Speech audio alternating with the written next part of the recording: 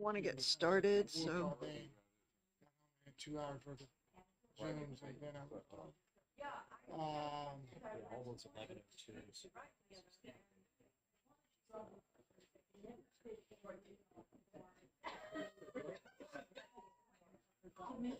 No, there was more Yeah. recent. So, It's actually oh, this one was in January 30th. Oh, that's January 30th. Yeah. Yeah. If you go down a bit further, Okay, there she is. sometimes the way out. I'm going to ask committee members to please take their seats.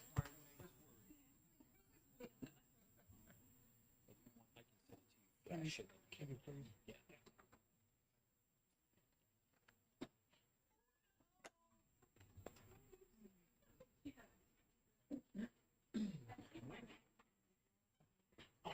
Good morning, everyone. Welcome to Environment and Agriculture. I know we're waiting for one or two people still. And pardon our appearance as we remodel. I understand there was a leak in the ceiling here, and they're still working on the repairs. So that's what that's all about. I am going to start. First of all, welcome to Environment and Agriculture, everybody. And I want to thank Representative Rung, Representative Renzulo, and Representative Vos for sitting in this morning as substitutes during our exec session. Welcome to our committee, and thank you so much for your volunteering to substitute. We appreciate your time. I want to start by having Representative Davis lead us in the Pledge of Allegiance. Allegiance to the flag of the United States of America and to the republic for which it stands, one nation, under God, indivisible, with liberty and justice for all. Thank you. So this morning on our docket, we have four bills that we are going to be execing. I'm going to do them in reverse order, if nobody minds. So we will start out with HB 1505, which is establishing an animal abuse offender registry. I open the exec session on that. And do I hear a motion? Madam Chair? Representative Comtois. Madam Chair, I make a motion to ITL, please. Do I hear a second? Representative Bixby. I'll second that. Representative Comtois, would you like to speak to your motion? Yes, Madam Chair. So this bill, although well-intentioned, really does not accomplish the goal of what they want, because they want a registry, but yet we know it's 2 to 3 years out before there's any possible legal suit. And what they're trying to do is get information prior to that. And so this bill would not accomplish their goals. Is there any other discussion regarding HB 1505? Representative Bixby. Yeah, one of my concerns with this bill is that there are a number of due process issues that it brings up that are not resolved in the bill, and I think that if the idea is to create better communication between law enforcement agencies, a bill that's considered by this committee is not actually the right place to be doing that. It should be something that should be considered by people in criminal justice and safety who have more expertise in how law enforcement works. Thank you, Representative Bixby. Representative Germana. Thank you, Madam Chair. Yes, I want to say I spoke in the elevator after our hearing with the animal control officer who was here and expressed some of the things that are similar to what Representative Bixby was just saying. And she was kind of asking how in the future might be better. And we were talking about the idea that there could be a database that is for the use, not open to the public, but is for the use of law enforcement. And the idea that possibly certified or licensed shelters could, perhaps for a fee or whatever, have access if they're talking about adopting out, for example. But so I agree that it is a good idea, but not as it would be executed in that bill. So I support the ITL. Thank you. Anyone else? Representative Sofakaitis. For all the years that I've been here, this comes up frequently, and I think it could be subjective. So I've had people call the dog officer on me for animal cruelty because my Newfoundland dogs were outside in the snow. And I would think that they would call him in July when it's so hot. I have to bribe my dogs in the winter to come in, you know. So I think it's a hard thing because people think that they're doing good and they want to protect, but I just think it's very subjective, this animal cruelty. Thank you, Representative Sofakaitis. Anybody else? Seeing none, I would ask the clerk to call the roll on this. Thank you, Madam Chair. The motion is ITL on HB 1505. Representative Creighton. Aye. Representative Comtois. Yes. Representative Renzullo. Yes. Representative Davis. Yes. Representative Vos. Yes. Representative Coulon. Yes. Representative Kenny. Yes. Representative Smart. Representative Bixby. Yeah. Yes. Representative Sofakidis. Yes. Representative Rung. Yes. Representative Murray. Yes. Representative Germana. Yes. Representative Haskins. Aye. Representative Howard. Yes. Representative Nab. Yes. Representative Morse. Yes. Representative Boschman. Yes. Madam Chair, Yes, 19-0. Shall this go on consent? I should say it does. Anybody against? No? Good. That'll be on consent then. Thank you so much. And I'll close out the exec for HB 1505, and I will open up the exec for HB 1325, which is relative to allowing private ownership of small-tailed monkeys, raccoons, foxes, otters, skunks, and kangaroos. Do I hear a motion, Representative Bixby? I move ITL. Do I hear a second? Representative Creighton, second. Yes, ma'am, I second. Okay. Do you want to speak to your motion, Representative Bixby? Yes, the, what we heard, in testimony, was, was that, that these animals really are not, appropriate for, home pet ownership. They are essentially wild animals, and, they don't have the domestication bred into them that is necessary to make them viable as pets for people who are not really trained and have a sufficient background. We already have a procedure in our Fish and Game laws that allows the ownership of these animals for people who show to the Fish and Game that they have a capability of taking care of them properly. So I think that opening ownership of these up to people who just want them because it's a cool idea could end up having our shelters dealing with kangaroos and short-tailed monkeys that people decide they can't handle after a short while, and we don't want to put that burden on our shelters. Representative Comtois. Thank you, Madam Chair. I think the most concerning part of this bill was they would be all designated as companion animals, which means that in a disaster, they would have to be housed. And also, they would be subject to the same laws as companion animals for domesticated animals. So that really is concerning. Thank you, Madam Chair. Representative Sofakaitis.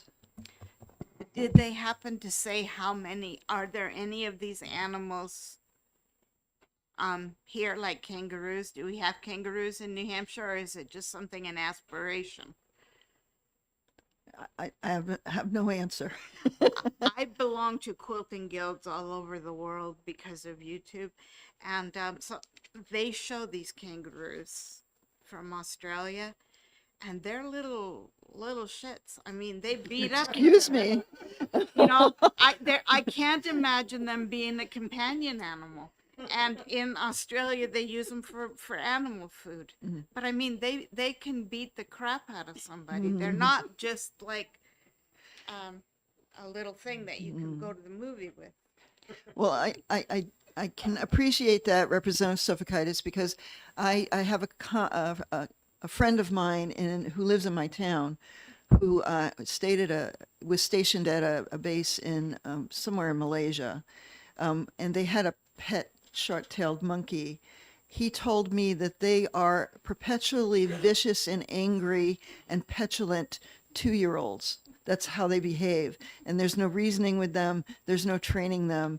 And they can be pretty awful. So anyway, Representative Germano. Thank you, Madam Chair. And I think we all remember the Bugs Bunny with the boxing kangaroo. But I did want to just to share with my committee colleagues and everyone else too. This morning on NPR, there was a fitting story. In Australia, they have a contest every year for dancing your PhD thesis. So it's a performance dance for your PhD thesis. And the guy who won, it was on behavior of kangaroos. So if anyone is interested enough, I'm sure you could probably find that video of the guy performing his PhD thesis on kangaroo behavior. All right. Any other comment on this bill? Seeing none, I would like the clerk to call the roll. Thank you, Madam Chair. The motion is ITL on HB 1325. Representative Creighton. Aye. Representative Comtois, yes. Representative Ronzullo. Yes. Representative Davis. Yes. Representative Vos. Yes. Representative Coulon. Yes. Representative Kenny. Yes. Representative Smart. Representative Bixby. Yes. Representative Sofakidis. Yes. Representative Rung. Yes. Representative Murray. Yes. Representative Germana. Yes. Representative Haskins. Aye. Representative Howard. Yes. Representative Nab. Yes. Representative Morse. Yes. Representative Boschman. Yes. Madam Chair, Yes. 19-0, shall it go on consent? Yes.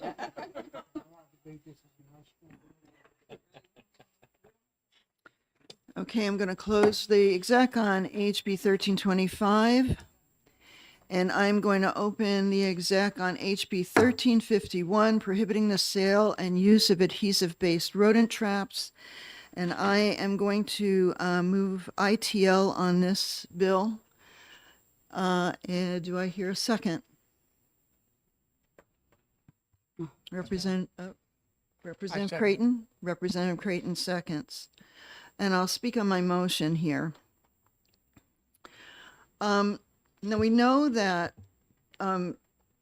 any means of eliminating rats and mice is going to result in the end of life of the rodent. And, not all methods are going to offer a quick death. Even snap traps can cause slow deaths of these rodents to occur. But I feel that this is a non-chemical based means of eliminating the rodent population.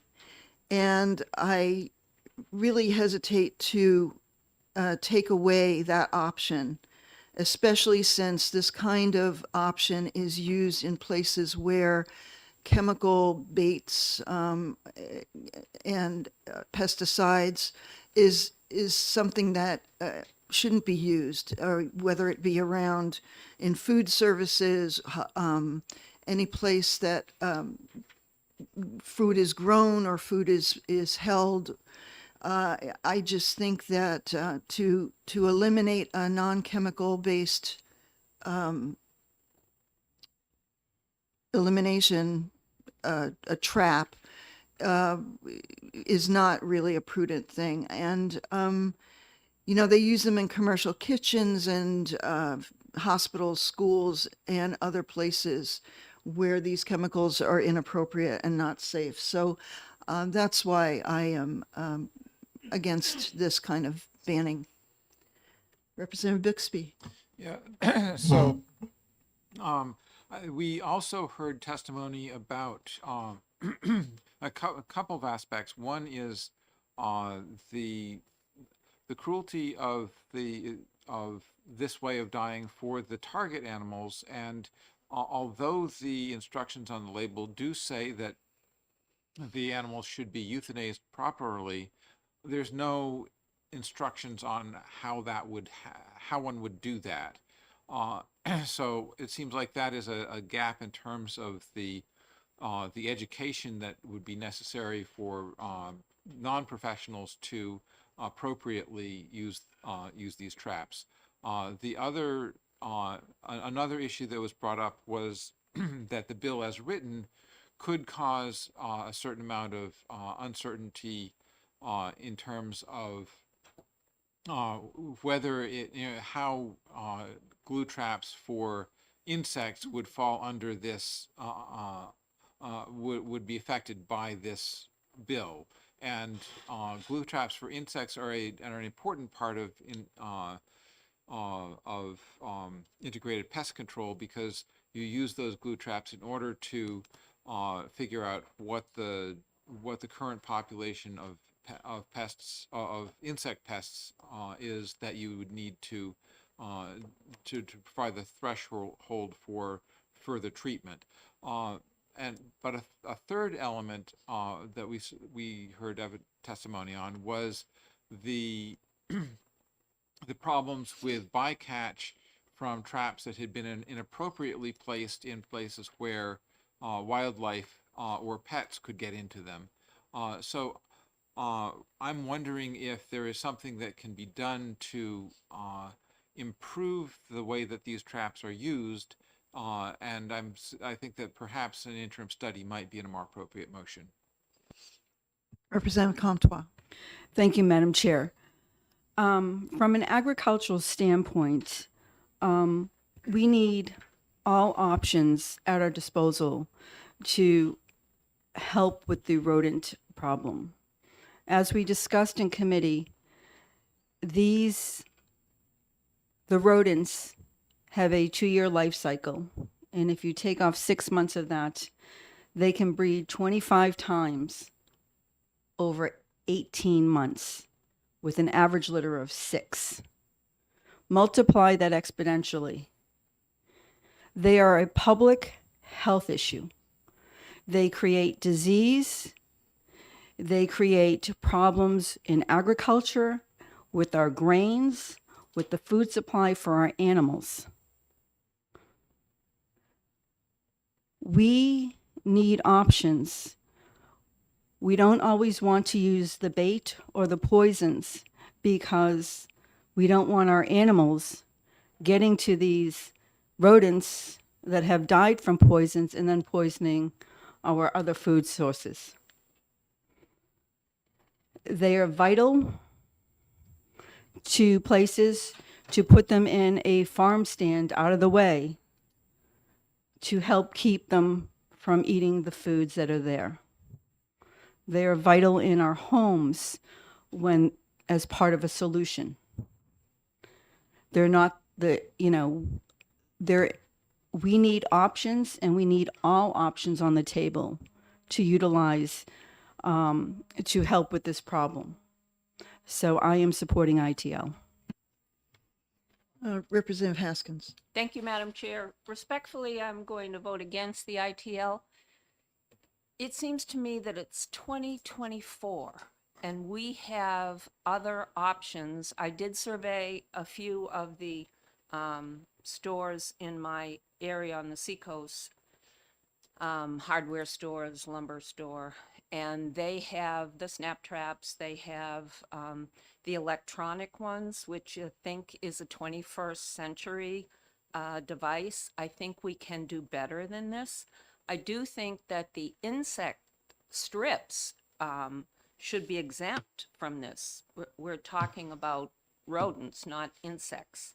So again, I can't bring myself to vote for the ITL, and I think we can do better.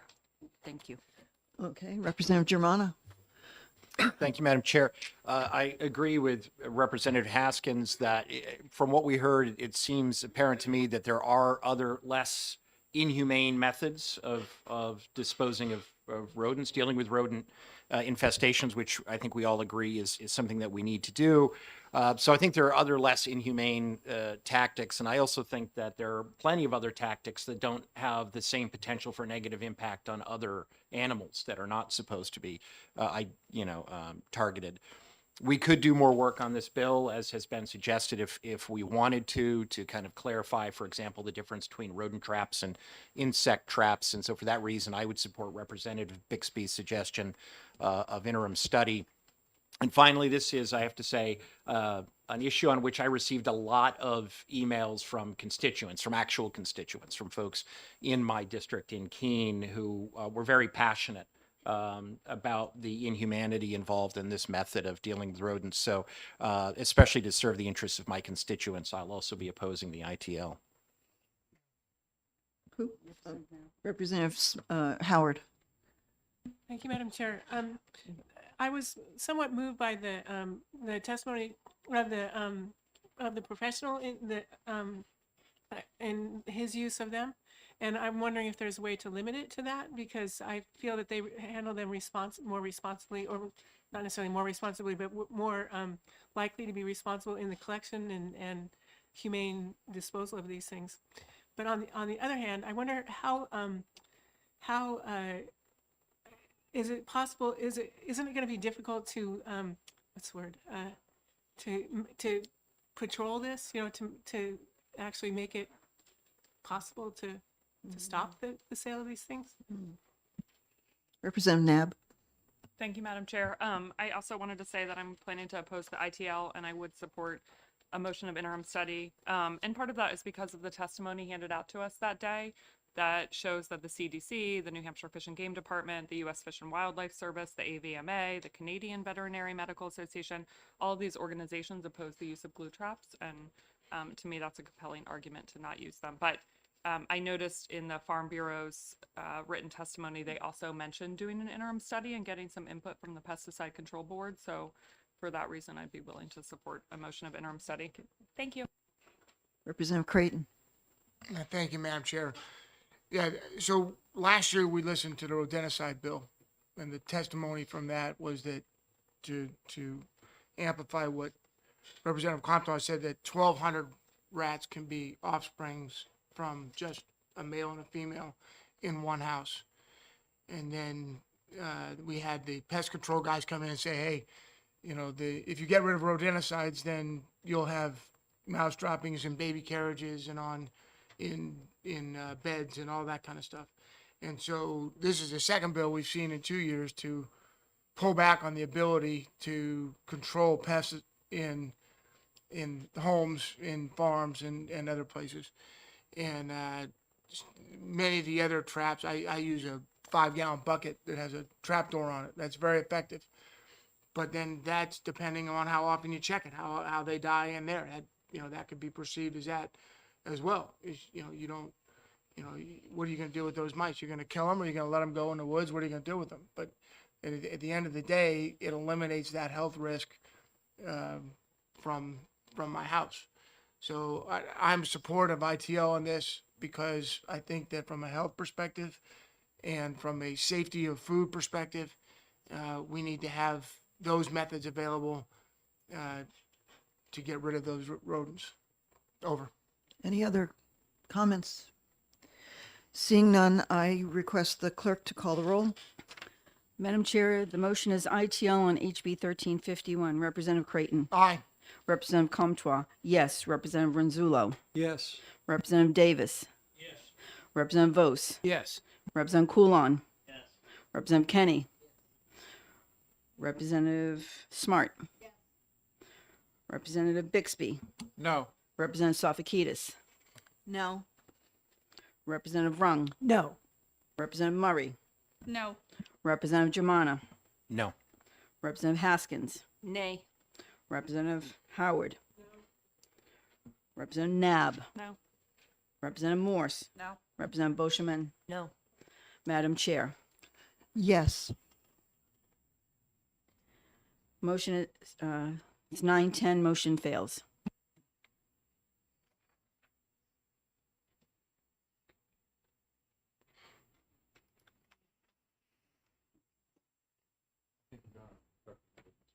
Representative Haskins, do you Thank have a you, Madam motion? Chair.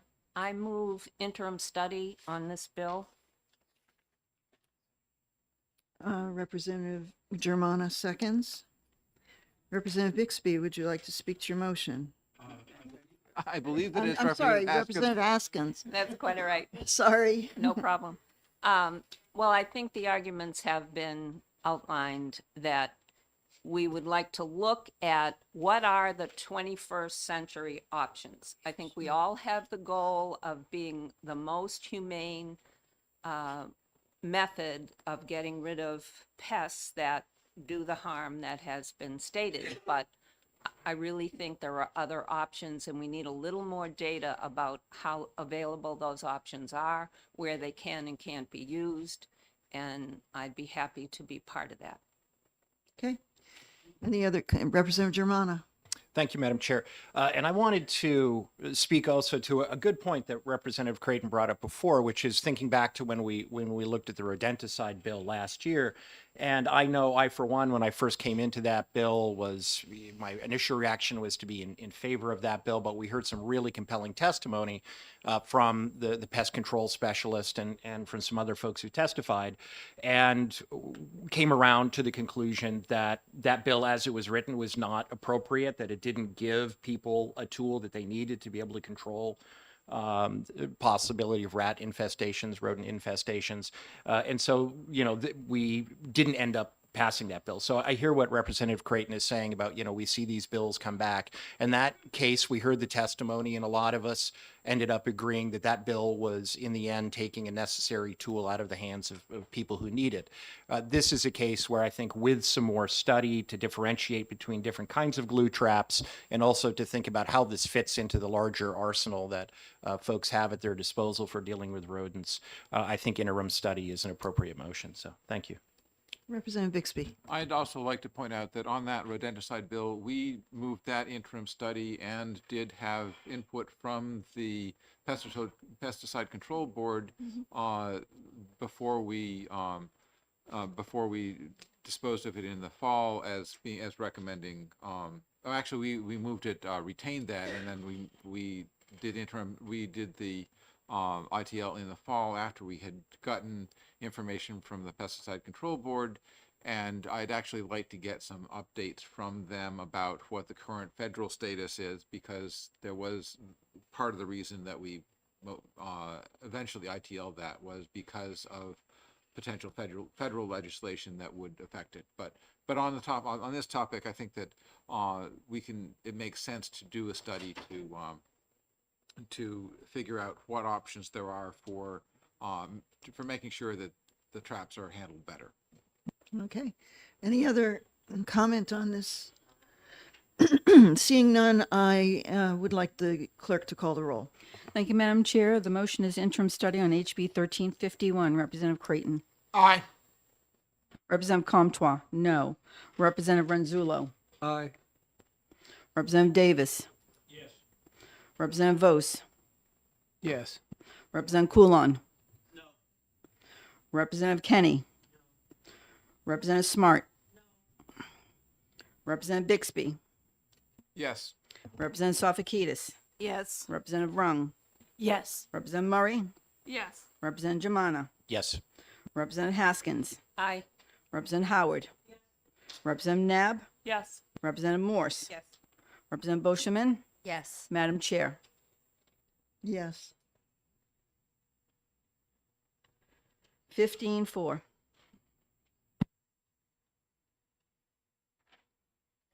Okay. Motion passes.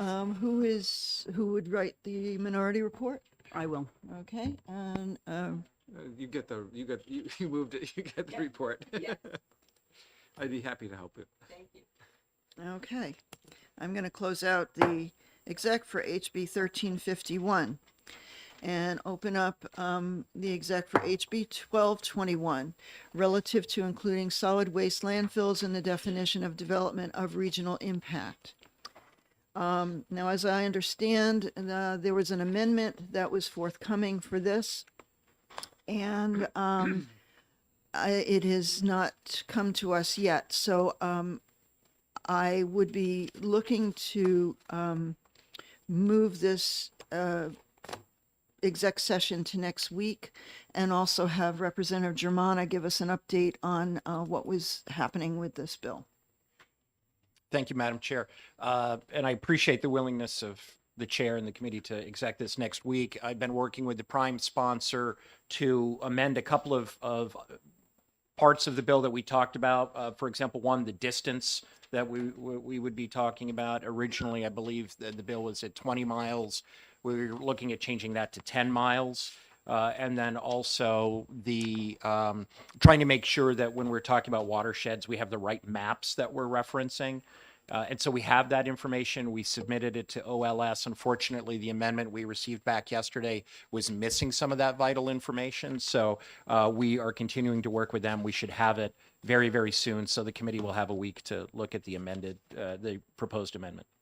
Thank you. Okay, thank you. So I am going to postpone this, or I guess, I don't remember the correct wording for it, I guess, to recess this, thank you, recess the exec for this bill HB 1221 for next week. When we exec our bills at 10 o'clock, Wednesday, March 13th. And so I'm going to recess this exec until then. And there we go. And so we are not scheduled until 10:45. So we have 15 minutes where we will then begin a full committee work session on 5 different bills that we have heard already. So let's take a break and I'll see you in 12 minutes.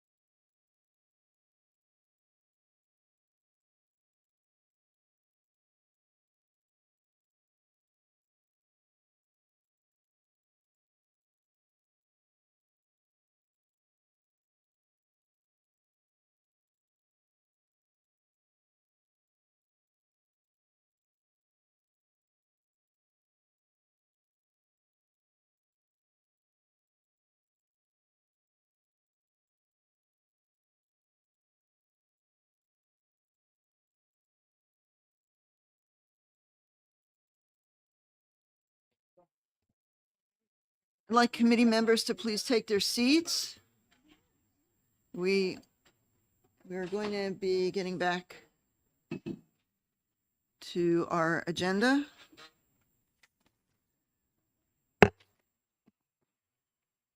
Okay. We're waiting for Peter. All right, we are,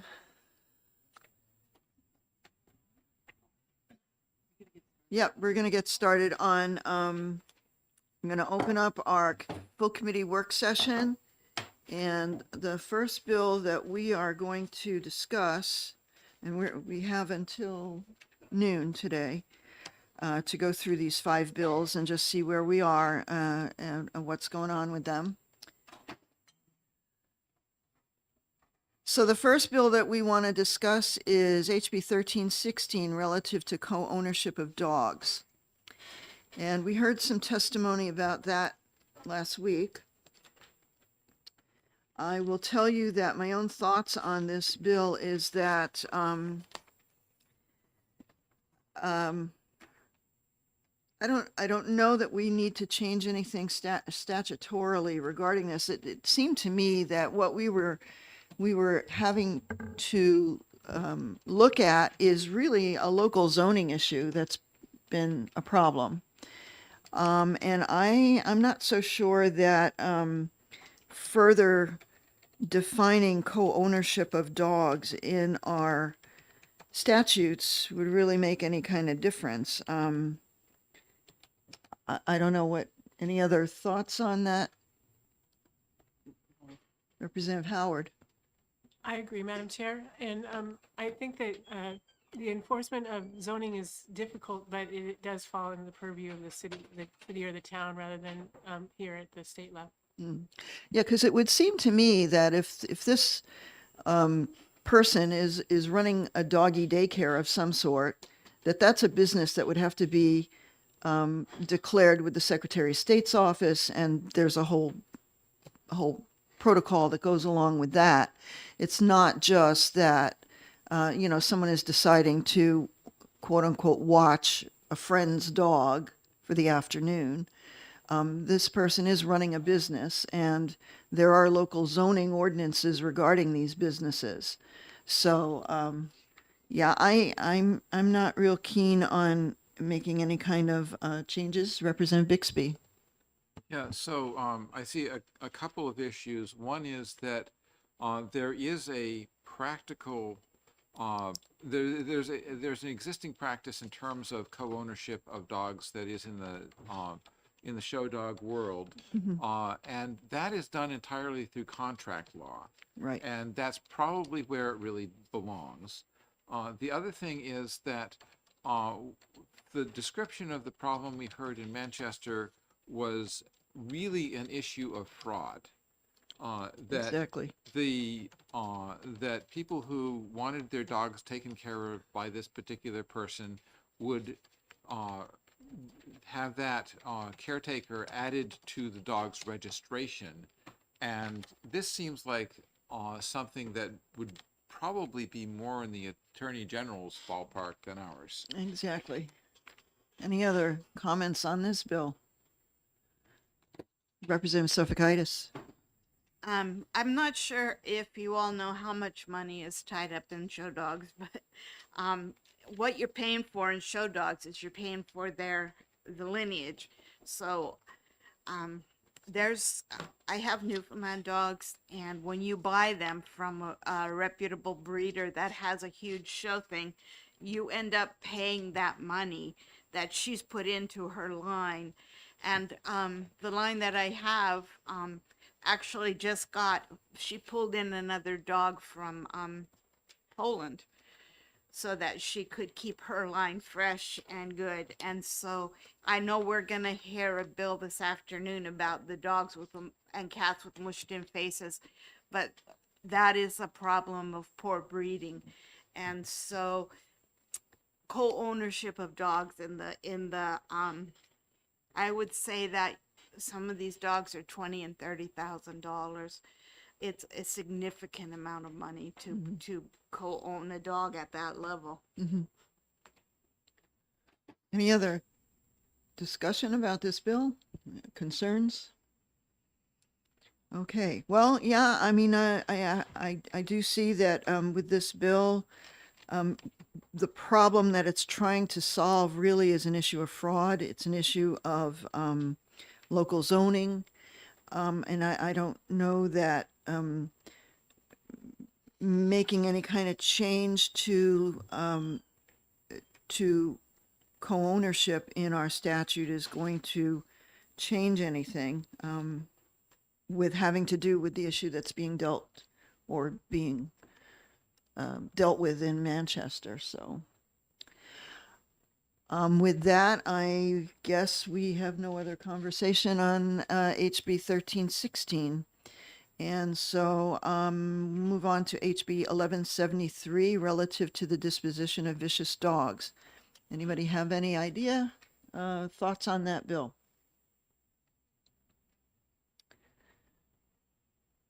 Representative Murray?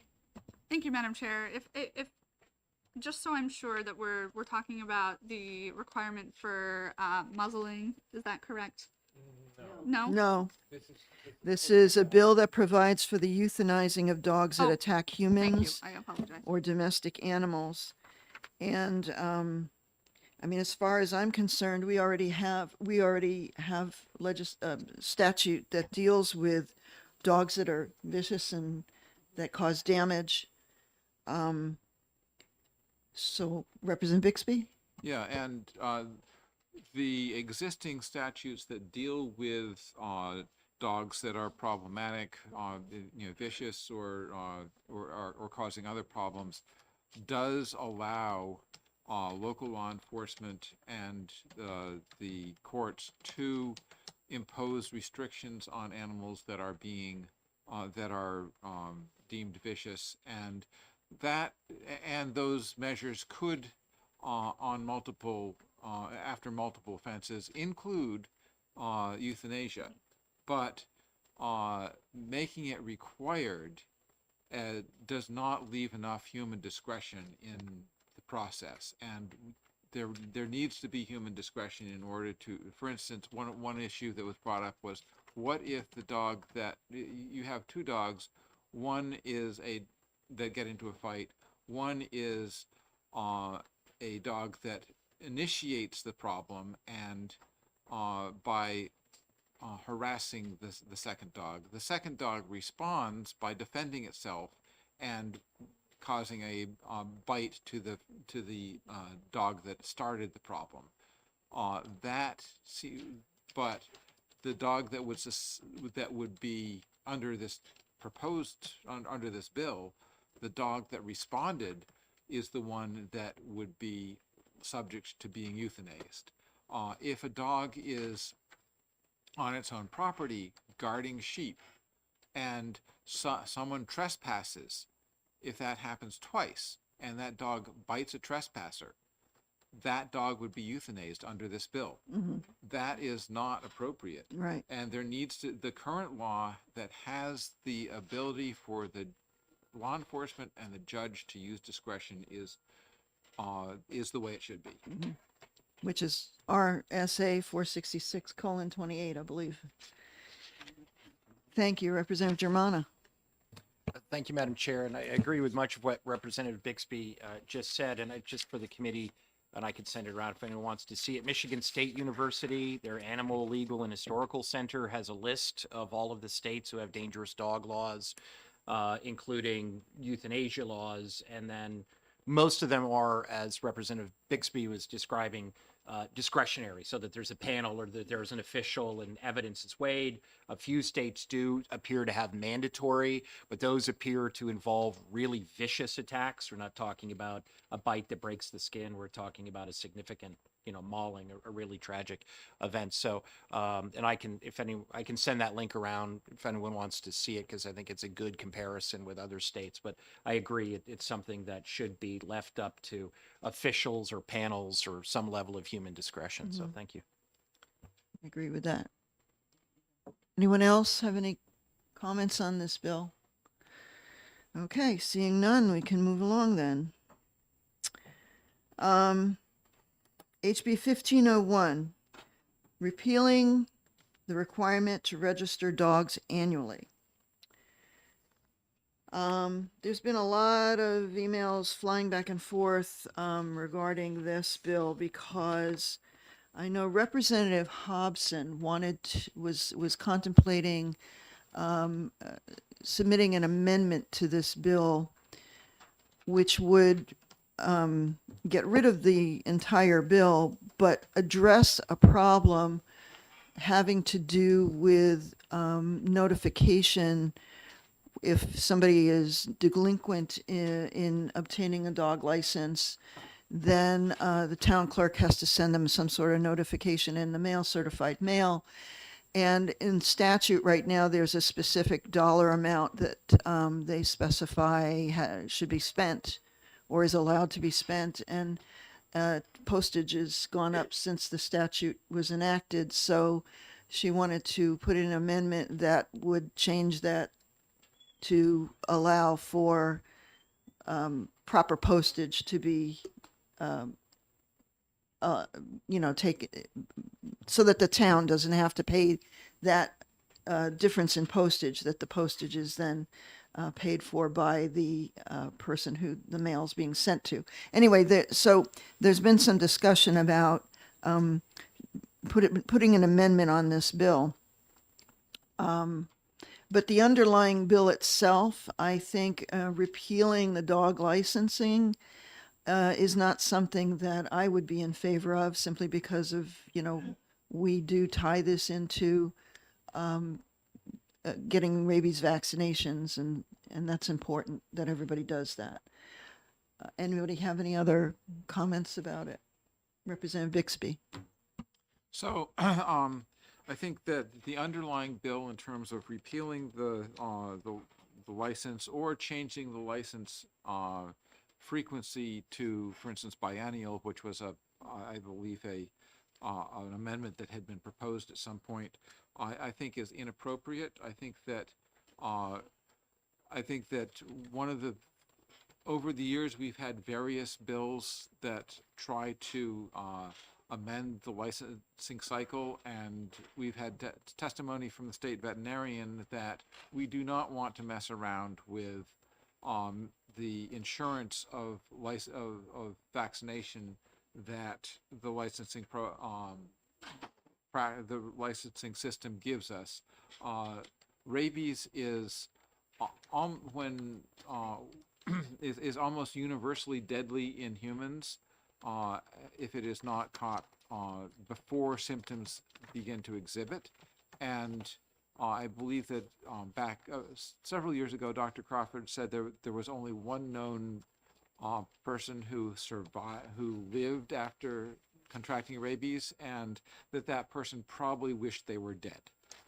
And so rabies is not something we want to mess around with. The current system works very well. I don't think that it makes any sense to try and change it. In terms of the cost of $7 per year for a license fee, that is substantially lower than many of our neighboring states. And if you can't afford $7 a year for a license fee, you are not in a position to take care of a dog. I mean, that is less than a week's worth of food. So, and I also wanted to point out, we had some testimony come in from Jay Finizzi, who used to chair this committee, and he had been talking about this bill with the Ackworth town clerk, and she felt that licensing serves a very valuable service when it comes to animal control, and definitely has been a valuable tool for recovering a lost dog. So a rabies tag and a dog tag, they're not the same. In fact, where a dog has been licensed, should it bite someone, the license will determine quickly whether or not that stray dog has been vaccinated for rabies. So there really is a reason for these tags, the rabies tags that the dogs wear. Representative Morse, you had something you wanted to say about Yes, this. apologies for stepping out. No worries. I I think we're all on the same page here. I think that it's so important that we make sure that dogs are registered and that we, are aware of what dogs have been vaccinated. And so I think kind of coming to a conclusion after hearing everyone else, it sounds like we're all sort of on the same page. I'm open to the possibility of discussing mailing out reminders for people or that sort of thing. But I think at the end of the day, continuing to register dogs on a yearly basis for. Well, and even the amendment, I know Representative Howell had sent an amendment that would change this to be a biennial registration. And I know what we had heard a bill in the past about that. And the town clerks came out and said that would be terrible for them to manage because they can't. It's easy if everybody has to register every year, but if you have to register every other year and you're off cycle of when they're going to be getting their rabies shots, then it makes it even more confusing. But if there's a lapse and a town clerk has to keep track of, these dogs are coming up for renewal this year and these dogs are coming up the next year or the year after, it becomes too much of a administrative Yeah, and I think nightmare that to do our that. town clerks are already working hard enough. So Representative Nab? Oh, I'm sorry. Then it was Murray's hand. It was up. I'm sorry. That's okay. Thank you, Madam Chair. So yes, I agree. As far as with regards to the town clerk's role and the ability to notify folks that their registration is up for renewal, while they also send paper notice, many town clerks also send electronic notification that renewal is up, therefore like saving costs of postage in some ways. Right. So to just piggyback off of Representative Morris, I think we're widely in agreement here. Okay, Representative Bixby. Okay, so in terms of the proposed amendment from Representative Hobson to raise the mailing reimbursement, that is not for the regular notification. That is for notification if someone is delinquent and they need to be they need to be sent certified mail to make sure that they are that they know that they should come in and register their animal. And I agree that those costs should be that reimbursement rate should be raised to match what is currently appropriate. But I don't think this is the bill to do that. There is a bill that we passed in barely the wink of an eye to change where the dedicated money some of the dog license which dedicated fund some of the dog license money goes to, that that has gone to House Finance or Ways and Means. No, I think Ways and Means, to it's Ways gone. and Means, where it may have already passed there, but that is going to be quickly passed by Ways and Means because it was a bill that they bipartisanly proposed. Right. And that's going to go over to the Senate. There's another issue in terms of making sure that reimbursement is being done correctly, which is that the current spay and neuter reimbursement for veterinarians is not keeping up, and we're losing veterinarians who are willing to participate in that program. The Senate and the Commissioner have agreed to do an amendment on that. I think that bill would be a very good place to also do an amendment to this the dog license this notification mailing cost. So I think it would be better for us to ITL this bill and recommend to the Senate that they include the issue of the certified mail to that bill that we've already passed. Yes, and I've suggested that to Representative Hobson, and she's open to that as well. So I mean, she's just looking for a bill that she can get that amendment passed to help solve that problem in not only her town but all across the state. So I will then be sending that recommendation to Representative Hobson that she speak to either Senator Pearl or Senator Avard and make sure that that amendment gets attached in the Senate. Any other questions or comments regarding this particular bill?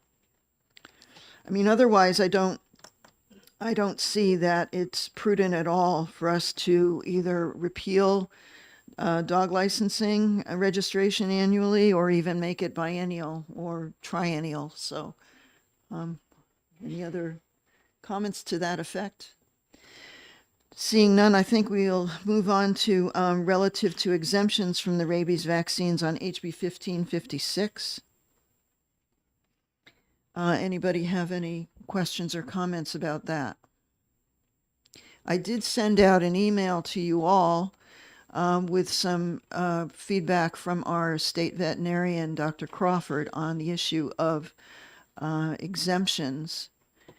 And I don't know, I hope that you've all received it and that you read it. I think he makes some very salient points regarding that. So, I mean, I get it that, you know, if you have an older animal that's sick and is not able to be vaccinated, that some of the quarantine protocol might be difficult. But there is latitude in the statute that a person can work with their local animal control officer to maybe mitigate some of the issues that you have when you have a dog in that situation. Representative Creighton. Yeah, yes, ma'am. I guess where I fall on this is we got a system where rabies is not a problem in this state. It's not a problem because we passed certain laws that prevent it from happening. Why would we screw with that? So I'm on ITL on this. Okay. Representative Sophikitis. Just as a nurse, I'm just gonna throw this out there that all animals, from the tiniest little animal to a big horse, they all get the same dose. And that one was a hard one for me because in human health care, a lot of these drugs are weight specific. And so for me, that I have 200-pound dogs, to think that a little Chihuahua is going to get the same dosage that my huge dogs are, it sort of doesn't fly scientifically for me. And rabies titers are something that I'm sure that we're going to hear more. I had submitted a bill years ago, and it never got anywhere. But the same people are in Kansas University. They're the ones that are doing all the research on rabies titers and what it means. And one of my dog whisperers, St. Bernard dogs, has an autoimmune disease, and they had a titer done on her dog, and showed that he had enough of the rabies vaccine in him to last for 7 years. So it's a funny thing, but I think that the science is something to keep an eye on. The science is going to come around to this. Absolutely. And I remember the discussions we had about exemptions circling around the rabies vaccine titers, and that the issue was that there was the tests were not standard enough, that if you sent blood work to one lab and blood work to another lab, it was possible you could get two different results. And so until the time that they get the rabies titer testing standardized and really accurate, I don't think that we're going to see any kind of exemptions, you know, from that. But in dealing with this particular issue, where you have an older, sicker dog or something like that, to give any other further exemption than we already give could be problematic, I think, and dangerous. Representative Bixby. Yeah, so I think the Yeah. I think that what Dr. Crawford said about this being this statute being good as it currently stands is really important. I think that the fact that there is that ability for a dog owner to work individually with local animal control is critical. But I think that it is also, as Representative Creighton pointed out, the reason that we don't have a rabies problem in New Hampshire, or in fact in our entire country is because we have very good vaccination programs for our domestic animals. And the countries that don't have the level of vaccination for rabies that we do have problems with people dying of rabies. There are very, very few deaths from rabies in the United States or Canada because these countries have excellent vaccination rates. Just one of the things about the biology of the vaccine, vaccines don't have the same sort of dose characteristics that ordinary drugs do. It is sufficient to have a very small amount of the antigen in the system so that the immune system will recognize it and develop antibodies. It's not that you're giving a tiny dog the same dose as you're giving a big dog. It's that what is sufficient for a tiny dog is also sufficient for a very big dog. And as Representative Aaron pointed out, although there is work being done on titers, the way that the consistency of the testing and the way that that's interpreted is still not solid enough to convince our state vet that it's ready to go. And I think that our state vet is really on top of controlling animal disease in the state, so I really trust his judgment on that. Representative Potenza. So my question is kind of to piggyback on what Representative Sofakidis spoke about. So I don't have a dog, but and I don't have a lot of knowledge, but I've heard about titers now for quite some time. So how far away are we? I know that you followed up and said that we're, you could go in one lab and it's this and another lab, but you said you put it in a bill years ago about this. I mean, I would see with science and technology at this point, aren't we close? Yeah. Because I know that there's certain states that are using it right now. So I'm kind of, I'm just, my question is where are we at? I've heard that we're a couple of years away. Okay. 2-3 years away. Okay. I don't know. I mean, it depends who you talk to, I guess. Representative Sofakidis. I think that it's something, as Representative Creighton said, we don't have a problem now. And so people are firm in that we don't have a problem now. And so it's butting up against that. Because as a nurse in Boston and a neuroscience nurse, we had a patient that had rabies. And it's horrible. It's the worst thing you ever saw. And I myself was bitten by a cat when we were living in Guam, and the cat was frothing at the mouth, and it died with its teeth in my hand. And so they took the head and they had to send it to the CDC in Atlanta. But in that meantime, till they could find out what was wrong with the cat, I had to have the rabies shots. And it's not like it was a big deal, but everybody was making it like it was a big deal. To me, I was like maybe 15, but it's nothing to fool around with, but people are concerned because it's, all of the doses come packaged the same. And so even if they tried to make one of the testimonies the doctor said, and that's why when they called me afterwards and asked why they didn't get a better reception, because the doctor kept saying that, well, he would write that he gave the dose, but he gave the weight specific dose. And so it was just a practice issue. And I can't deal with that as a nurse. You don't get to do things like that.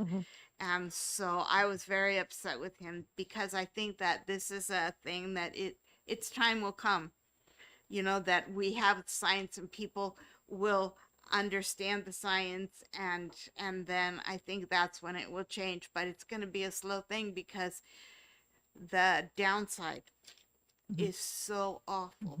And I pray that it never happens to anybody that we know and love, because it's the most awful thing and there's no coming back from it. Now, in this bill, it says it strikes out the line from statute that says, in addition, when the animal is outdoors, it shall be muzzled in a manner approved by the local rabies control authority. And for me, that's kind of unsettling because we all do know that dogs tend to get out from the gate or, jump the gate, or if they see something, they're going to run off. And, muzzling is a tool. And I think that that's not a tool that needs to be given up. Representative Smart. I just would like to say that probably about 15 or 20 years ago, we had an outbreak of rabies in the state of New Hampshire, was pretty bad in the wild animal population, and it did not affect the domestic animals because we vaccinate. So vaccinations are very important, whether it's dosage or however you want to look at it. Also, there's a lot of manufacturers that make vaccines, rabies vaccines, other vaccines, and each manufacturer has its own adjuvant that it mixes to make it solvent, so you can give it as a vaccine. Different animals, just like different people, have different reactions to different adjuvants. And so it could be an adjuvant issue when you have an animal that's having a reaction. So maybe not the rabies vaccine itself, the rabies part of the vaccine, but maybe the adjuvant part. And maybe a different manufacturer might be the way to go for them. Representative Potenza. Being new on the committee, and I know that this is these bills have come forward over the years, I guess I'm kind of trying to understand, is there an entity that's actually really policing this? Like, I mean, do we really need to strike out muzzle because you're going to have someone that is going to be like, oh my gosh, that dog on 195 Smith Lane doesn't have a rabies vaccine and it's not muzzled? Like, is that really happening?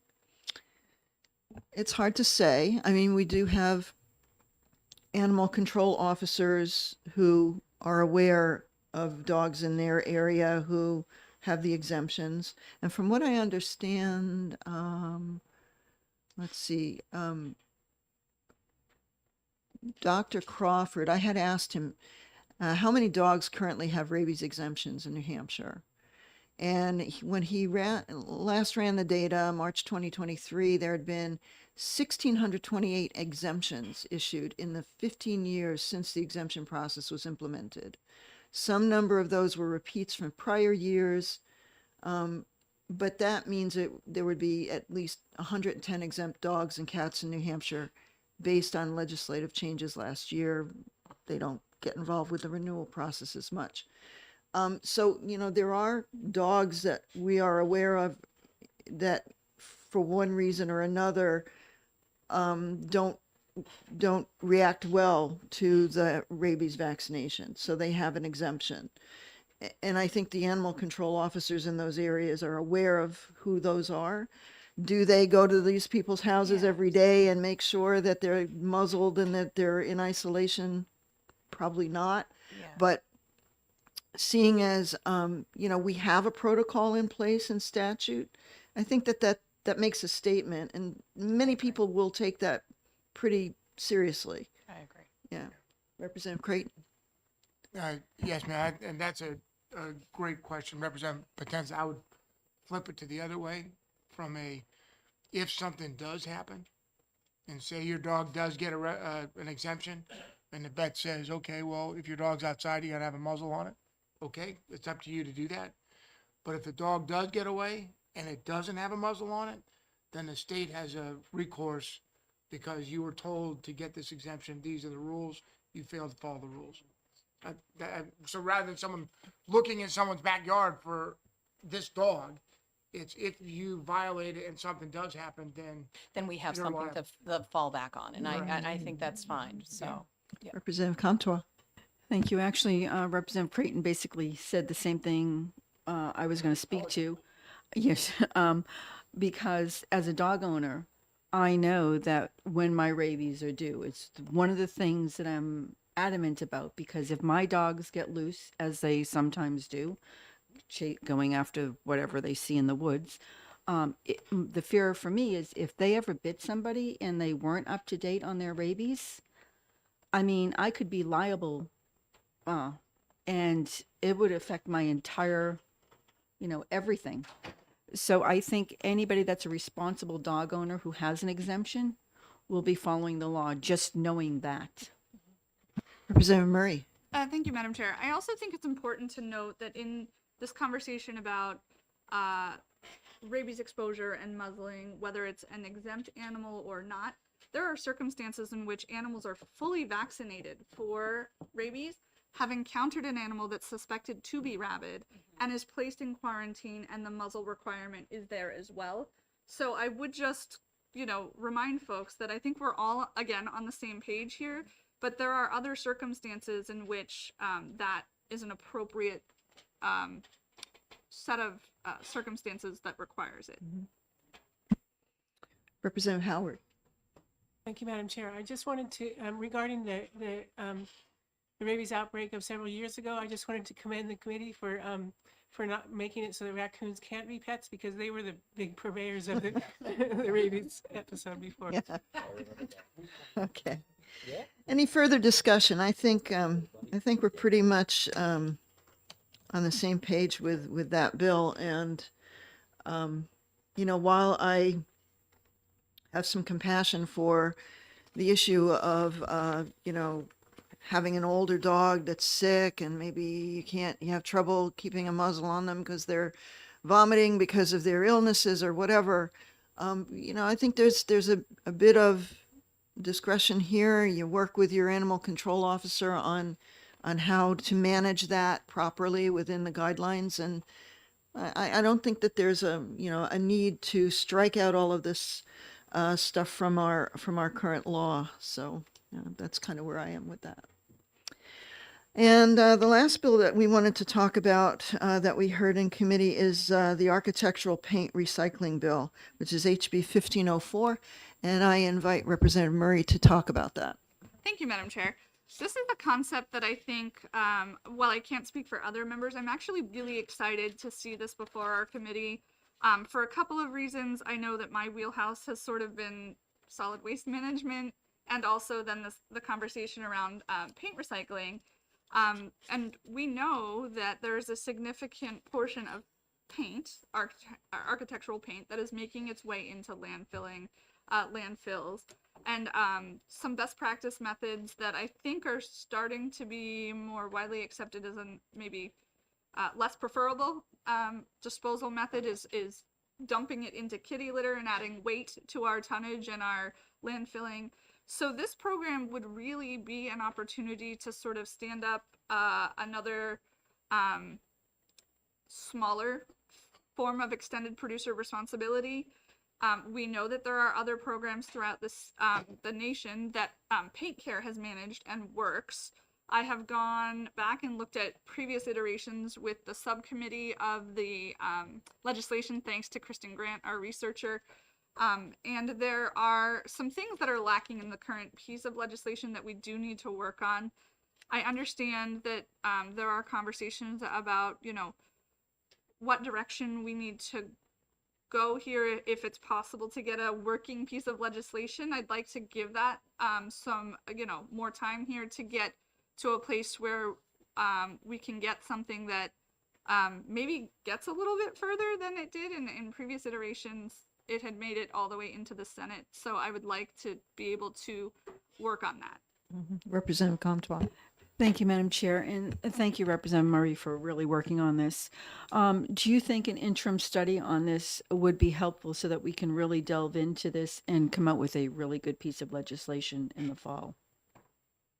Thank you for the question, if I may, Madam Chair. Sure. Oh, thank you. I do think that is something that may be up for discussion, but I do want to continue to look at perhaps maybe an initial model piece of legislation outside of what existed in this bill filing as a vehicle for kind of starting over again in a way that the American Codings Association and other entities, departments can support something that is right for New Hampshire. So to say, I'm open to that conversation, I would like to have a few more days to ponder that concept, if I may. Okay, well, the thing is, so our bills need to be out of committee, I believe, by the 21st. And I was looking at execing this bill on March 13th, next week. Do you think that any amendment would be available by then? Or otherwise, our last exec session is going to be March 19th. So if you don't feel that we could come up with a comprehensive amendment, then I think interim study would probably be the way to go with that. Representative Bixby. Yeah, I think that it makes sense to see if we can get something together in the next week and a half, and if when we get to the that final exec session on the 19th, if it is in fact not ready to go, then we should consider the interim study. But I think that we may be able to pull something together within that time. Okay. Representative Sofakaitis. Just a housekeeping issue. Could you define architectural paint? Sure. So, to your point, architectural paint is anything that could be used interior, exterior, and most specifically what we heard in committee around this bill was around the potentially hazardous paints, not water-soluble paints. So, yeah. Okay, Representative Germana. Thank you, Madam Chair. Potenza.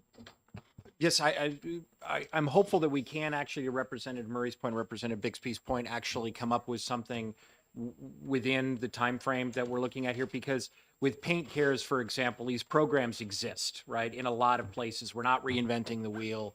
And in fact, they have a specific program, and you kind of have to, as I understand it, do it the way they do it.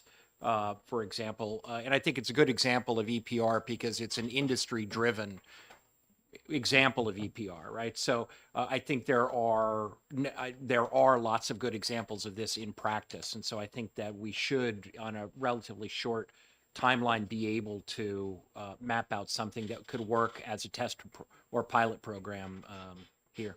Thank you. Representative Potenza. So I was there for our little, so it was, it went really well. Do you have kind of an idea in your head of how you would modify it so we could push this through now instead of going to interim study? There's a couple things that I have in my head, and I just want to know if we're all kind of on the same page. Representative Murray. Yeah, thank you for the question. I do think that there are some specific concerns that the American Codings Association had with sort of pieces of maybe previous iterations that didn't make it into the current iteration, as well as, I do want to be very intentional. I heard the members' point about making sure that there were considerations given to all sorts of sizes of paint providers, whether they were smaller or larger entities. So I do want to talk with the folks to make sure that we're being mindful to that, and if there is an exemption for some smaller areas or maybe modifications that make sense under the Codings Association's framework, that's where I would like to focus some of the questions. Representative Haskins. You had your hand up before. Yes, thank you, Madam Chair. I was thinking about the testimony of Sarah Silk, who's here today from Wolfboro, and I was really impressed with the idea that these programs do exist, as has been said, and I second everything Representative Murray said, and actually even some grants that are available. So I don't know how that could work into what we'd like to come up with, but I think it's exciting to believe that we could really do better, because it does indeed impact our landfills with all this sand and kitty litter. Representative Murray. Additionally, I had an interesting thought about this when we're talking about affordable housing and the way to sort of have a conversation around other ways to have products and things available that are more affordable. What we heard in testimony through Paint Care is that some of these products are sold at a lower cost and are available to individuals, and it keeps them out of the landfill, and it keeps sort of a broad spectrum of products available to a lot of individuals. And I think that it has the potential for being a win-win for lots of folks. Any other discussion on this bill? So, okay, so I guess work will continue on HB 1504, and I guess I will schedule it for exec on Tuesday, March 19th, which would be our last exec session day. And if it's got an amendment that's ready, then we could pass that out. And if not, then we could interim study it, I suppose. And, but I think I would like to include further discussion about that next week when we do our work session on Wednesday, March 13th, because you can give us an update on where you are with the amendment on that, okay? All righty, good. That pretty much concludes, unless anybody else has any other comments or questions on anything, that pretty much concludes the bills that we wanted to discuss today. And we will have another work session tomorrow morning to discuss the bill we're going to hear this afternoon, as well as the two other landfill bills that we had heard and didn't really have much time to discuss in the previous work session. So that's going to happen tomorrow morning. And I guess we're done with our work session, and we have time to have an early lunch. All right. Huh? 1,300 here. 1,300, yeah. Come back at 1 o'clock, and we will then, at 1 o'clock, yeah, 1,300, okay. Okay, so, yeah, at 1 o'clock, then we will reconvene. And I have a visit from the clerk.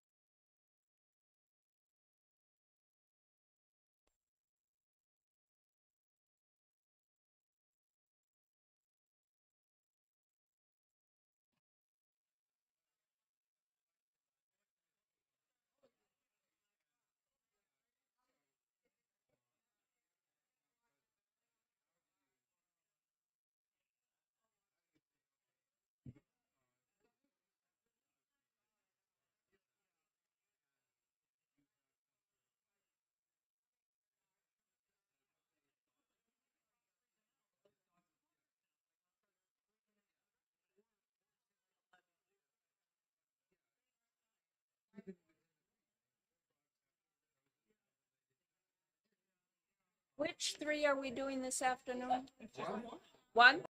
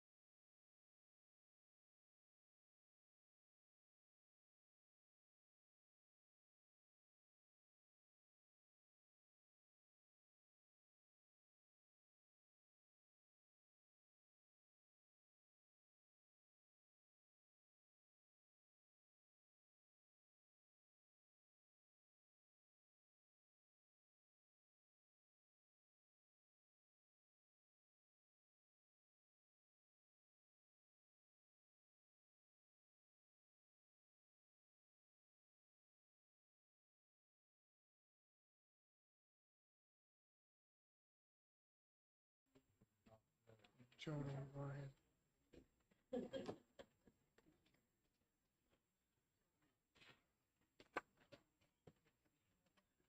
Okay, good afternoon, everyone. Welcome to Environment and Agriculture. I'm Chair, Representative Judy Aaron, and I want to welcome you all. I want to thank you all for coming out today and testifying on this very important bill. I recognize that we have a very large crowd today. We have a fair number of pink slips, pink cards.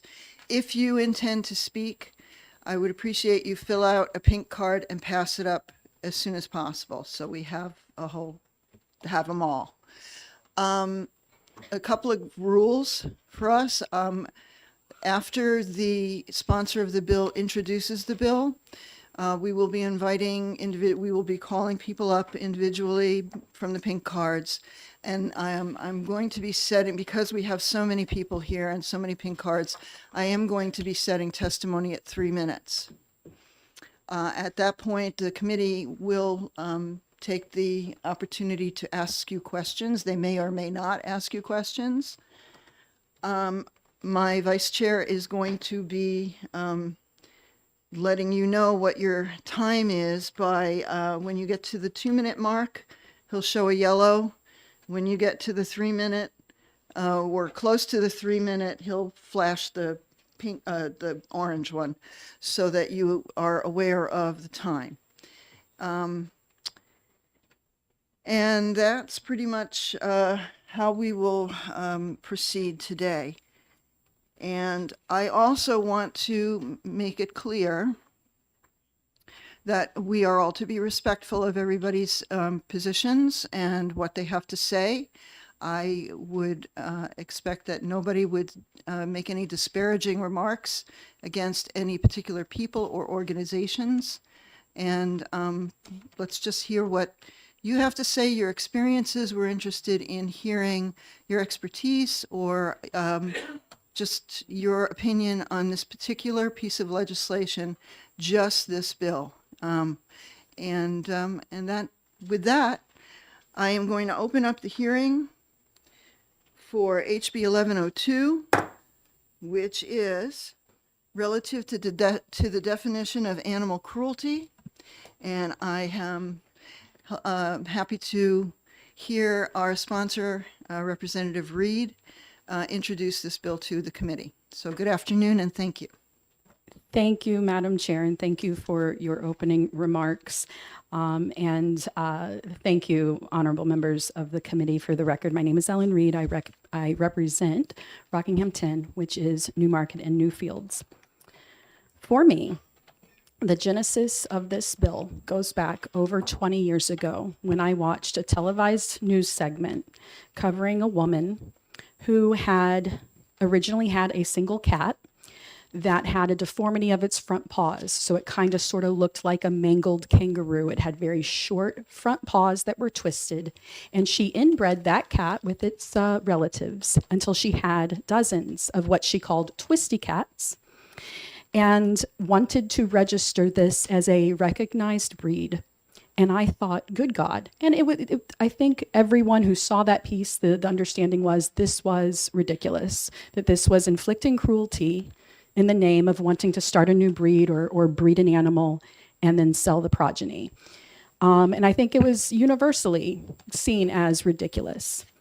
I, like many people in the room on both sides of this bill, thought that recognized breeds, I didn't really question the idea. Breeds are breeds. Registries are doing the right thing. They obviously care about the animals. Flat noses are cute. Long backs are cute. Snoring and grunting is cute. And this is fine. And I thought this way for most of my life. When I found out that many of the breeds that we consider to be normal breeds actually suffer, by definition, usually of how they have been bred, suffer from a slew of awful, awful medical conditions. Not just dogs, and I want to be very clear that the bill covers all animals because it does happen in many different species. And it's not just brachycephaly, which we'll get into, but they suffer from deformities that were intentionally bred for their extreme appearance, extreme aesthetics. When I found this out, I connected it back to that weird news story that I had seen with the twisty cats. And I thought, why are we doing this? Is it the case that, yes, this one woman tried to do the twisty cat thing, but in fact, this kind of thing has been happening for a while. So it turns out my experience was not unique. In fact, many, many people who own, especially brachycephalic dogs, these are flat-faced dogs, and cats, felt like I did, felt like these breeds were normal things, that their behaviors and their appearance were normal and healthy for the breed. And then they bought a puppy, usually a registered puppy, and then they experienced what it's really like for most people who have an animal like this. You have received probably, I'm wagering, I obviously don't have access to all the testimony you've received directly, probably hundreds of emails from people who own these animals and thought that this was a cute breed, whatever breed they got, and thought it was great and bought, usually at a great price, bought a puppy, perhaps a kitten, sometimes a horse, and then went, wow, I can't believe these deformities were intentionally bred. So since then, I've learned that, especially in American breeding practices and breed registries in America, we have over many, many decades pursued this unending pursuit of extreme aesthetics. So if a short nose is desirable in a breed, an even shorter nose is even better. Or if a long back is desirable, an even longer back is better. And the thing about the extreme, and I don't want to pretend that I'm saying something that it's not accurate. The word extreme comes up in the breed registry confirmation standards repeatedly. Extremely short nose, extremely this, extremely that. And this creates a chasing after an ever bigger, more extreme confirmation. And over the decades, the effect is eventually we get to a point where that extreme confirmation is not compatible with healthy life. You cannot just keep going more and more extreme with certain features of the body and have that individual be able, for example, to breathe or be able to walk or reproduce or many, many other different things, which I'll get into. And unfortunately, many registries encourage this. Like I said, they use the word extreme in their own confirmation standards, so it creates this kind of race to the bottom, if you will. I want to be clear that the bill itself is not breed specific, and it does not ban the owning or adopting of any animal whatsoever. What it says is that you cannot sell for profit, nor intentionally breed, which of course is a criminal liability word, any two individuals with the same deformity that causes suffering. So that's literally it. Now, I want to get into, let me just stay on that for a second. The idea that this is going to mean like I'm going after specific breeds, that people won't be able to breed those breeds anymore, that is not true. People can still breed. They just have to breed two individuals that don't have the identical deformity that causes suffering. The problem is because, once again, that chasing after the ever more extreme conformation in some breeds, the ones that are registered as purebred have too limited a genetic pool. So what it means is that in order to continue breeding those breeds, breeders may have to introduce individuals that have healthier conformation standards that may not be papered as purebred according to the registry of their choice. But there are many, many pushes around the world and in this country to do just that. In the handout that I passed out, there is a page that gives an example of the difference between an American confirmation, a typical American confirmation standard, and one of these individuals that is bred. It is the third to last page. The individual on the right is a Blue Ribbon award-winning show dog. You can see that that nose is completely flat like a wall with his forehead. That's on the left. The individual on the right is from Hawbuck's French Bulldogs, and he has a snout. And here's the thing. Pushing to go back to healthier breed standards is not a new thing, because almost every single one of these breeds originally had a much, much healthier breed conformation standard. You can see this in photographs as young as 50 years ago. These dogs had noses. You can see this in paintings, even going back hundreds of years, where, for example, bulldogs had noses. They had to. They were bred for originally bred for athletic activity. So the idea that we have gotten so far away from those healthy breed standards to the point that we are intentionally inflicting suffering because it's cute is what we're trying to go out after. Not the idea of breeding, not any particular breed. Yes, you can still breed all these breeds. You just have to do it in a way that you are not intentionally creating suffering.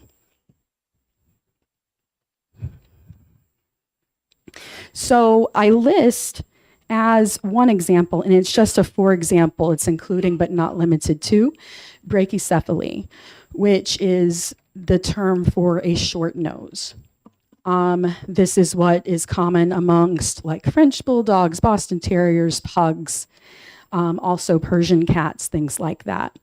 The thing is that I think we look at them like, oh, they just have a short nose, big deal.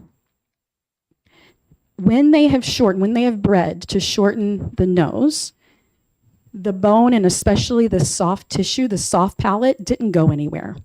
So what that means, and you can see there's multiple x-rays throughout this handout, what that means, and pictures of skulls, what that means is all of that tissue, all of that matter that would have gone into a full muzzle has been shoved into basically flatness. And usually this causes what is called brachycephalic obstructive airway syndrome, BOAS. The majority of these flat-nosed breeds suffer from some level of BOAS, and there's a chart in here that goes over 3 different breeds. French bulldogs in particular, 90% of all French bulldogs have some level of BOAS. Now here's the thing about BOAS. I know that the owners of these breeds think that the snoring, the grunting, the constant sounds coming from the breathing of their animal is cute and normal. They will call it normal for the breed. And I guess it is normal because it is standard in the breed, and that's kind of the problem. But everyone knows that if you have a clear pipe and you push air through it, it doesn't make a gurgling sound. It only makes a gurgling sound if there's something obstructing it. If you go to your doctor and your lungs are constantly sounding, snorting, grunting, gurgling, your doctor's going to say there's something wrong. And we know this because we all know of a condition called sleep apnea. If you snore a lot, there's something going on and you're not getting oxygen. And in fact, very many of these breeds, the individuals will adopt unorthodox sleeping positions. They will usually sleep sitting up. There's several pictures of this phenomenon. They will sleep sitting up and with something lodged in their mouth to help them get more air as they sleep. And the thing is that the owners of these breeds often consider this to be a cute behavior because I guess it kind of looks cute, but when you realize that they're doing it because they literally can't breathe, that they stop breathing when they sleep any other way, then you realize that you are actually have inflicted suffering by breeding that animal. So the fact that there is a grunting, snorting sound just from breathing, is simple physics. In humans, by the way, and what that also means is that very many times they cannot run. We'll get into grading and how they determine that. And they also can't cool themselves because panting is required to cool in dogs. And if they can't breathe properly and they don't have access, and I have a veterinarian who can go into more detail, I'm sure, access to the parts of the structures that actually help with the cooling, then they can't properly cool themselves. So very many of these breeds can't be exposed to even moderately warm weather. Again, it's individual to individual. You may have very many people go, not my dog, not my dog. And that's great. Then this wouldn't impact them. If they are truly breeding healthy animals, this bill will not impact them. But it's not just, I considered listing BOAS specifically because I'm an asthma sufferer and I have a lot of sympathy for people who can't breathe or animals who can't breathe. As the example, saying BOAS is the example, but really brachycephaly doesn't stop at BOAS. There's a whole slew of problems that come with brachycephaly. In humans, it is called Robinow syndrome. And I was advised to not give you pictures of individuals, human individuals that have Robinow syndrome because it might be too upsetting. But if you want to look up pictures and see the medical conditions that are associated with that condition, feel free and just imagine, would we ever say it's okay for two human beings to intentionally trying to create that condition? It would be absurd. And that is what we accept without question in animals. Other conditions that go along with brachycephaly, very often their craniums cannot contain their brain matter, so they actually have incredible pressure put on their brain and brain stem. This is true of a lot of brachycephalic dogs. Apparently, in a study done in Norway, I believe, 100% of King Charles Cavalier Spaniels suffered from this to the point that they all of them, every individual had constant headaches from the time that they were born to the time they died. And this was done without care. So because of that, Norway actually banned the entire breed. I don't think we should ban a breed. I think we should change the breeding practice so that we have individuals that do not suffer. Also, that goes along with brachycephaly, eye issues. Many of the species, again, all that matter gets pushed into a smaller skeleton, so it doesn't go anywhere. So the eyes are still the same, but the skull is smaller. So many of them have bulging eyes that cause eye issues. Many of them have gastrointestinal problems and throw up frequently. Many of them have nerve conditions, skeletal conditions, tear duct conditions. They're folds of skin because, again, the skin didn't go anywhere. It's just on a smaller skeleton. So that's what creates those very adorable folds, but they get infected. Severe dental problems because, again, way too many and too large teeth on a smaller skull. And as an article that was just covered by, like, less than a month ago, it was covered by every major newspaper, the Boston Globe, New York Times, you name it, and around the world. In a study done out of England, they determined that these breeds actually only live like 7-8 years on average. Many will live longer, but some will live much shorter. Because again, not everybody, all those hundreds of emails you got from people who thought the best things about these breeds, but then bought a registered puppy, and then they had to pay tens or in some cases hundreds of thousands of dollars to get surgery just so the animal could survive. Not everybody can afford that. So some of these individuals don't live 7-8 years. So in smaller breeds, usually, the smaller the breed, the longer lived it is. But with these conditions, these animals don't live even the life expectancy of a larger breed.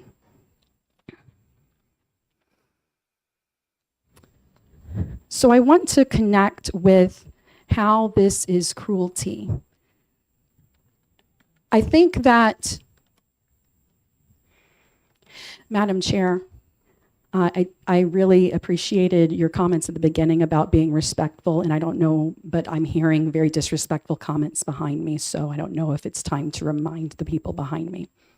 Oh, I'm sorry, I have not heard anything, but I would remind everybody to please be respectful. Thank Right. you. Thank you. Yeah.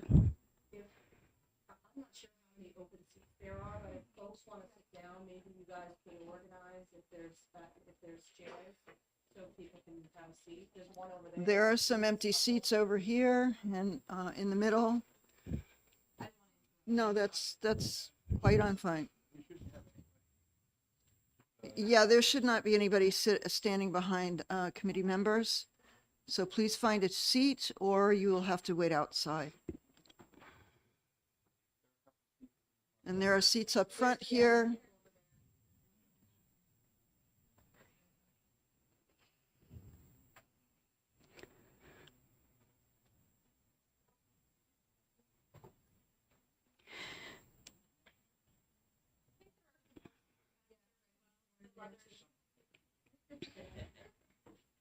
I'm sorry, Representative Reed. Representative Reed, when you're ready. Thank you so much, Madam Chair. I appreciate that. The suffering that these animals face on a daily basis, pretty much on a minute-to-minute basis, is as real as the suffering that you could inflict by hitting or otherwise obviously cruel actions upon your animal. So if I were to, for example, strangle my dog for 5 minutes, put it into a state of panic, make it struggle where it's trying to fight to get into a position where it can continue to breathe, that would be cruelty. And I could and should at least be arrested for that and charged with it. That feeling is identical to the feeling that these animals who are bred with conditions that are known to cause this exact kind of suffering, that feeling is identical. And so to intentionally create an animal that will live its entire life with a condition like this is the same cruelty as purposely inflicting pain after the animal is born. It's the same pain, the same intentionality. Of course, that is cruelty. Now, as far as opposition, I knew that when I put this in, it is not the first push like this, but it is the first state level push. There have been many countries that have gone after this. In fact, the term is called torture breeding. Countries on different levels have, Netherlands and Norway, I already mentioned, have gone after torture breeding of animals to intentionally to have characteristics that they know will cause suffering. Also different municipalities across this country. It's also, like I said, there are new breed registries with healthier breed standards. They're trying to push these breeds back to a healthier version. But I understand that that putting this in, being the first time this is being done on the state level, is shocking and perhaps upsetting to many people. Especially people who are in the breeding community. So breeders, registries, and reproductive veterinarians. I did mention that many of these breeds cannot breed on their own. They cannot reproduce on their own. So a lot of these breeds are almost entirely dependent on veterinarians to assist with either artificial insemination and or C-sections because they can't give birth. So I understand that community. And this is normal for them. Like I said, once upon a time, it was normal for me. I didn't question it either.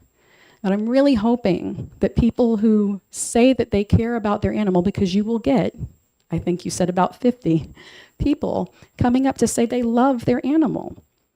I'm really hoping that they will open their hearts and kind of drop we come into these committee rooms with a lot of defensiveness, a lot of, presumptions about the other and the enemy. I'm hoping that people who truly love their animals will just stop and let this in. That if you intentionally breed a characteristic that you know will cause this problem, then that is not a loving action. And there are ways to do it better. It's not like, you have to give it up, give up the breed, give up breeding. You can do it, but you can do it better.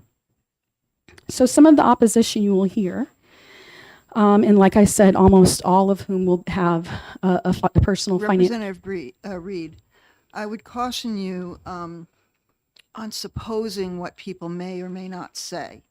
And I would hope that you would stick to the purpose and intention of your bill and steer away from what you think people may or may say in their testimony or what they may or may say in defense or in support of this bill.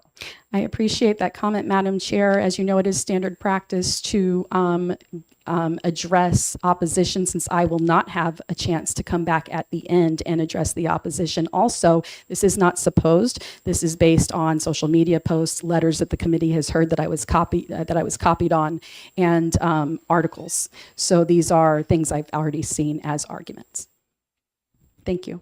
So most of the opposition, again, many of whom have a financial interest in continuing breeding as they do. But you will hear that, first of all,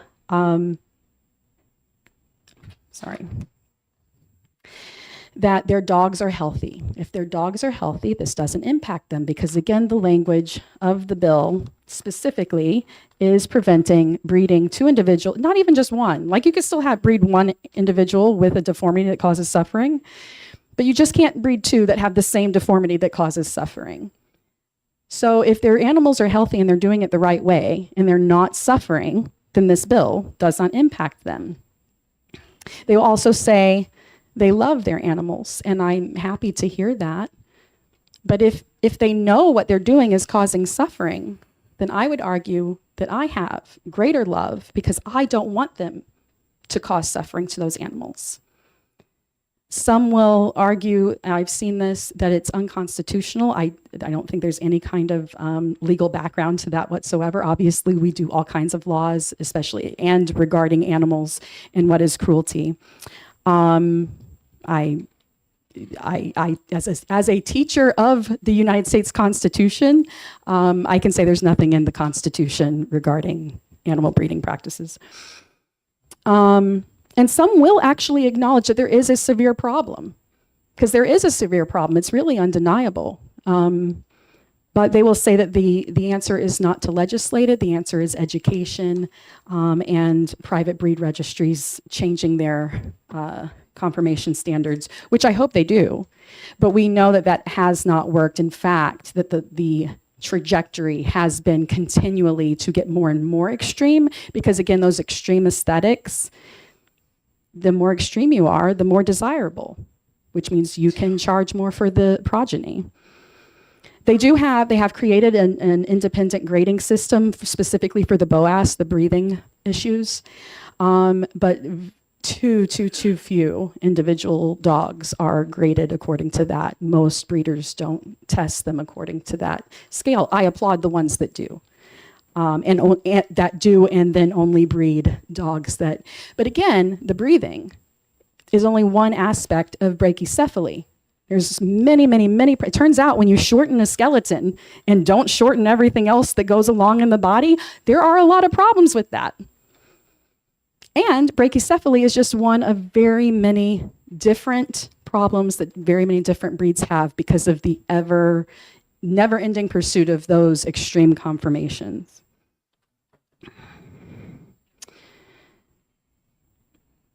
So I really, really hope that the people in the room who maybe came in with perhaps anger, I don't know, defensiveness, I don't know, can kind of hear what the intent here is and kind of hear what the science behind, no, forget the science.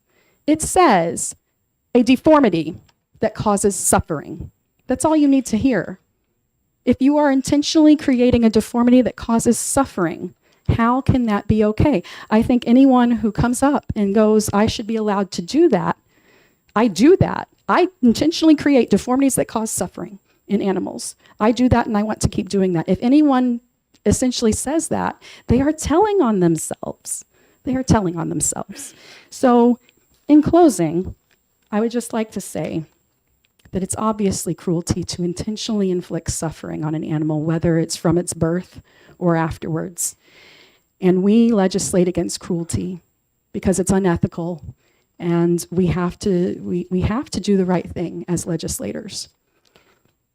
So I'm happy to take questions, but I ask that you fairly and openly consider this. Representative Comtois. Thank you, Madam Chair, and thank you, Representative, for being here and testifying. Would you know at a young age that these animals are not healthy? In some cases, you might, and in some cases, you might not. I'm not sure, but you do know by the time that they are breeding age. Again, I have a veterinarian that would be happy to answer more thoroughly. Follow up. So what you're saying is as a puppy, when they're 3 months old or something, you wouldn't know that they're having a breathing issue? For severe breathing issues, I imagine that you actually would, right? But again, I'm not a veterinarian, and I do have one that can answer more thoroughly. Having said that, I want to be very clear.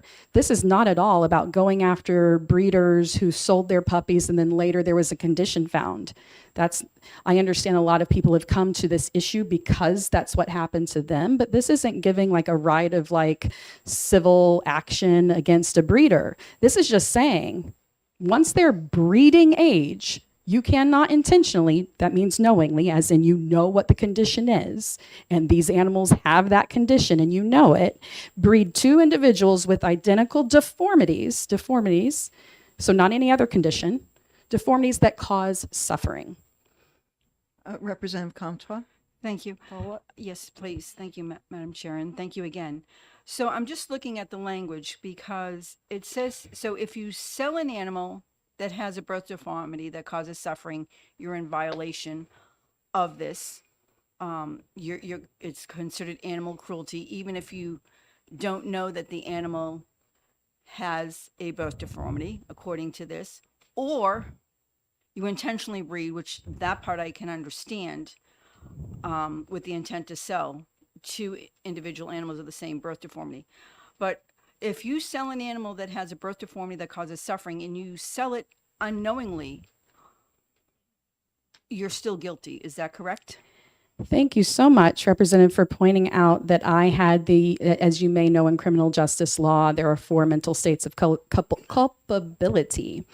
And that whilst the intentional was put on the breeding, that it was skipped on the birth deformity. I'm happy to add that, and I'm glad to hear that you're likely to support it if I do. Representative Coulon. Thank you for taking my question, and thank you, Madam Chair. Just to stick to the subject matter, I'm hearing the word suffering a lot, and with relation to BOAS, like who is going to determine suffering in like each individual case? Would it be the courts? Who's going to figure it out? Thank you for the question. I did struggle with putting this language in how specific to get. And you may recall me being here a few weeks back, the debate on how specific versus how broad do we write language. And it is always a very intentional, balance between intentional ambiguity and specificity.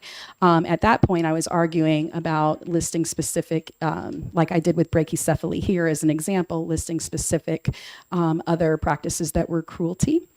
And the argument against that was that we already have a very broad, vague definition of cruelty that includes the word mutilation. Of course, we don't ever apply that to things like declawing or ear cropping or tail docking. We don't consider that. So that is the danger of being too broad and too vague. And of course, the problem with being too specific is that you might leave something out. I went with this, and I'm happy to go and get a medical community definition of suffering if that's what the committee will support. But I went with this because it's cleaner, because I find that when I argue for a bill in committee, if I get too specific, then the specifics get questioned. And if I'm too broad, then the broadness is questioned. And oftentimes, no matter what I provide and what was asked, really whoever was asking for that was just against it to begin with. And there's no way to make that individual happy. So if the committee, you or anybody else, would prefer, say, a medical community's definition of suffering, or say like a doctor's letter, a doctor's statement, or an assessment, or a judge, however you want to go about that, I'm happy to do that, because I just want to get at the suffering that's being inflicted on animals. Representative Potenza. Thank you for taking my question. So it might be the veterinarian that would answer this, but it kind of falls underneath Representative Comtois. If right now, if a breeder sells that animal and it has that kind of breathing deformity, let's just use that one, upon purchase of the, is there something, are they able to get a health certificate, for example, right now, if they have that breathing deformity? So yeah, I think maybe the vet might be better able to answer that. But really, what we find, because again, even with breed registries, very frequently they have an internal like grading system or what have you in order to register that individual. However, as Representative Comtois pointed out, you may not know that as a baby.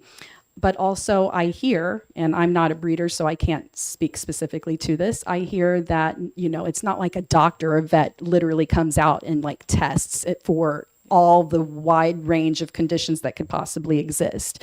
So, what I'm arguing is that the breed registries do have an incentive to go ahead and certify ever more extreme conformations. And that incentive kind of goes against maybe valuing the health of the animal.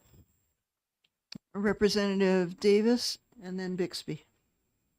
Thank you, Madam Chair, and thank you for taking my question. So far, we've talked only about animals that have potential breathing issues. Now, how about hip dysplasia or larger breeds that are susceptible to heart problems and short-lived? We talking, how would that affect this? So it has to be a deformity. And if this committee really wanted to get more expansive than this bill, then I would support that too. But it has to be a deformity and it has to cause suffering. So not necessarily, a short life isn't necessarily suffering, because they're like Great Danes only live like 7 years, right? Versus a smaller breed, which could live like 20. So as far as hip dysplasia or those extreme sloping backs or extremely long backs of other breeds, I'm certainly not like trying to pick on any particular breed. All of that should be covered. If it's causing, like with the very long backs, a lot of times that, human beings get back pain. The longer your back is, the more likely you're going to have extreme back pain. And if you were born with a ridiculously long back, intentionally bred to have a back much, much longer than your legs, you're likely going to have lots of back pain. So yeah, that should all be covered because those are deformities that cause suffering. But again, could there be individuals within that breed that don't have that suffering? Yeah, and then you could breed those. Like I said, with the Boas specifically, with French Bulldogs, 90% of French Bulldogs suffer from Boas, some level of Boas, but that means 10% don't. So you can breed the 10% and bring in new genetic individuals for more genetic, larger genetic pool to make that breed healthier. Representative Bixby. So I'm wondering how this is going to be enforced. Thank you for the question, Representative. I find that you ask that question a lot. So I foresee it being enforced the way that we enforce many things that kind of are potentially vague, especially a lot of cruelty issues. So it does fall down to people reporting.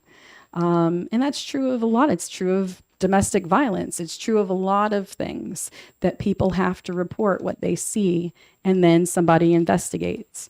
But I mean, you could argue right now that our cruelty statute might cover this already. It would be a very broad interpretation. But it's not enforceable and like really enforceable to prosecutors unless we specify it. So will there be issues with people saying, well, I think this person may have done this? Yeah, that could be an issue for investigation. You have to go and look into things or what have you. It might be not as clean cut as we would like, but it's better than not having it a crime at all, in which case nothing gets prosecuted. Any other questions from the committee? So I do have a question insofar as do you consider brachycephaly a birth deformity? Brachycephaly by definition, is a shortened snout in comparison to the length of the skull. But is that a birth So deformity? that is a birth deformity. you consider that a birth? It's not my consideration. It is a birth deformity. They are genetically bred to have shortened snouts and really shortened skeletons. So. Okay. All right, so that's all I have as a question. Anybody else? Okay, seeing none, thank you for introducing the bill. Thank you to the whole committee and to you, Madam Chair, for listening to my in-depth introduction. Sure, thank you. I will need to step out because I have a bill that I need to go attend to in another committee. So I'm going to step out for a few moments and hand over chairmanship to our Representative Creighton, but I will call up Senator Howard Pearl as our next speaker. Yeah. That's what Well, good afternoon, and it's great to be back in E&A. Haven't been here for almost 2 years, and you guys are doing a great job. So for the record, my name is Senator Howard Pearl. I represent District 17. I live in the great town of Loudon. I am here to oppose House Bill 1102. And my main reasons for opposing this is, I was a former owner of a boxer. I love the dog. He was a great dog. And I know that boxers have this head shape, and it would prevent folks like myself from having a dog like that. And he was a great dog, had no breathing issues. He just had no health issues. This bill threatens anyone breeding boxers with the risk of committing a crime.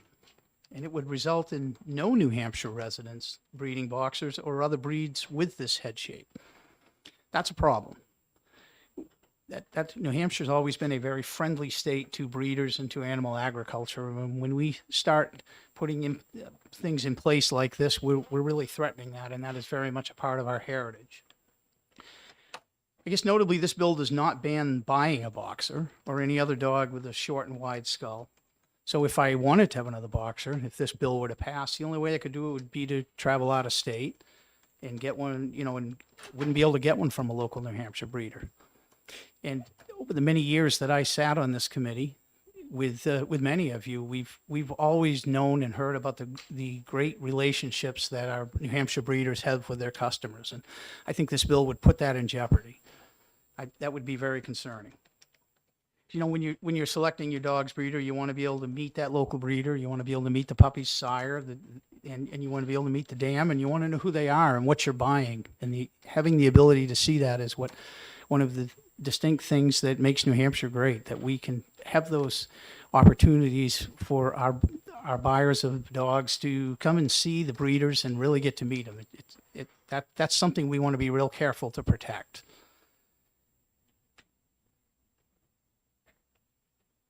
So when local communities should consider breeders an asset. They're always great members of our community. Many of them have been here for generations. They're in the unique position to mentor new dog owners and provide advice and detailed information about the dogs they own and sell. And that's very critical. We see a lot of bills. I did in the House. I have in the Senate. We see many of them, and we're always looking to try and make sure that our animals are well taken care of. And one of the things I always remind everybody, that there's nobody in this room that's advocating for animal cruelty. Never. There never is. What we're advocating is for good, responsible animal ownership and the ability for owners to make decisions for themselves. And this bill challenges that. And that's one of the problems that I have with it. So I think this bill would unacceptably eliminate an option for New Hampshire residents to see the dogs and to buy the ones that they want. So I'm going to stop there because I'm supposed to be in finance 45 minutes ago. So I'm going to run quickly, and if it's all right with the committee, I'm really not going to take any questions because I'm much later than I should be. But I appreciate the opportunity, and I appreciate you all being here. This is one of the issues that, and all of these animal cruelty issues are that, whenever we're considering legislation, it's a challenge, and I just want you to know that you're doing a great job, and we thank you for being here. And I hope you'll look at this bill and realize that this really is not right for New Hampshire. It's not what we want to set. So thank you for that. Senator, thank you for your testimony. You're very welcome. Next, I'd like to call the Honorable J.P. Marzullo. And if everyone can remember, we're sticking to 3 minutes.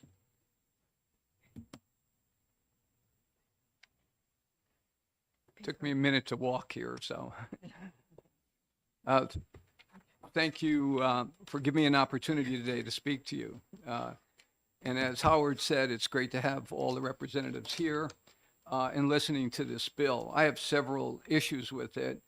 I think the biggest thing that people need to understand is if you're going to purchase an animal, a dog, for $3,000 to $6,000, I think you're going to do your research. And I can't imagine even buying a dog for $600 without doing some research on it. So to assume that, to make the assumption that people aren't doing that is kind of strange to me. The breeders, as Senator Pearl said, are very important. I think that we need to look at breeders. They're ethical. They're ethical breeders. And to continue to talk about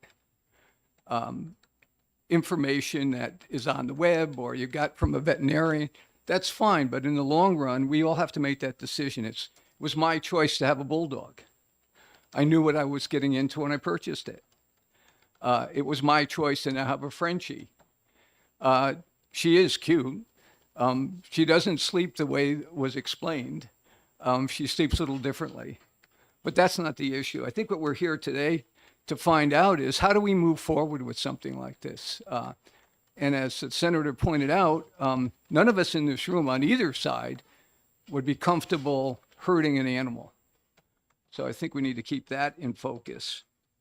I believe there's already a law in the state. Now, I served quite a while ago, so I'm not sure if it's still around, but there was a law in the state that a breeder could not sell to another breeder, or not breed to another dog, rather, if there was a problem with the dog.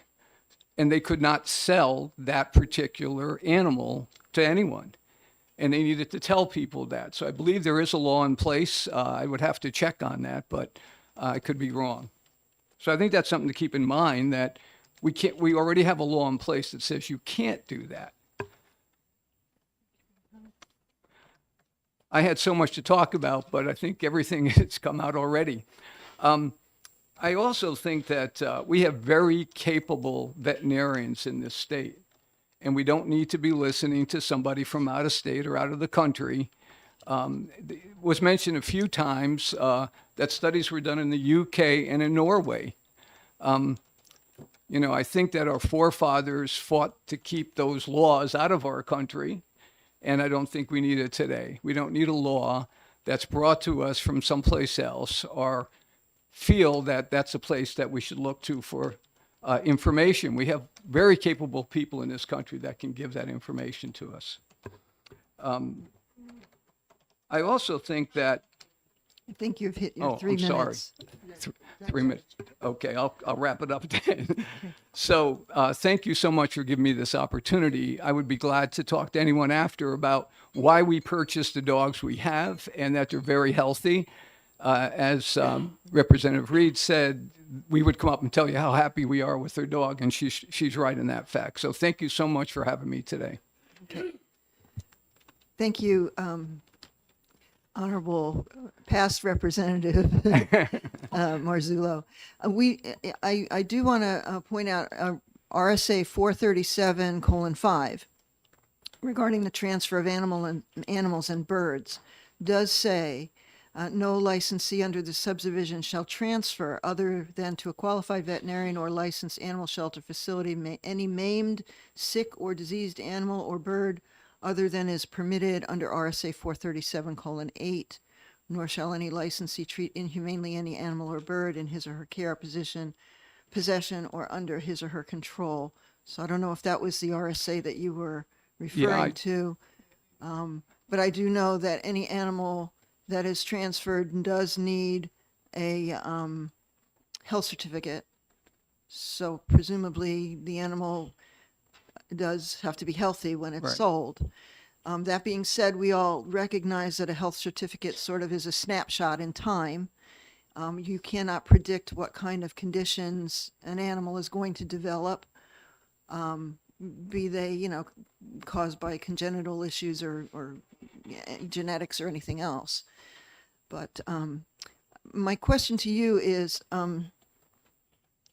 so you have a French bulldog. Now, yeah. Yeah. And has it had horrible health issues as a result of its breed? No, none at all. We were very careful at the breeder we chose. Turned out that the breeder was about 4 miles from my house, which I didn't even know about. And we spent some time with him. Then we took her to our veterinarian, and she checked her. She checked Cosette is the dog's name. She checked Cosette out, and there was no problems at all. The face is more open, so we believe it was bred the way we would consider breeding dogs. We bred chows a long time ago. I'm not a breeder today, certainly, but we were familiar with those types of issues. So, no, there's been no problems at all with this dog. Any other questions? Seeing none, thank you very much for you coming today to testify. Thank you, Madam Chair. Call Deborah Chase.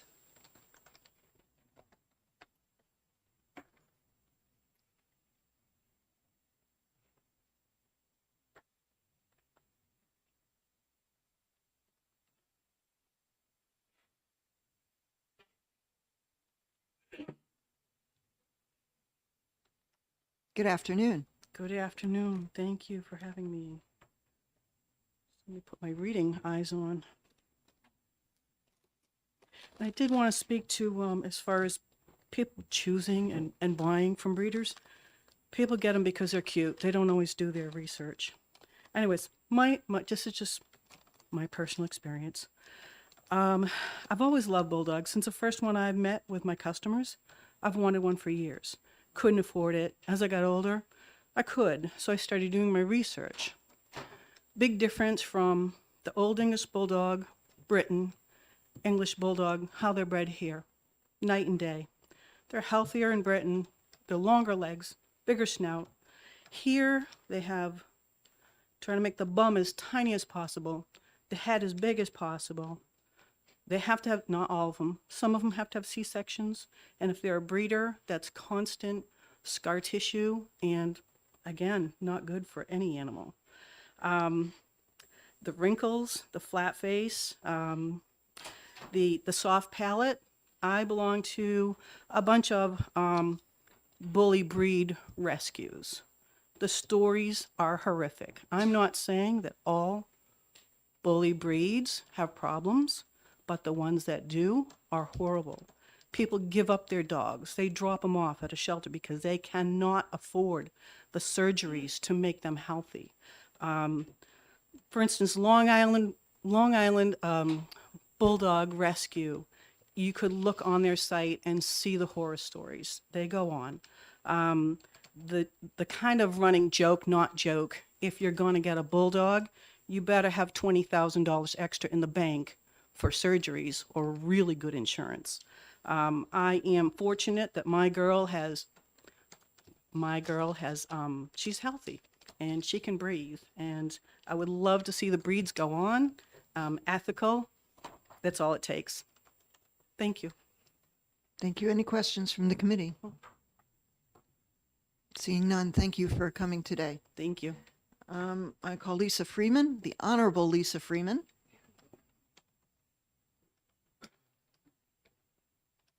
Thank you for joining us today. Thank you, Madam Chair, and thank you, committee, for hearing my testimony. I'm in front of you to ask you all to vote on any expedient to legislate on this particular bill, and I'll tell you why. For 15 years, I had a Shih Tzu, and the Shih Tzu was given to me. I did not purchase the dog from a breeder, but before I even had the dog in my home, I did my research and found out that the dog is, in fact, one of the brachiocephalic breeds. Unfortunately, Max did expire at 13 years old, but not due to anything attributed to being a brachiocephalic dog. He had congestive heart failure at 13 years old, and it was a blow to my family who absolutely embraced this dog, but also knew of any of the health issues that may come up. And I wanted to give you a brief history of what a Shih Tzu is, and that is the proper Chinese pronunciation. Your Shih Tzu is in Chinese the lion dog, and they were bred specifically in Tibet and Mongolia for the imperial family. They were considered to be very spiritual dogs according to the Buddhists. And the emperor and the imperial family kept them because they represented the souls of any of the fallen Buddhist monks, which I thought was very interesting. In 1948, during the Cultural Revolution in China, Mao's regime killed every Shih Tzu except for 13.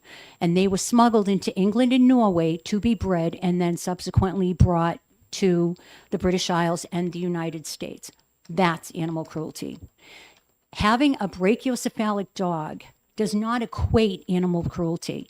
What it means is that dog is brachiocephalic, and there are certain steps that you take in order to keep that dog healthy. You clean their eyes, you make sure their teeth are clean, you take them to the vet regularly. And I didn't need tens of thousands of dollars to care for this dog. Just regular maintenance and making sure that he was well was not a stretch for a beloved family pet. And I am currently on the lookout through every adoption agency in the United States for an adult Shih Tzu. I lost Max 3 years ago and recently lost my beloved husband, and I need a Shih Tzu. They are more to me than most people. So I thank you for your testimony, allowing me to have the testimony, and if you have any questions, I'd be more than happy to answer them. Thank you. Any questions from the committee? Appreciate your testimony. Thank you. Call Joan O'Brien.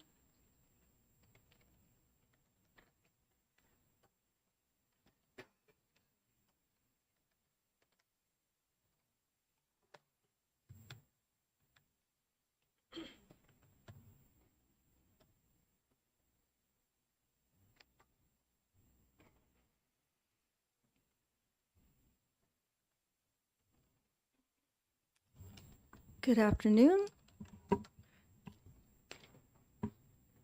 I've been frantically revising my testimony because everything's being said, so bear with me. My name's Joan O'Brien, and on behalf of the New Hampshire Animal Rights League and our members, we are here to respectfully request that the committee support House Bill 1102 to end the selling or intentionally breeding of dogs with a deformity that causes suffering.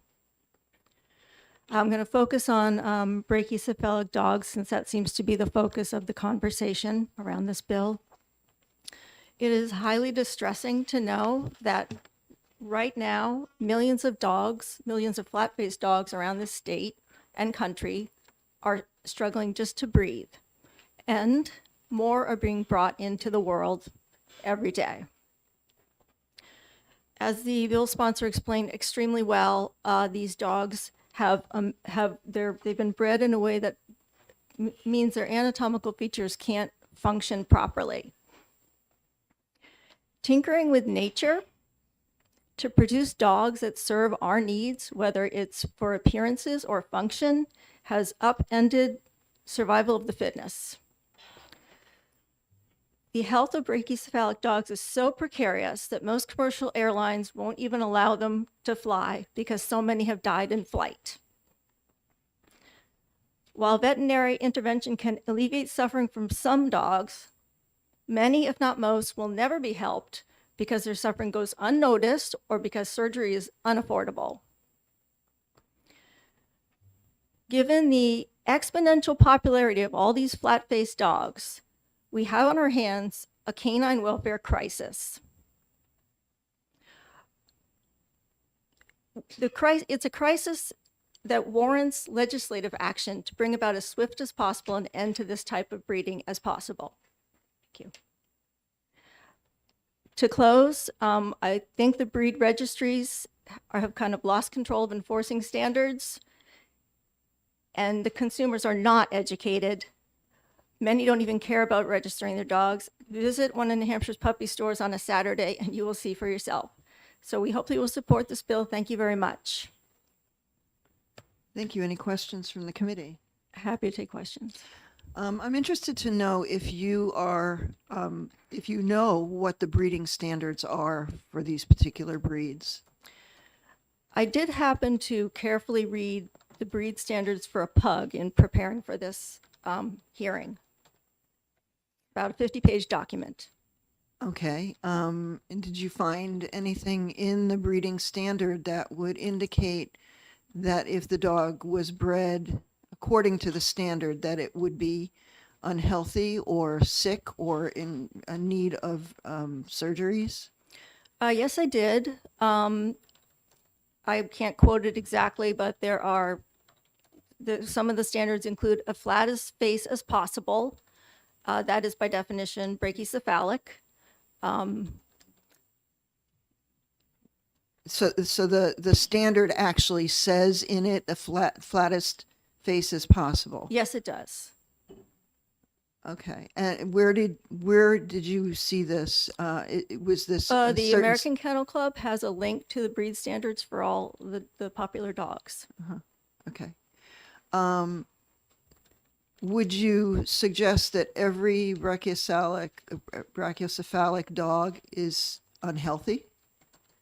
No, certainly not.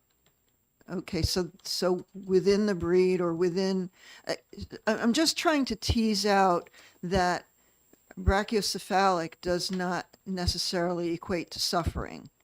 That there are very many healthy Shih Tzus and Bulldogs and Frenchies and Pekingese, and they're very healthy and there's no problem. So I'm struggling with that because, you know, it says here in the bill, sells an animal that has a birth deformity that causes suffering, such as brachiocephaly. And so it seems to me that just because an animal is brachiocephalic does not necessarily mean that it's suffering. That's true. Okay. It by definition is a deformity, but not necessarily causing suffering. So you might add to the end, such as brachycephaly that causes suffering. Okay, thank you. Any other questions? Representative Creighton. Yes, Madam Chair, thank you. And thank you for your testimony. I just, to amplify a little bit, I think on what the chair was saying, that, so as I read the bill, it says two individual animals with the same deformity. Well, that doesn't necessarily mean two pugs. That means two pugs with deformity. And so as you read this, does that mean you cannot breed, for example, pugs? This legislation? Well, I wish that the sponsor were here to answer that question. I think you would not be allowed to breed two pugs who had a deformity causing suffering. That is the intention of the legislation. So that, for a follow-up? Follow-up. So then you read that you could breed two pugs if they did not have the deformity? That's how the legislation reads, I believe. Okay, thank you. Representative Germana. Thank you, Madam Chair, and thank you for taking my question. This is follow-up to Representative Creighton's question because there is two pugs, right, to parse the sentence, two pugs who have the deformity, and then the clause which follows that is that causes suffering. And this is where I get, if you could perhaps speak to how we define suffering and how this is going to be determined. Because, again, just parsing that sentence, it would seem to be that you could breed two pugs that have the deformity if that deformity was judged not to be the cause of suffering. And that raises a lot of questions about how suffering is defined and, as I said, who it is that is going to be determining that. So could you help me understand how in practice that would work? Yeah, so thank you. I think that there are clearly some areas that need to be ironed out. We discussed earlier a veterinarian's assessment to determine whether or not an animal is suffering. That seems to be our best option right now. Thank you. Thank you, Madam Chair. Representative Murray. Thank you, Madam Chair, and thank you for taking my question. So with regard to asking a veterinarian then to take that on, are there implications to making sure that that assessment is prior to breeding, or like how would I guess to Representative Germana's point, that's the question, I guess. Yeah, thank you. I'm not a dog breeder. I don't know too much about how that world works, you know, how dogs are approved to breed or not. I know it's very well regulated. I would think you could insert something in there that would, you know, ensure that the animal didn't have a deformity causing it to suffer before you allowed that dog to be bred. Representative Bixby. Have you had any experience with animal cruelty investigations? I have not. Okay, then I will save my question for someone else. Thank you. Thank you. Any other questions from the committee? Seeing none, thank you. Thank you. I'd like to call Bernice Sullivan.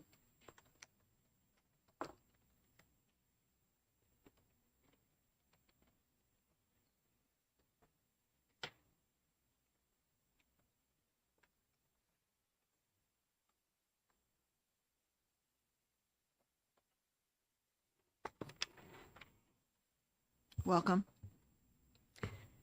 Thank you, Madam Chair and members of the committee for being here and listening. My name is Bernice Sullivan. I live in Wentworth, and I'm here as representing myself and also the Irish Terrier Club of America. I am in opposition to HB 1102 for many reasons, but what I would like to speak about today is genetics.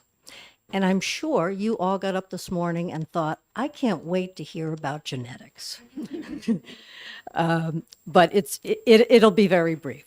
Two of the things that breeders consider when breeding are phenotype and genotype. In basic terms, phenotype is what the animal looks like. Genotype is the compilation of all the genes, both recessive and dominant, that make up the animal's genome. The scientific word that vets use to describe short-nosed or flat-faced dogs is brachycephalic.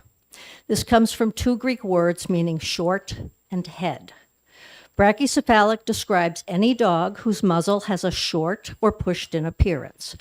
Brachycephalic is a word used to describe phenotype.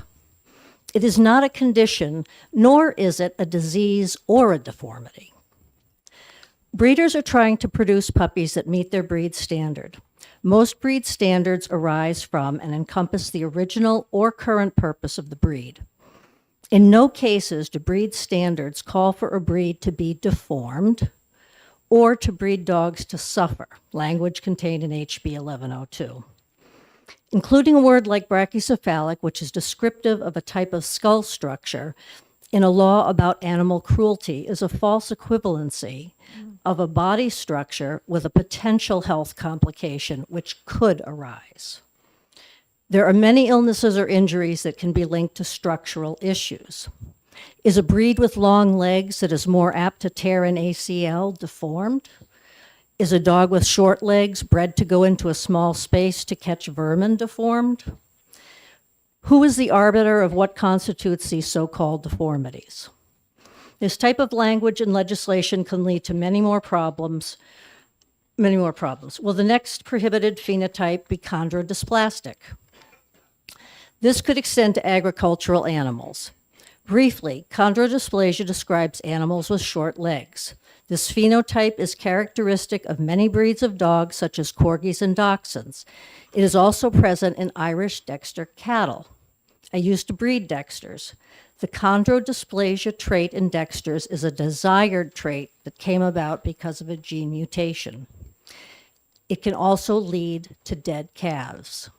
I'm going to cut it short because I know I'm approaching the end, but fortunately, the genetic component for this is a simple autosomal dominant gene.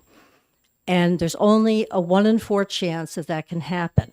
But there is a genetic test. So breeders don't breed those animals.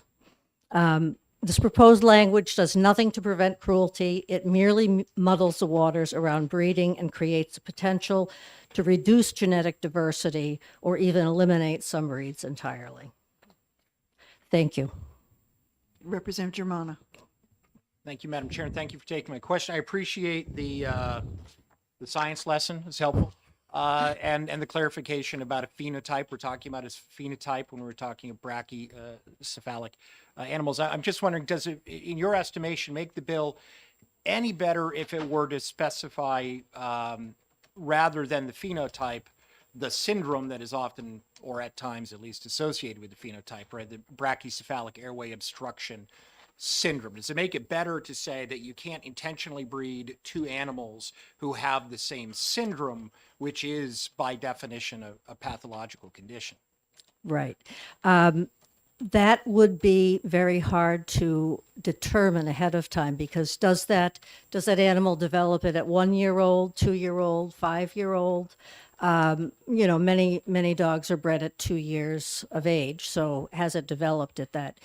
It also is a slippery slope kind of thing. So if you have two breeding animals and you breed them and they have, let's say, a cancer gene, and there's a history of osteosarcoma, and they produce dog puppies that have that. Well, you won't know that right away, but there's that lurking genetic thing, and that causes suffering.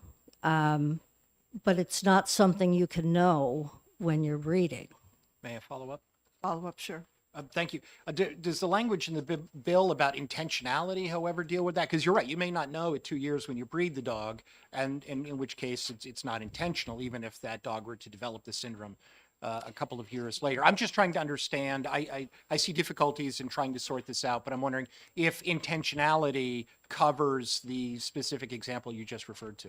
Well, yes and no, because again, if you get back to the questions that were asked about how does this get enforced, and you have people reporting someone, because who's going to say what the intention was when they bred? Yes, I know the genetic legacy of any dogs I breed, but I don't know the percentage chance that a certain recessive gene might come forward. So there's that. Thank you very much. Oh, absolutely.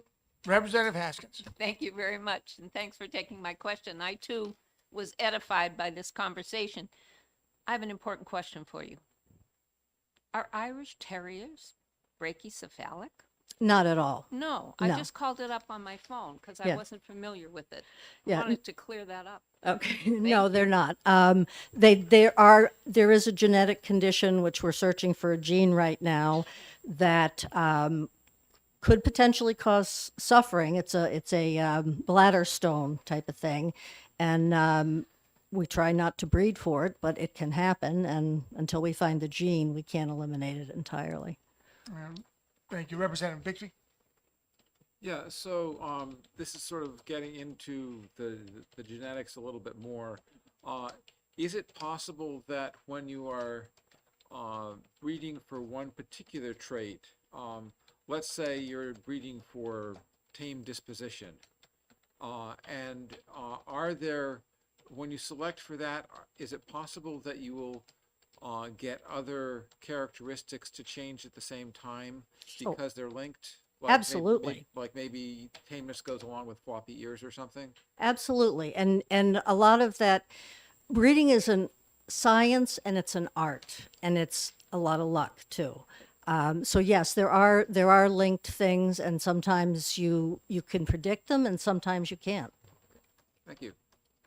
Any other questions? Thank you, ma'am. Appreciate your testimony. Thank you for hearing me.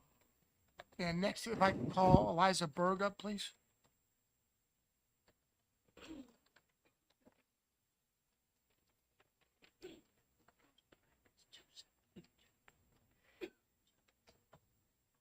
Thank you, everyone. Thank you to the committee. My name is Eliza Berg, born and raised in Sandwich, New Hampshire. I'm here today to support this bill and tell you about my dog, Penny. So I spent hours doing extensive research on the French Bulldog breed and spoke to countless potential breeders. Those hours of research alerted me to the potential challenges that we might face. Having to be careful of her back and watch out for IBDD or intervertebral disc disease, being fastidious about cleaning her wrinkles and tail pocket, making sure she doesn't get overheated due to her flat face. I did not once come across the term brachycephalic obstructive airway syndrome, or BOAS. Fast forward a few months, I had found myself a preservation breeder in Ohio who owned a dog that was the sire for a litter of puppies being raised by her friend and mentee. This breeder passed all the tests I had learned to look for, not breeding for fad colors, breeding to the standard, doing the right health testing, and so on.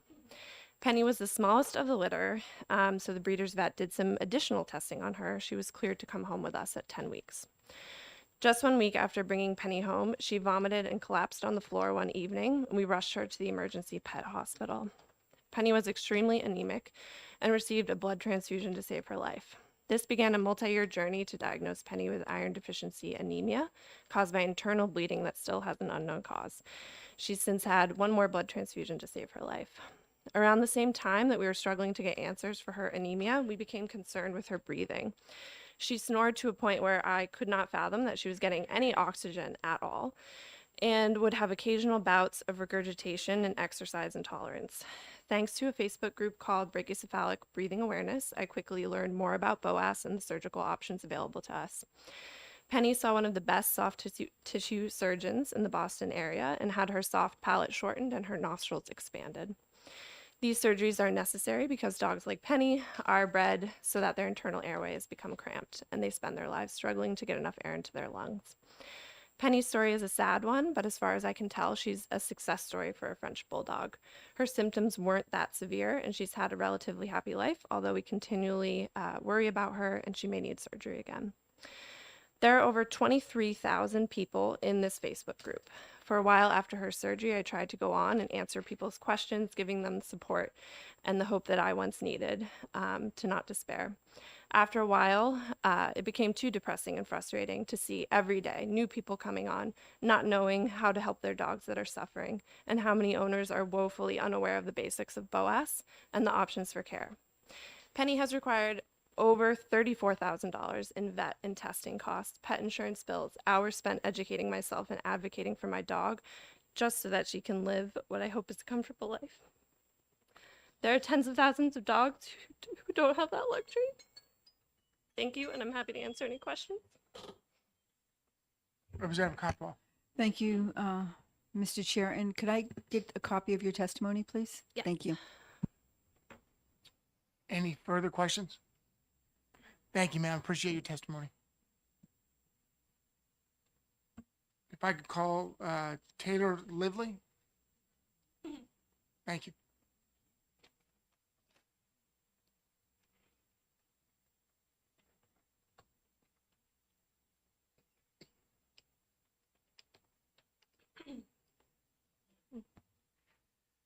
Great. Thank you, Vice Chairman Creighton and members of the committee for having me today to speak to you about House Bill 1102. My name is Taylor Lavelli, and I am here on behalf of the Pet Advocacy Network. The Pet Advocacy Network represents the responsible pet care community in New Hampshire and across the nation. So today we are here to urge you to vote no on House Bill 1102, the bill that criminalizes selling an animal with any birth deformity that causes suffering and cites brachycephaly as an example. Brachycephaly is not formally defined in state law or veterinary medicine, and this leaves a lot of room for inconsistent and subjective interpretation. This also makes the bill unenforceable, which I know we've talked about today, due to conflicting interpretations that may arise. This bill is also an attack on breeders, pet stores, and pet owners, as short-muzzled dogs has been bred for thousands of years. We know, in fact, that the 4 of the most popular dog breeds of 2022 could be classified as brachycephalic, including number 1, which was the French Bulldog. There are also beloved and popular brachycephalic cat breeds, including the Burmese, Himalayan, and Persian as well. So because of this, we know that if this bill passes, demand for these animals will not go down, and instead this will force granite staters to go out of state or online to obtain these popular animals. As you've heard today, the degree of brachycephalic traits can vary. Responsible breeders they avoid producing animals with BOAS, as you've heard before from some of the breeders that have testified. And this is mitigated through careful stewardship and public education. We know that responsible breeders are health testing their animals. They're also educating the families that purchase these animals on any issues that can arise or any special care that they need. So we believe at the Pet Advocacy Network that the health of an animal is a conversation between an owner and their veterinarian. Because of that, we ask you today to vote no on House Bill 1102 and instead work with us to find effective ways to promote animal welfare in New Hampshire. Thank you. Thank you, ma'am. Do we have any questions from committee? Representative Germano, sir. Thank you, Mr. Chair, and thank you for taking my question. I just thinking about pointing out that, we're talking about the four most popular breeds. On some level, doesn't that make legislation like this a little bit more meaningful in the sense that, and I hear, we're going to hear testimony over and over and over again about responsible breeders. I hope we're all on the same page about that. But the popularity of these animals also increases the likelihood of breeders who are not responsible, who are meeting a market demand. And it also means that popularity means that we're likely to see a lot of people who are wanting to purchase these animals because of the aesthetic of it, which again, it leads toward breeding animals with shorter features. So do you think that the fact that they are more and more popular could in fact lead to more and more animals being bred for a market that suffer from some, for example, BOAS? So I think that any breed is susceptible to health issues. I think you've heard about some cancers in German or golden retrievers, hip dysplasia in German shepherds.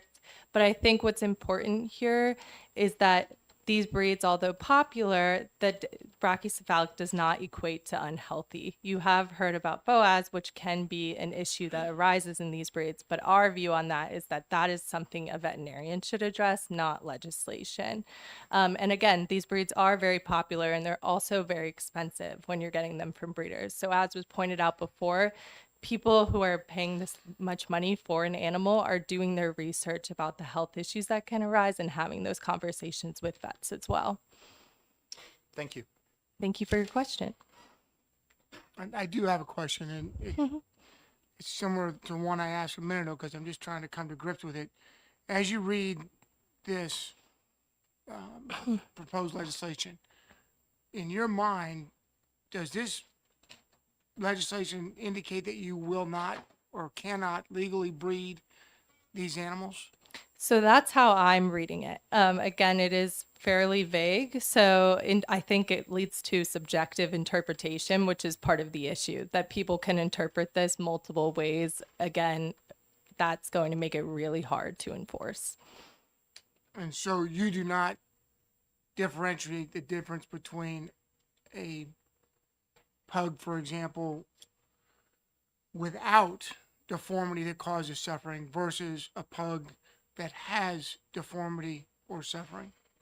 I don't think this bill specifies BOAS. If I think that's what you're asking me, I don't think it's speaking directly to these animals that have breathing issues. I think it's encompassing them as a whole. I do think that that's something that could be split out, but again, I don't think that that would have enforceability as well, and therefore should just be left up to pet owners and their vets. Okay, thank you. Thank you. Any other questions? Okay, thank you so much. Thank you. And if I could call Ashley Monty, please.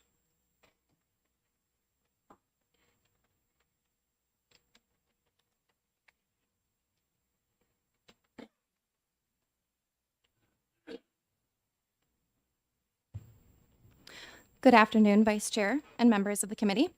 My name is Ashley Monty, and I'm here on behalf of People for the Ethical Treatment of Animals and our more than 31,000 members and supporters in New Hampshire to express our support of House Bill 1102.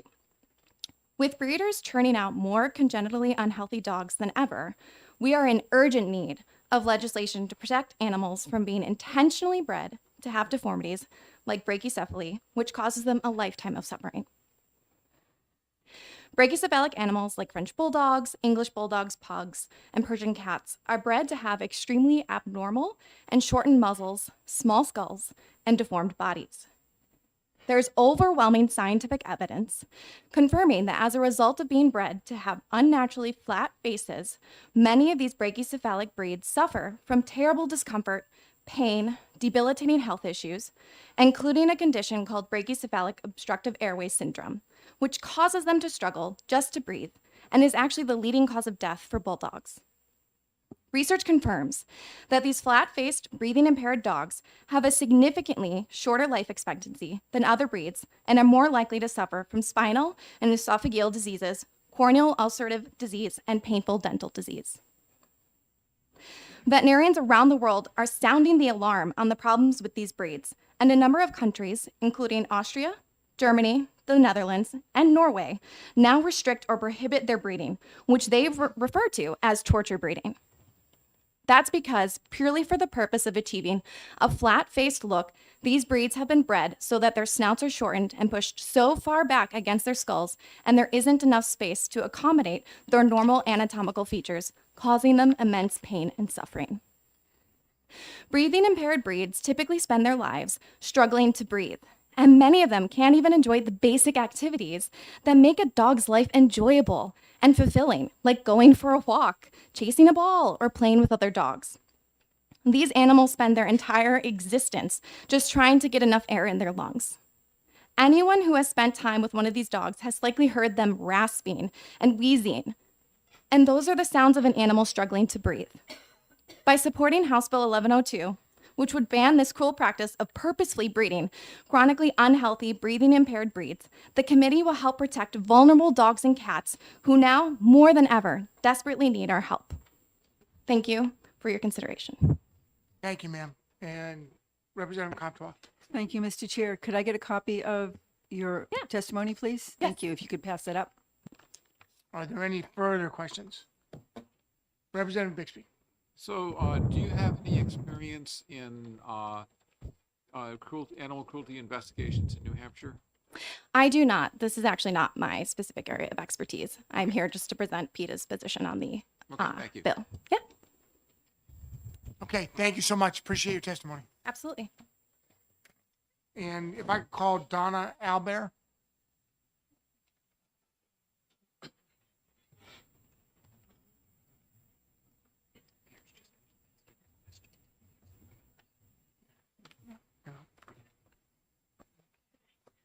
Good afternoon. Thank you for hearing me. My name is Donna Albert. I live in Loudon, and I strongly oppose House Bill 1102. And I got to shorten everything up here with 3 minutes. First, I want to say that there are no breeders or anybody in this room that I feel wants to contribute to animal suffering. We are not going to purposely put a pink and blue dog together because it's going to make purple. And that's what people want. I am now with Boston Terriers, and I'm also speaking on behalf of the Boston Terrier Club of America for this. For just kind of a brief history, I was raised in the dog show world. My parents bred Basset Hounds. My father was an AKC judge. I did the whole junior handling thing, went to Westminster, so I understand the conformation breeding. And again, in my retirement, I fell in love with Bostons, and now I'm back at showing again. I'm going to Westminster this year. I want to breed, and I have 2 that I would like to breed come the fall. So anyway, to get back to that, but also my education is in the animal veterinary field. I've worked in animal hospitals since I was 15 years old till I retired. I managed an emergency clinic in Manchester for 2 years prior to moving to Loudon. And I have to say, in all of those years' experience, I have never seen hardly any, I really honestly can't remember any cases coming in with dogs struggling to breathe because of being a brachycephalic breed. There's other factors. The dog can be overweight. The dog could have other health issues. It could have allergies. It could live in a household where there's chimney smokers smoking inside. Okay. One thing I do want to bring out, I do all the health testing that is required with A1 results. I learned about an HSF4 gene that causes juvenile cataracts. My dogs do not carry the gene. They will not pass that along because that would cause a dog to go blind by the time it is 2 years old. And that is certainly not something I'm going to do. I had in here from the Boston Terrier Club of America, the required list of tests. I can give a copy of this out. And you go on a chick registry, which is an online registry to show that you have done all the testing, and people can look that up. Okay, thank you. You got 15 seconds. 15 seconds. All right.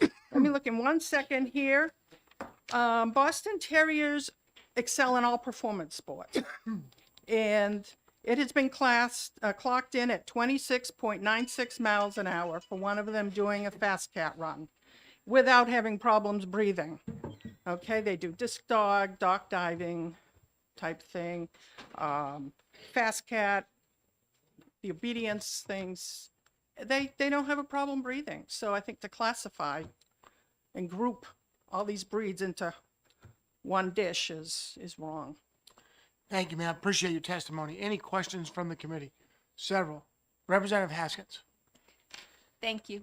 Thank you for taking my question. I have a grand dog who's a Boston Terrier.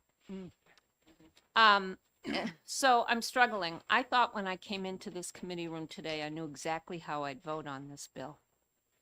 But Penny's story has turned me inside out. Even though you haven't encountered these problems, you don't disagree that they exist in other dogs.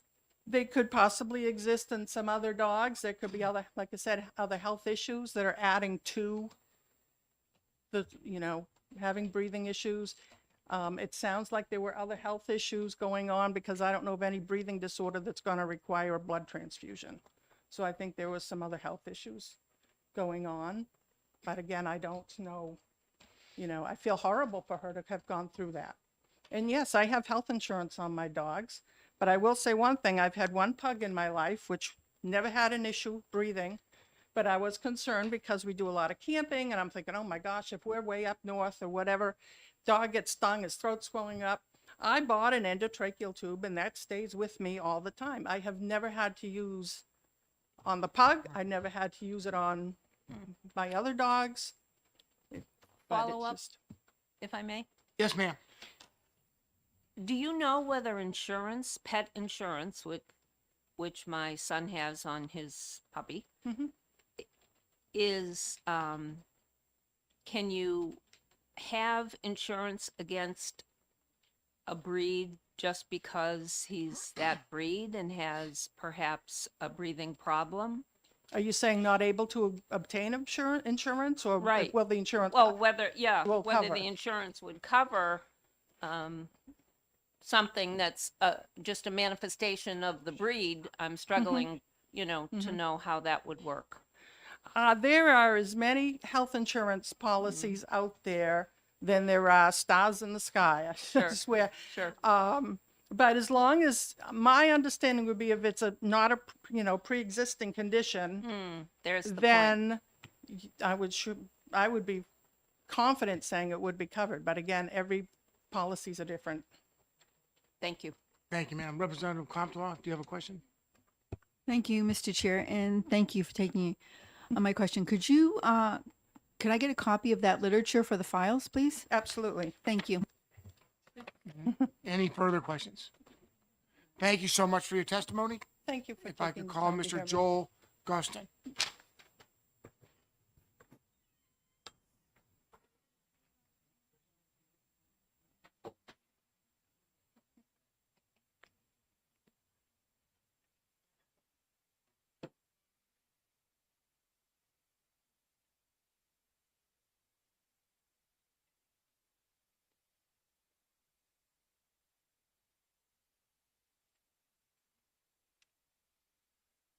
Good afternoon, everyone. Good My afternoon. name is Joel Gostin. I live up in Hillsborough.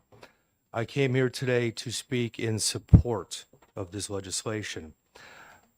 banning the breeding of intentionally deformed animals, like flat-faced, breathing-impaired breeds, would protect countless dogs and cats who are currently forced to endure a lifetime of chronic and painful ailments. These animals can suffer immensely because breeders purposefully select for unhealthy traits in an effort to make these animals more aesthetically pleasing to us. These intentionally deformed animals are prone to chronic respiratory issues due to their narrowed nostrils or distorted windpipes. And they also suffer from dental problems because their teeth are overcrowded. Because they're struggling to breathe, they can't properly thermoregulate, which puts them at greater risk of heat stroke and heat stress. Additionally, their excessive wrinkles often lead to painful skin infections, as mentioned earlier. The shape of their skulls, that's what causes their eyes to bulge. That can lead to a flat-faced dog suffering from corneal ulcers, and that's common at very high rates. Because of their narrow hips and unnaturally large heads, approximately 80% of bulldogs are bred using artificial insemination and delivered via C-sections. We cannot allow people to continue breeding animals who we know could live in a state of constant pain and discomfort as they struggle to breathe and carry out other basic tasks. I would have to imagine everyone here has experience with an animal companion or has been around dogs and cats. So I don't have to argue the point about how amazing these animals are. And our animal companions, dogs and cats, they have almost complete trust in us. We owe it to them to protect them from this exploitation and abuse. We need a ban on these cruel breeding practices now. Thank you very much for your time. Thank you, sir. Representative Comtois. Thank you, Mr. Chair. Could I get your testimony? Sure. Thank you. Are there any further questions? Thank you, sir. Appreciate your testimony. If I could call Andrea Hans, please.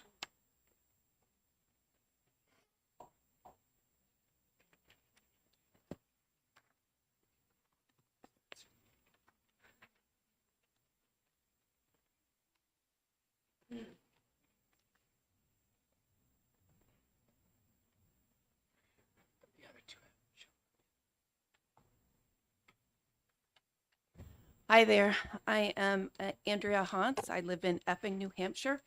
Thank you, Madam Chairman and the Environment and Agricultural Committee.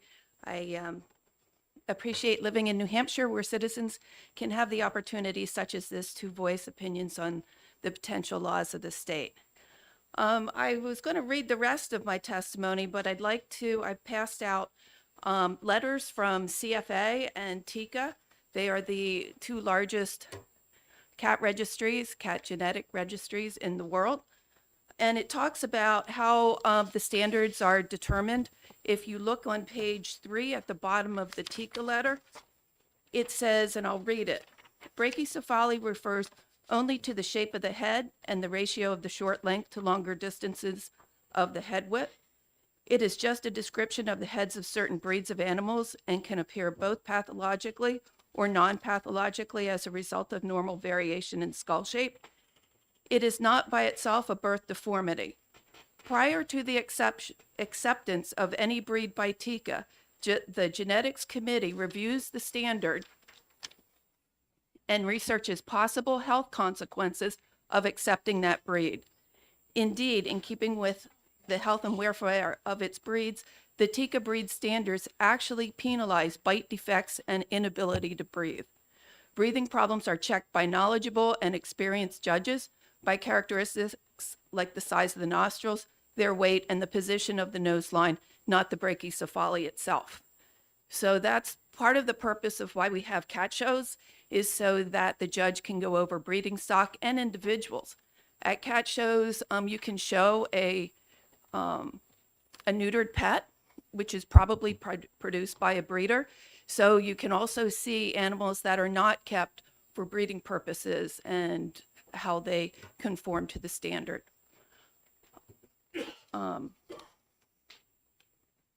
Many breeders expend much time, resources, and funds to contribute to the research, which will better the life of the breeding stock and progeny of their chosen breed. The PKD test for Persians has greatly reduced the incidence of polycystic kidney disease in the Persian population.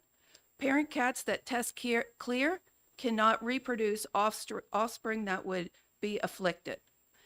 It is difficult to understand what is the actual current problem that this bill is trying to address in New Hampshire. The bill seems unspecific, vague, and open-ended, while at the same time highly punitive. I do have a concern that the message that this bill sends is that there is zero tolerance in New Hampshire for disabled pets in general. Under House Bill 1102, to transfer a disabled pet is an act of cruelty for the person looking to transfer, regardless of the condition of the pet or whether or not it can live comfortably in a New Hampshire home with proper care. Thank you so much for hearing my testimony. I oppose House Bill 1102. Thank you. Any questions from the committee?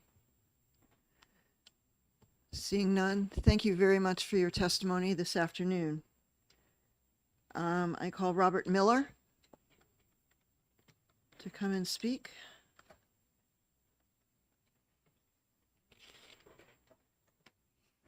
Good afternoon. Welcome to Environment and Agriculture. Good afternoon. Good to be here. Thank you, Chairman Aaron, committee members. I'm Robert Miller, Brentwood, New Hampshire resident. I'm a dog owner, cat owner too. But dogs, I train them, breed them, and hunt them. I'm strongly opposed to HB 1102. And I'm going to kind of take a little different route here. What really this is nothing more than an attempt by animal rights activists to restrict our abilities and our right to choose the animal that we want.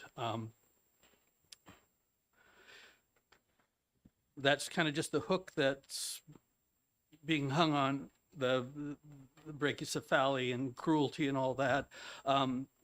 As you were told and as you're aware that this is the first time that this legislation has been introduced in any state in the United States. This is a test case. And they will take the language and the comments that are made here and there and tweak it, and it will show up elsewhere. That's just kind of how things go with these things. But do we really want New Hampshire to be the guinea pig for animal rights policy? I don't. As a resident, I'm kind of outraged by that. And you know, how ridiculous to create a felony for breeding dogs or cats. As this bill would do. The second offense becomes a felony. And I know we're going to hear from some veterinarians here and an esteemed vet from the United Kingdom, but do we want to take our cues from 3,000 miles away on how we should set animal welfare policy in this state? I don't think so. I think it's a little arrogant and presumptuous that other jurisdictions that have done this somehow are more enlightened than we are. I kind of find that offensive. And not to forget that the last time the British tried to impose their will on us, we had a Tea Party in Boston Harbor and then a revolution. Live free or die. Freedom also means being able to choose the animal that you want. Thank you. That's it. Any questions for Representative Germana? Thank you, Madam Chair, and thank you for taking my question. Sure. So I just want to devil's advocate. Let's take the most extreme situation. Somebody has two dogs which are clearly suffering from BOAS, right? But they are aesthetically pleasing to the breed. They breed those two dogs because the result will be presumably an aesthetically pleasing animal that they can sell for profit. Is this a case in your mind? Should we be able to do anything to prevent that worst case scenario? Perhaps we should, but I don't believe this bill will do that. Okay, thank you. Any other questions from the committee? Representative Comtois. Thank you, Madam Chair. Thank you, Madam Chair. Thank you for your testimony. Do you have copies of your testimony? I do. Thank you. could pass them around. Madam Chair, point of personal privilege. The chair said at the beginning of the hearing that no one is to cast aspersions on people's motives. I can guarantee you, and I have email evidence, that I put this in of my own volition, with my own thoughts, and I was not contacted by any animal rights organization until well after the bill was introduced into the House. So that was not gavelled out of order when this person who I've never met before said that I made a presumption that I had put in a bill because at the behest of some organization. That is I don't believe he mentioned your name or He said the sponsor. Prime sponsor, and he said that I put it in because of animal organizations. That is not true. All right. Point well taken. Thank you. I call Stacy Ober to come and speak.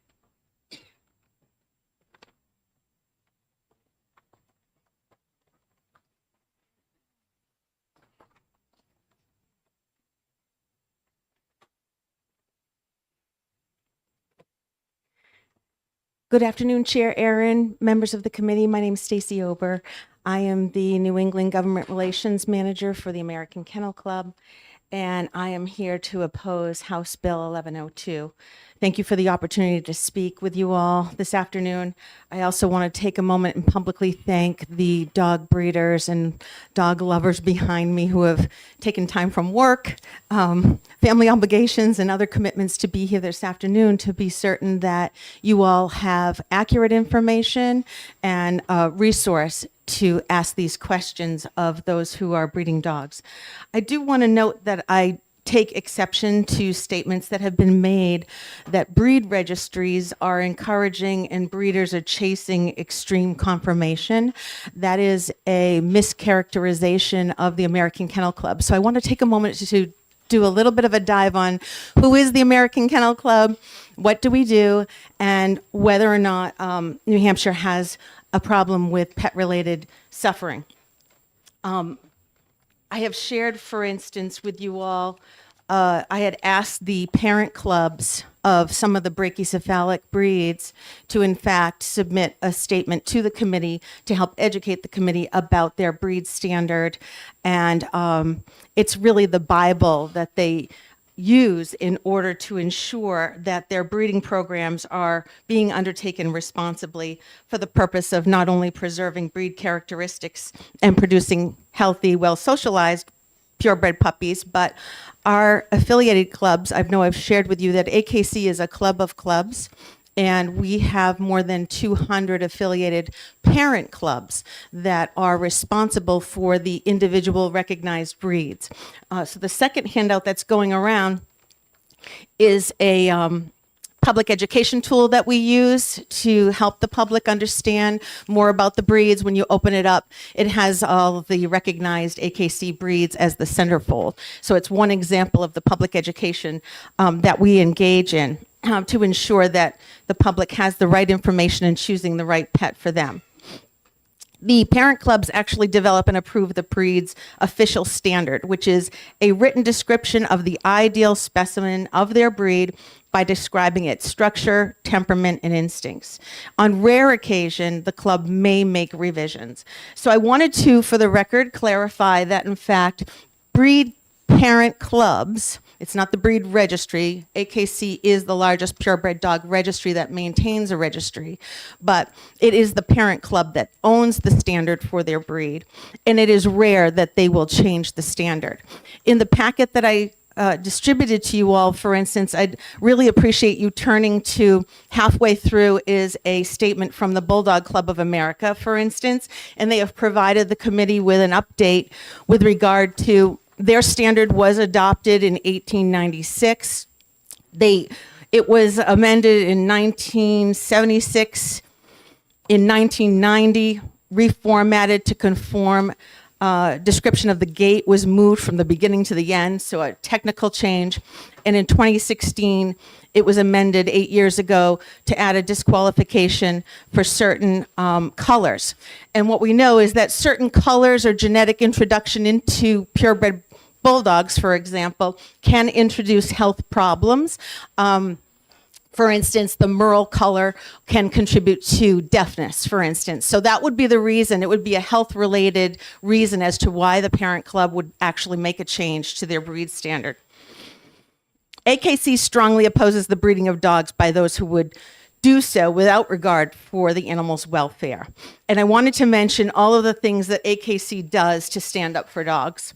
We have an online canine college to teach responsible breeding with practical step-by-step approaches. By joining one of our clubs, breeders learn about the health and welfare topics, and they get mentored and share experience by others in the breed.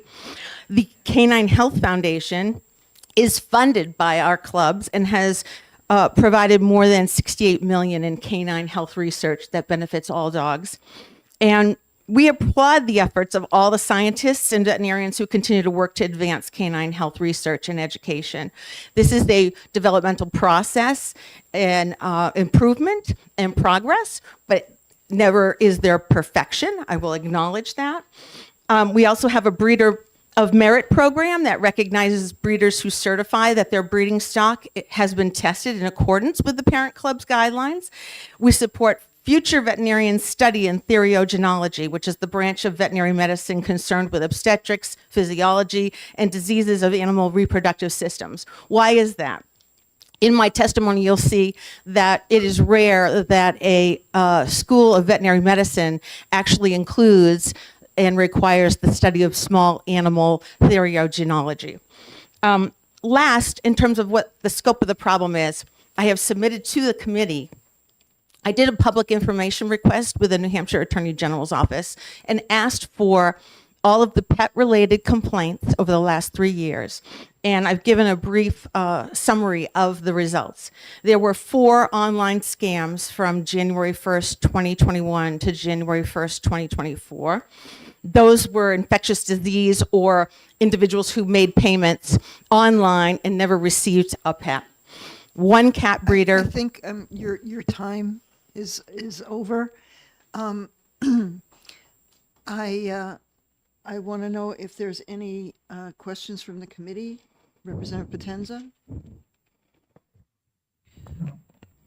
Can I have her finish? Because I think it's you only have a couple more. Sure. Yeah, I'm just summarizing. I just want to hear what statistics? Yes. Just Okay, at the sure. end. Would you please? Thank you for the question, Representative. Let us know. The Yes, and I'll just be brief. There were 4 online scams. I know we've talked about that in this committee before. There was one New Hampshire cat breeder that sold a Maine Coon cat that was diagnosed with a viral infection, and they got a replacement animal that also had an infectious disease.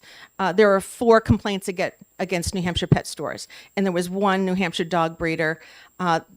Individual bought 2 French bulldogs. The complaint said the seller was without a New Hampshire license and had a criminal record, and one of the dogs was diagnosed with a congenital heart condition. So I wanted the committee to know that of all the data from the New Hampshire Attorney General's office, the Department of Justice on consumer protection, those were the all of the complaints that had been submitted under the consumer protection law here in New Hampshire. None of them refer to respiratory suffering or ailments here in New Hampshire. So I hope that's helpful to the committee. So what you're saying is that there has not been anybody who's bought a Frenchie or Shih Tzu or a boxer that has had any kind of problems as a result of its breed or breeder that has made a complaint to the New Hampshire Attorney General's office? Just the one that I mentioned. Just the one. I think because you heard earlier that people spend a lot of money on pets these days. If there had been issues, I think it's likely that people would pursue action through under the consumer protection laws, which is why I requested the data. I've heard the committee often ask if anyone has the data on a particular problem that a bill is trying to solve. So I did submit a Freedom of Information request. Okay, so you're suggesting that there is no problem with this kind of breeding going on in New Hampshire? I'm saying the data from the Attorney General's office suggests that there is not, correct? Okay. Any other, Representative Creighton? Thank you, Madam Chair, and thank you for your testimony. And I appreciate you consolidating all of your sub-clubs' information and input. I haven't read it. In your knowledge, in these standards by all of your 200 sub-clubs, is there anything prohibiting the breeding of animals that are suffering in some way? All of these clubs have ethical requirements to be a member of the club. So yes. And let's not forget the members of these clubs. You know, I like to say that veterinarians have knowledge about animals that is a mile wide. The members of these parent clubs have knowledge about their particular breed that is a mile deep in terms of the genetics. They're studying pedigrees. They're funding the genetic research that you heard earlier to ensure that they can improve upon the breed. They are preservation breeders. They have invested their time, money, commitment, passion in producing healthy dogs. That's who these parent club members are. So I appreciate the opportunity to correct the record in that regard. Okay, thank you. Representative Potenza. So kind of piggybacking on what Representative Creighton said, based upon all the breeders that you have, would you said in your testimony that there's a certain characteristic, and it would be like color that would show if it's deviating from the breed that would then impact other health? Explain that, because you're saying just literally like a marking could show that, okay, well, that could then cause other different types of deformity? Sure. In the packet, for instance, probably at the end, because I believe they're alphabetical, the Pekingese Club of America, for instance, that breed has been around for 1,000 years. And they're communicating to the committee when I reviewed their statement that at this point, they have one of the healthiest breeds because they have not introduced other breeds or factors into the pedigree. And therefore, they have over time been able to eliminate health issues altogether. So there can be bad actors who will promote publicly, for instance, and it would be, I think, a buyer beware sign if you saw someone that was marketing rare or exotic color bulldog or a designer breed. Typically, that means this is someone that is not breeding to the standard. They are selling, basically something that is not a purebred, but they're hoping to get additional money by virtue of calling it exotic or rare colored or things of this nature. And that's essentially what they've done, is created a mixed breed dog. And so, even when you look, for instance, at the Bulldog Club of America, they've provided for you 2 pictures, one of what bulldogs looked like back in the 1800s and what they look like today in confirmation with the breed standard of the Bulldog Club of America. So they've provided pictures for you as well as to what a bulldog looks like. Follow up. So So these, let's say bad actors that are designer, the things that you just said, would not be incorporated into your association, correct? That's correct. They are likely licensed if they're following New Hampshire laws, because you have to have a health certificate to transfer an animal and whatnot. But there's fraud out there, as there is in other industries. So I'm just acknowledging that as a thing that exists. So would you say that the position of your organization, because I think the most compelling thing out of the testimony from the sponsor is this picture in the back here about, you have one picture of the dog that's literally got no face and then one that has, would you say that the position of your organization is to not be cutting things short in that? Would you say that you guys are going towards more of what things looked like maybe 50 years ago? What I'm trying to say is that the breed standards have not recently changed to accommodate cuteness or appearance.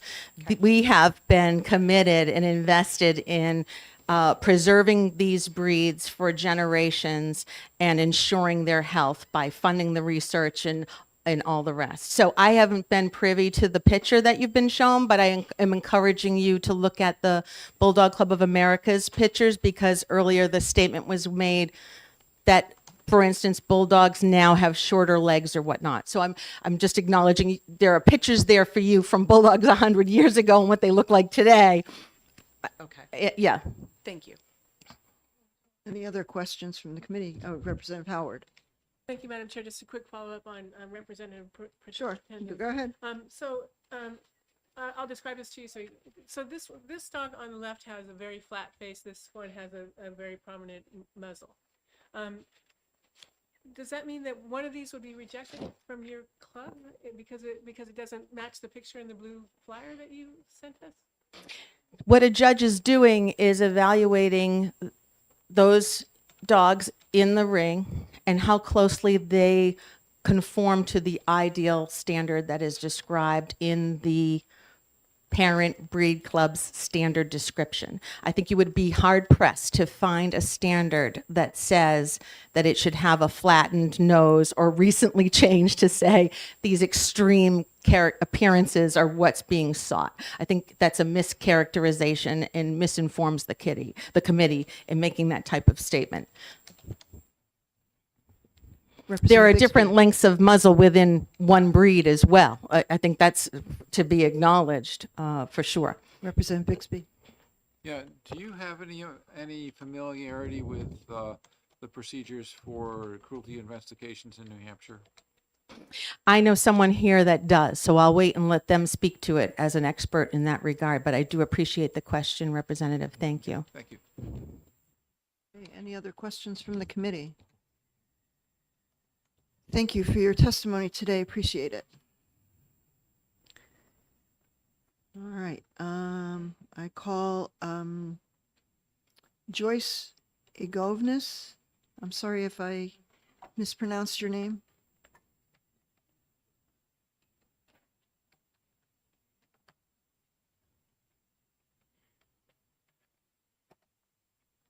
I didn't plan on speaking. Hello. I was more interested, I came with an open mind because I could not understand how anything I have been doing for almost 40 years could be considered cruel. I'm a pug breeder. I bred 37 litters and 106 puppies. But backing up, before I even bred pugs, I had an Irish setter, and my first pug went neck to neck with my Irish setter, kept up doing everything. I called them peak baggers. They went mountain hiking, we went snowshoeing, cross-country skiing, everything pugs did. And then I got into pug breeding, and it's been a really learning experience. No litter that I have bred has been alike. They've all been different. Every pug I've bred has its own personality. I have never had a pug with a breathing issue, so that it affected its quality of life. To me, a pug was a perfect all-around dog. I used it in therapy. I would bring it to the nursing homes twice a week. It was the perfect animal to the size to sit on a senior's lap. It just boggles my mind that they could be considered cruelty. It's like, wow.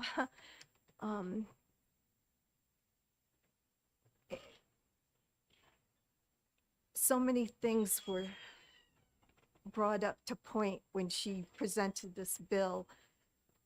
Like, I get health certificates for every litter, and when I adopt my puppies, they have to go through a really long process, educating the buyer, and I always make them, I'm done with? Yes. Oh, okay. They have to take any puppy that they adopt to a vet of their choice. So they have 2 vet visits. And there are certain items like a luxating patella it is subjective. One vet could find fine, but the next vet, within 2 days can say, well, you have a different grade of luxating patella. Okay, sorry. Thank you for listening. Thank you. Thank you for your testimony. We appreciate what you have to say. Any questions from the committee? Seeing none, thank you so much for coming today and sharing your experiences. Call Pam Loeb.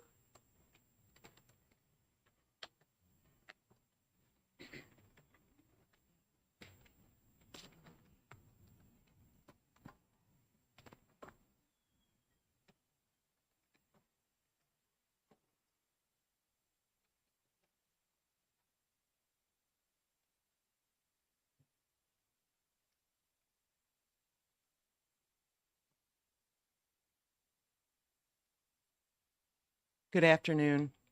My name is Pam Loeb. I'm here today representing the American Brussels Griffon Association. I am fortunate to live in Vermont and was able to come over to represent my organization. These are my Brussels Griffons. So I have a written statement which I submitted, and I also submitted a copy of the Parent Club position statement, which is also in the packet that Stacy submitted. So you've got multiple copies of it, and I would like to read my statement, but I would also like to address some of the comments that I've heard earlier today and some of the statements other people have made. So I'm going to digress from my written statement a little bit here, since you've all got a copy of that. One of the highlights of my written statement, though, is something that I learned when I lived in Maryland, and we had a breed ban in our state. And what I learned is if you legislate against something like dogs that people want to own, people just go underground. I will tell you that in 1997, we enacted a breed ban against pit bulls. It is one of the few places in the nation that the ban is still on the books, and the number of pit bulls in that county has not been decreased at all. I can tell you that because I sat on the Commission for Animal Control in my county. I adjudicated those cases. So legislation doesn't necessarily, we can't legislate morality. So the legislation may or may not change what breeders do. They may just go underground. They'll stop getting dog licenses because they don't want a legal record of the fact that they own these breeds. So that becomes a concern. Another concern that was brought up that I've listened to the comments and that sort of thing. There was a question about genetics and about color. Brachycephaly has nothing to do with the color of a dog, but the reason some of our breed standards list certain acceptable colors and certain colors not acceptable, to answer your question earlier, there are certain issues in genetics with dilute genes. So if you have a black dog and you have a sort of a gray colored dog, in dogs, most of us call that gray color blue. So if you've heard of blue dogs, there is a dilution gene that causes the black to dilute and become blue. And in many breeds, not all, but in many breeds, there's something called color dilution alopecia. And you can Google that. And it means that blue dogs and dilute brown dogs, sort of the cream color dogs, can lose their hair. There's a video that went around last year of a border collie running at Crufts, running agility. Beautiful run. The dog's back is completely bald. That dog was blue and white. He was very athletic. He could still run, but he had no hair. I am not a breeder. I'm an owner of dogs. I represent a parent club. But as a breeder, if I had a dog that had alopecia, I wouldn't be breeding that dog. Okay? By the same nature, my breed is, you've got videos that were submitted of my breed running agility, my breed running fast cat. My own dog is in the AKC Book of the Dog doing obedience. He's got a dumbbell in his mouth and he's clearing a jump. He's got as flat a face as they come, but he did scent discrimination, he did the retrieve, he did all of those things. So I've flown my dogs annually to Louisville, Kentucky to my national specialty. Flat-faced dog, I can fly him. Brachycephaly is just a descriptive term. That's, again, it's not all in my written statement, but those are some of the questions people had. The C-section question, my dogs were born naturally. They were whelped naturally. I know a lot of women who schedule C-sections as to have it on their convenience rather than giving birth at 2 o'clock in the morning when their OBGYN may not be available. It happens in people too. It's not just dogs. So I thank you all very much for your time and for allowing an out-of-stater to come and testify. Happy to answer any Sure, questions. absolutely. So again, the term brachycephaly does not necessarily mean unhealthy. Correct. And it does not necessarily mean the dog is suffering. Correct. Or cat, whatever. I 'cause- did medical transcription for 20 years, and it's a word in Dorland's Medical Dictionary. It's a descriptive word. There's another word for long-faced, for collies. There's a word that describes that. Do you consider that a birth defect? Absolutely not. Okay. Thank you. Any other question? Representative Potenza. So I'm going to try to pronounce it. Brachycephaly? Wow. Okay. You So did that, so would you consider that, like, let's say if we're comparing that to a human, so I had my nose broken 3 times, I had a deviated septum, I could still breathe. So are you considering that kind of like the same thing? Well, brachycephaly just means flat-faced or flat-headed. It doesn't really describe ability to breathe. It doesn't describe any physiological abilities. It's a descriptive, it's like saying this table is flat.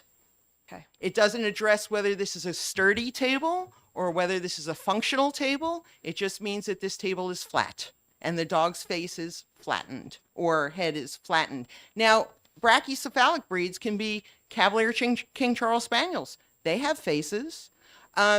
Chows are considered brachycephalic. They have noses.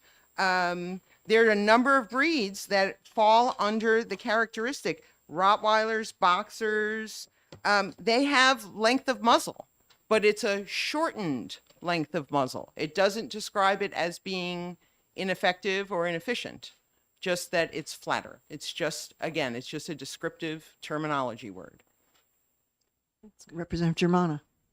Thank you, Madam Chair. Thank you for taking my question. So I think we've heard a lot of testimony and there's a strong sense that using brachycephaly is not the appropriate way to approach this issue because it's a phenotype, not a genotype, et cetera.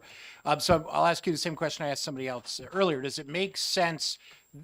Would this bill be better if it focused on BOAS, which is a syndrome, right? So by definition, again, it's a pathological condition, rather than what I think we should all at this point have reached the conclusion that the descriptor is not what we should be concentrating on here, but rather the condition. Well, I can say that the concept of finding a condition like that to be illegal, by definition, it becomes illegal, is an interesting concept. But how are we enforcing this? Is somebody going to knock on every door of every dog breeder and check on this? Is every puppy going to have to be seen and certified by a vet as free of this? And if you do find that somebody has produced brachycephalic obstructive airway syndrome, are we imprisoning this person? Are we disposing of these dogs? We had a term in Prince George's County, Maryland, we're going to dispose of the dogs according to law. And that means we were putting the dog to sleep. We were euthanizing that animal. That was disposed of according to law. Is that what's going to happen to these brachycephalic animals or these dogs with, obstructive airway disorder? What is, I understand that the sponsor is trying to protect people from having to live with sick animals. Nobody wants to live with a sick animal. It's pretty miserable living a dog with skin allergies. I don't want to produce dogs with skin allergies, but I don't think that we can legislate that because there are degrees. And I think that ultimately we're talking about living creatures and what becomes of those living creatures that are now in violation of this law. Thank you.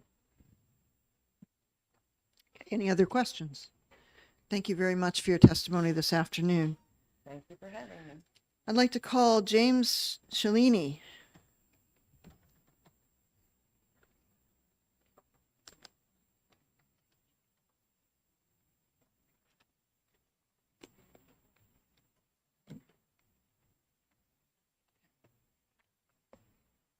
pen? Thank you. Hi. Good afternoon. Good afternoon. Thank you for having me. My name is Dr. James Cellini. I've been a board certified veterinary neurologist and neurosurgeon for about 7 years and a veterinarian since 2009.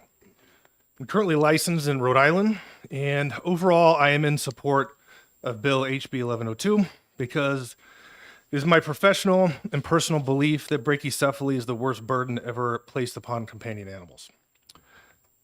It would be very easy for me to simply provide many examples of brachycephalic dog suffering that I've witnessed throughout my career. Just this last week, I performed spinal surgery on 3 French bulldogs.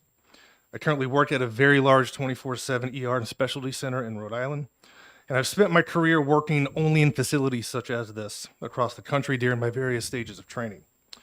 It would also be easy for me to simply state that I've never met a specialist or an emergency vet that doesn't share my view in relation to brachycephaly, which is that brachycephaly is by and large not in the best interest of the animal and leads to a tremendous amount of morbidity and mortality. The problem, though, with simply showing cases of these dogs suffering is that those who support the creation of brachycephalic pets, such as breeders, can simply always default to a common argument, which is that only poorly bred brachycephalic dogs suffer. By shifting the blame onto backyard breeders or unethical breeders, terms which have no real consistent definition, brachycephalic dog and cat breeders are able to absolve themselves from the truth of the matter, which is that brachycephaly is intentional malformed anatomy that greatly reduces the quality of life of a significant portion of those dogs that suffer from it. I'd like to reference the breed standards from 4 of the more popular dog breeds according to the AKC: the Frenchie, the English Bulldog, the Boston Terrier, and the Pug. The breed clubs of all 4 of these breeds describe a breed standard that calls for severe brachycephaly. In the French Bulldog, they list a extremely short nose. The English Bulldog lists extremely short face and muzzle, and the Boston Terrier literally shows a correct, more brachycephalic example versus an incorrect, less brachycephalic example. They have it backwards.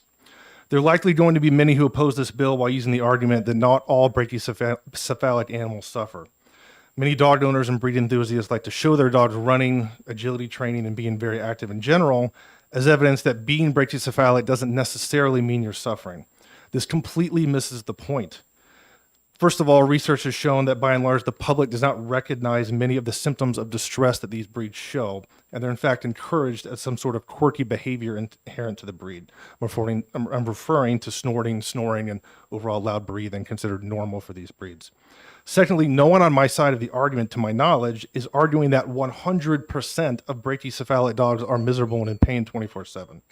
The fact of the matter is that when you strive to create a dog whose breed standard is an anatomical malformation, you may manage to create many dogs who overcome their disability and appear outwardly happy and healthy, but you will also create many dogs who suffer a lifetime of difficulty breathing, chronic pain, and immobility. It is both the pursuit of a faulty standard and the standard itself that should either change or stop, in my opinion. I'd like to also address the notion, if I may, that there is no evidence to support brachycephaly being inherently bad for an animal's health. I'd like to refer anyone interested in researching this to a website called PubMed, where you can type in the words brachycephaly dog and immediately have access to dozens of research articles investigating brachycephaly. I would also like to point out that the term brachycephalic obstructive airway syndrome, or BOAS for short, starts with the word brachycephalic. It is essentially exclusive to these dogs with that confirmation. The breed standards are the disease. I could go on and on about how brachycephaly in boxers, Boston Terriers, and Bulldogs is linked to a much higher risk of malignant brain cancer.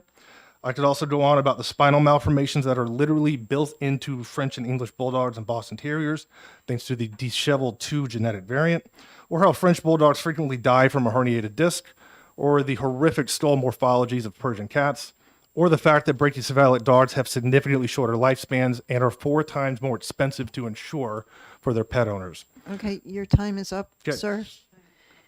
And can we have a copy of your testimony? Do Sure. you have? Mhm. You want to know? Yeah, sure. Are there, Representative Bixby, we have questions also to you, for you.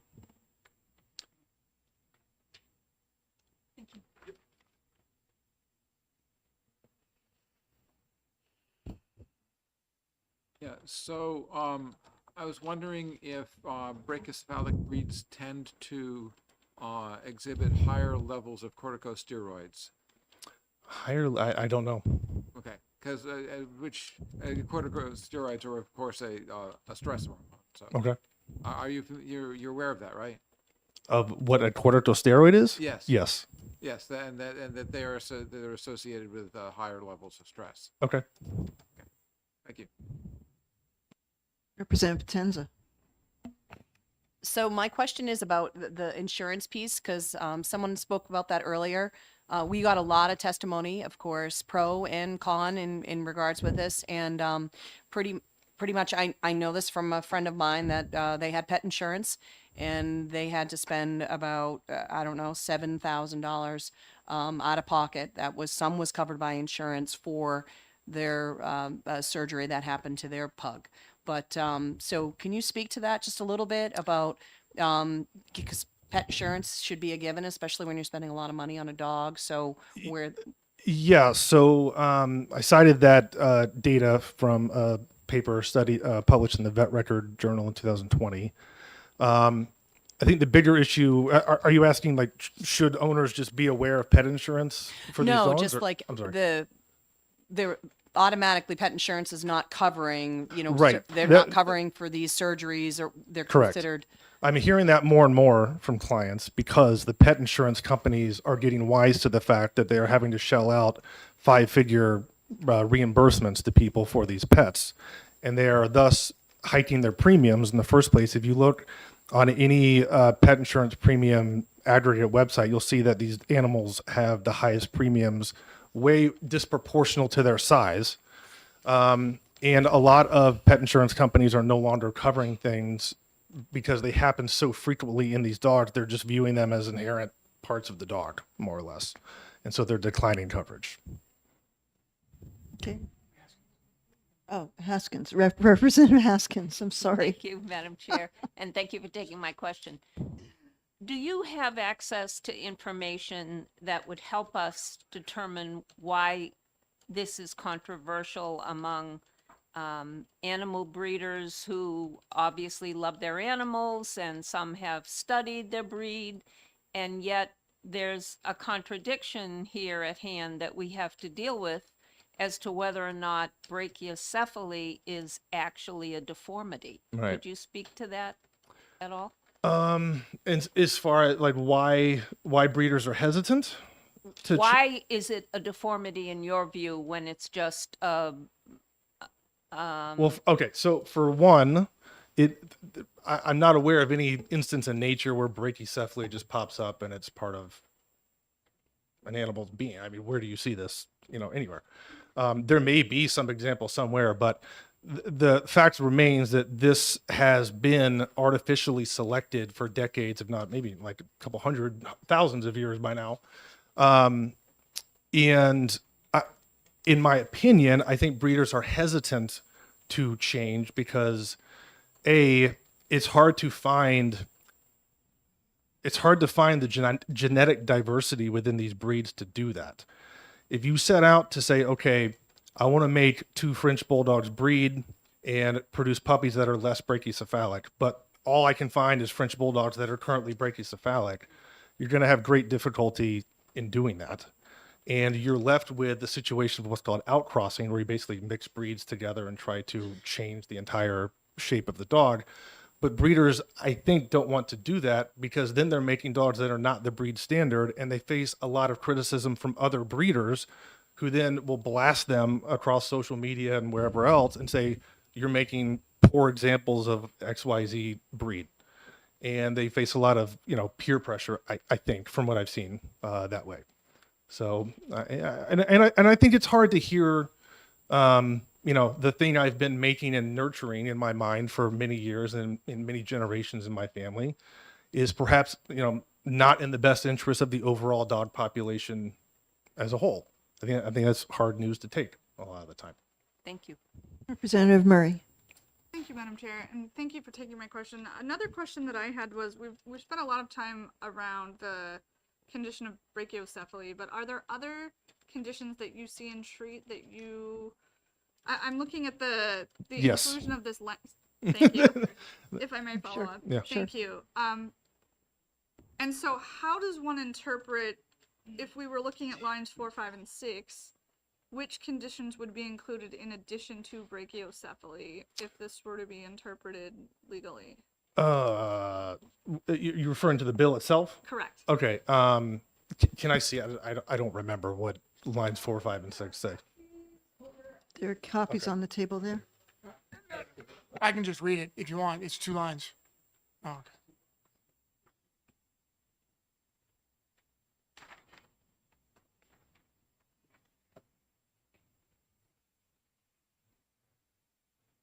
Just to clarify, I was asking around lines 4, 5, and 6 and the interpretation of a birth deformity that causes suffering such as, and it mentions one condition, but you are...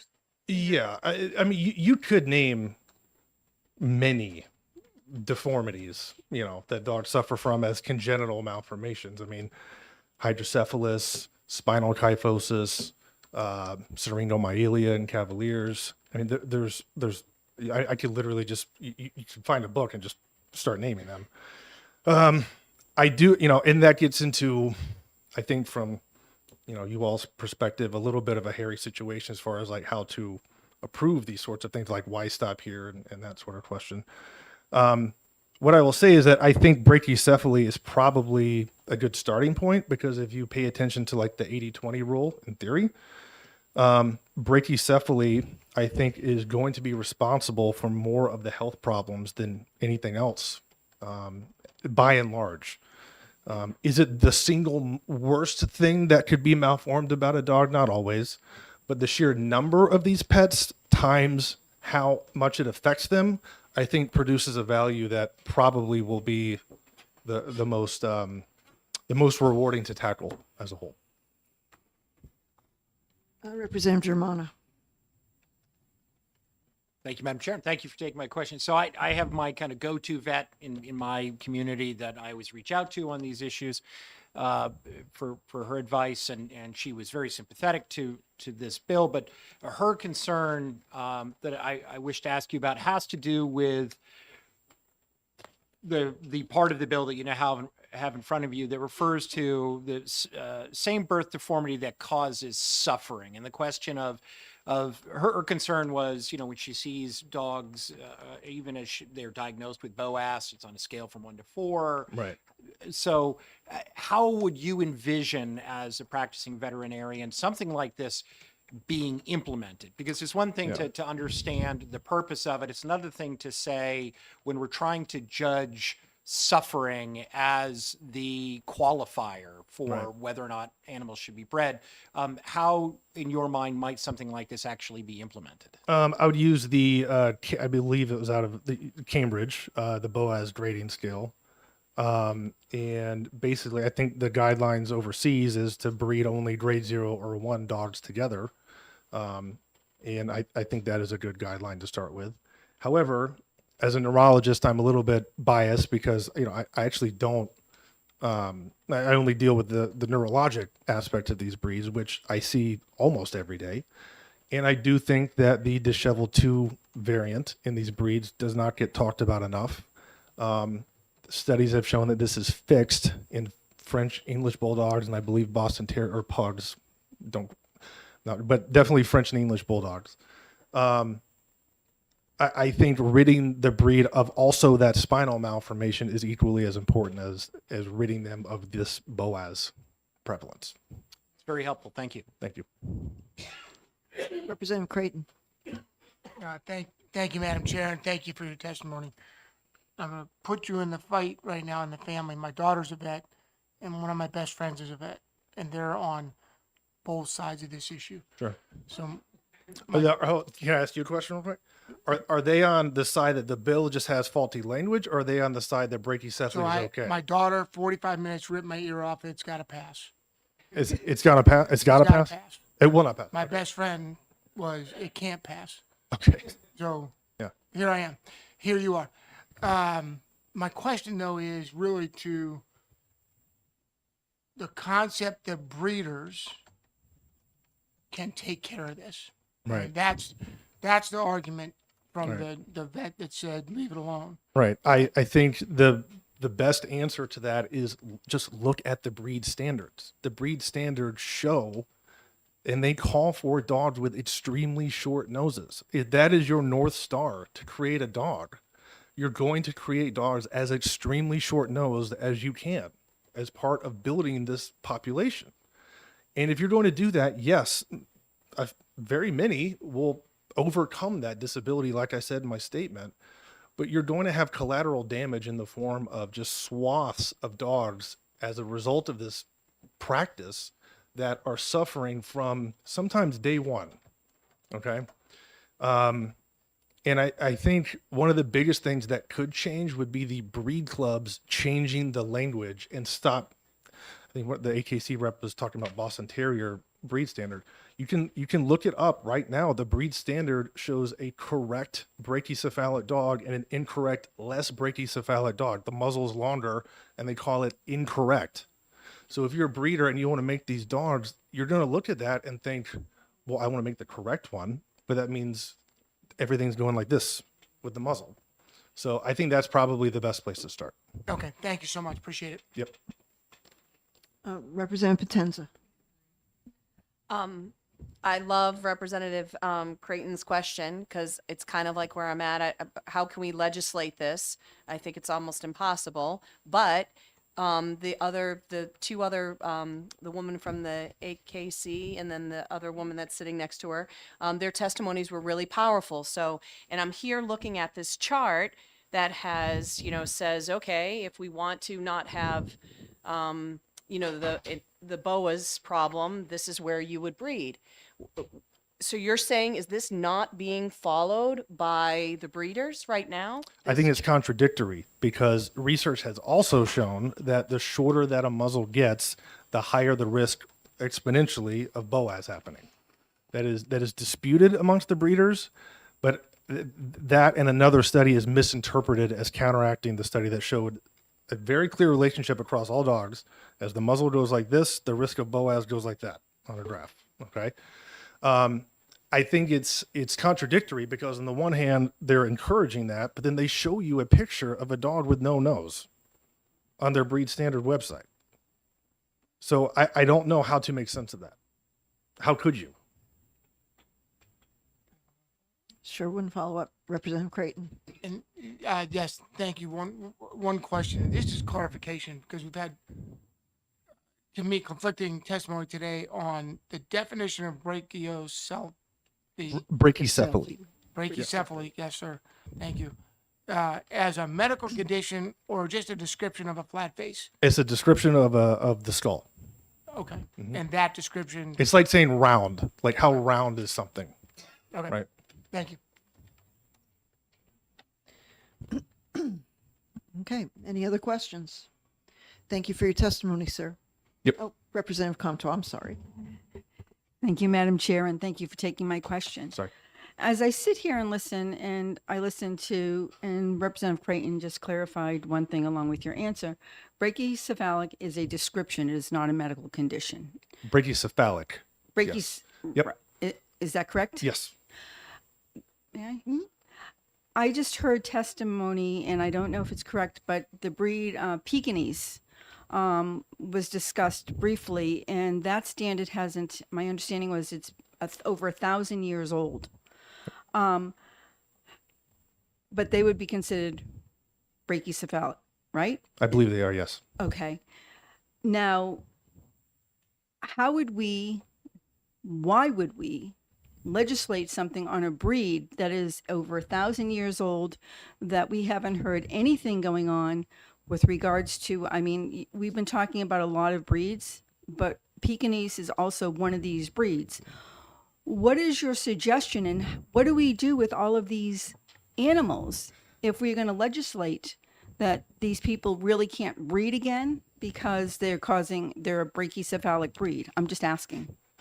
Well, I think that if you start, the question is like in a theoretical world, how to start this process of unwinding the severe extreme features. I would think there would have to be some sort of grace period to say, okay, you have X amount of time to start unwinding this process. so that, you know, initially all we have are brachycephalic dogs in many cases. So like, what else are we going to breed them to, right? So I think they need time to demonstrate, you know, are we making progress and headway here? And I think a lot of good faith, as I've said before, a lot of kind of good faith towards that would be the breed clubs changing what they are recommending and showing as primary examples of these pets. I'd also like to bring up the fact that there's varying degrees of brachycephaly. So like some people mention boxers as a breed and lump them in with French and English bulldogs and say, well, they're brachycephalic. Why they don't have these? If you look at boxers, how many boxers have you seen who have completely no face whatsoever? There's degrees to this condition too. And that's why I use the analogy that it's like calling something round, because, you know, a soccer ball is not a perfect sphere, but you would describe it as round in general, right? Having said that, boxers are a much elevated risk for malignant brain cancer, and that is directly related to the genes that confer brachycephaly onto them. So the genes that change the shape of their skull have other ramifications outside of just their respiratory system. Representative Comtois. Thank you, but couldn't that be true of any breed? True of Well, I mean, any breed can pass on genetic or deformity. I know that at one point I had a breed, I had to make sure I got a hip dysplasia certificate to say that they were free and clear of that and that my dog would replace because it is a genetic deformity or genetic defect in that particular breed. It was my choice to buy from the breeder who I thought was very upfront and honest with me, and I had a wonderful animal. Right. There are other breeds that are subjective to cancer genes.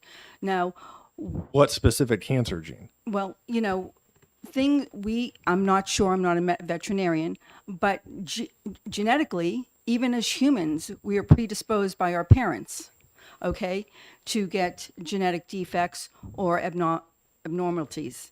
This can happen in any breed of dog, not just the brachycephaly. So what is your answer to combating all of these? Well, for one, I think this is a false equivalency. I don't think that referring to other breeds like, let's say, Bernese Mountain Dogs, and they're massively overrepresented for a malignant cancer that is incurable, and their lifespan in some studies are reported as 6 to 8 years, and they die of this called malignant histiocytosis. Okay, that cancer, if you could identify a single genetic test to say, okay, this dog is going to demonstrate this cancer, I promise you, everybody would be on board with saying, okay, yeah, let's get this out of the breed. The problem is you cannot, at least to my knowledge, currently do that. And you have to wait until the dog is about 7 or 8 years old to develop the cancer many times. They develop these problems after they've reproduced, okay? Whereas many of these dogs who are brachycephalic will demonstrate these problems before they reproduce, or they are simply born with a shape that we know puts them at risk for it, okay? So I think the question is, what can we identify to fix? And you mentioned the Boas grading scale, and, you know, simply visually inspecting the two parents of any potential offspring, I think would be, you know, much easier than trying to say, you know, are these dogs going to end up producing cancer in 8 years after they're born? Representative Bixby. Yeah, so one of the things I'm struggling with is that we have before us two different things. We have a problem, which you have documented fairly well, that there are certain diseases that or physiological problems that come with brachycephalic dogs. Not 100%, but, you know, with a certain degree of predictability. And we also have before us a bill. And what the bill does is make the selling or breeding of such dogs and animal cruelty of an equivalent to negligently failing to feed your animals, or negligently you know, causing other sorts of suffering to your animals. I'm not going to go through the whole list, Sure. but so what we're looking at is something, a list of cruelty behaviors that are generally policed by local law enforcement or local animal control officers, and are, and I'm wondering how that the enforcement system that we have for someone who is hoarding animals is going to be the same, be effective for dealing with problems that have to do with, let's say, errors of judgment in breeding or Right.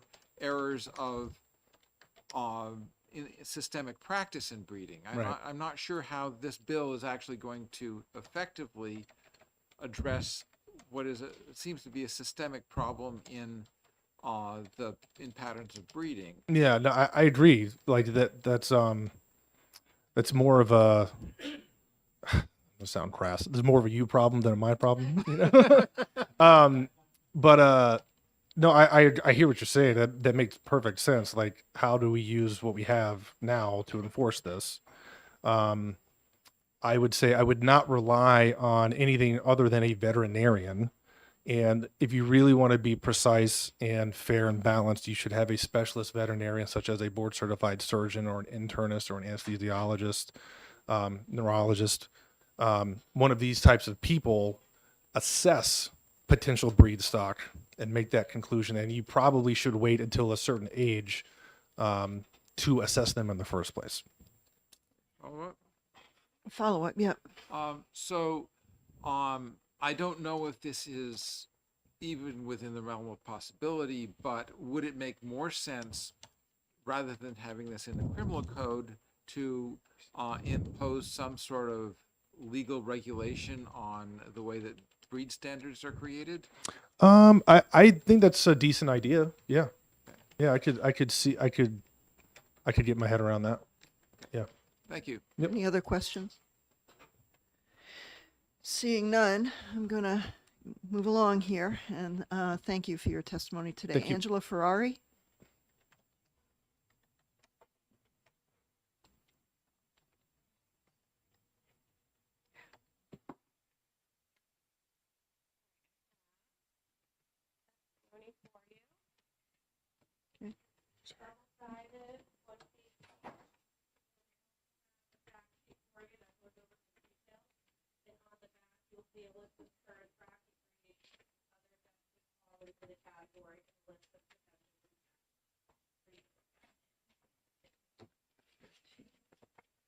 Okay.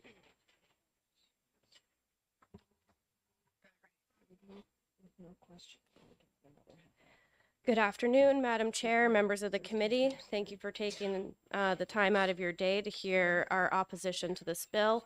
I'm here on behalf of dog owners of the Granite State. And I know I've explained to you our organization before, but we represent a wide variety of breeders and clubs throughout New Hampshire, including cats and dogs.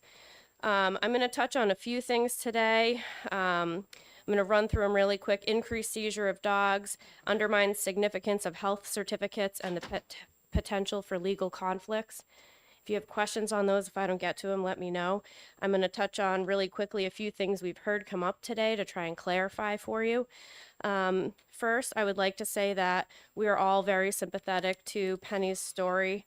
We don't discount what she has gone through with her dog in any way. What I do want to remind all of us is that she purchased her dog from a breeder in Ohio.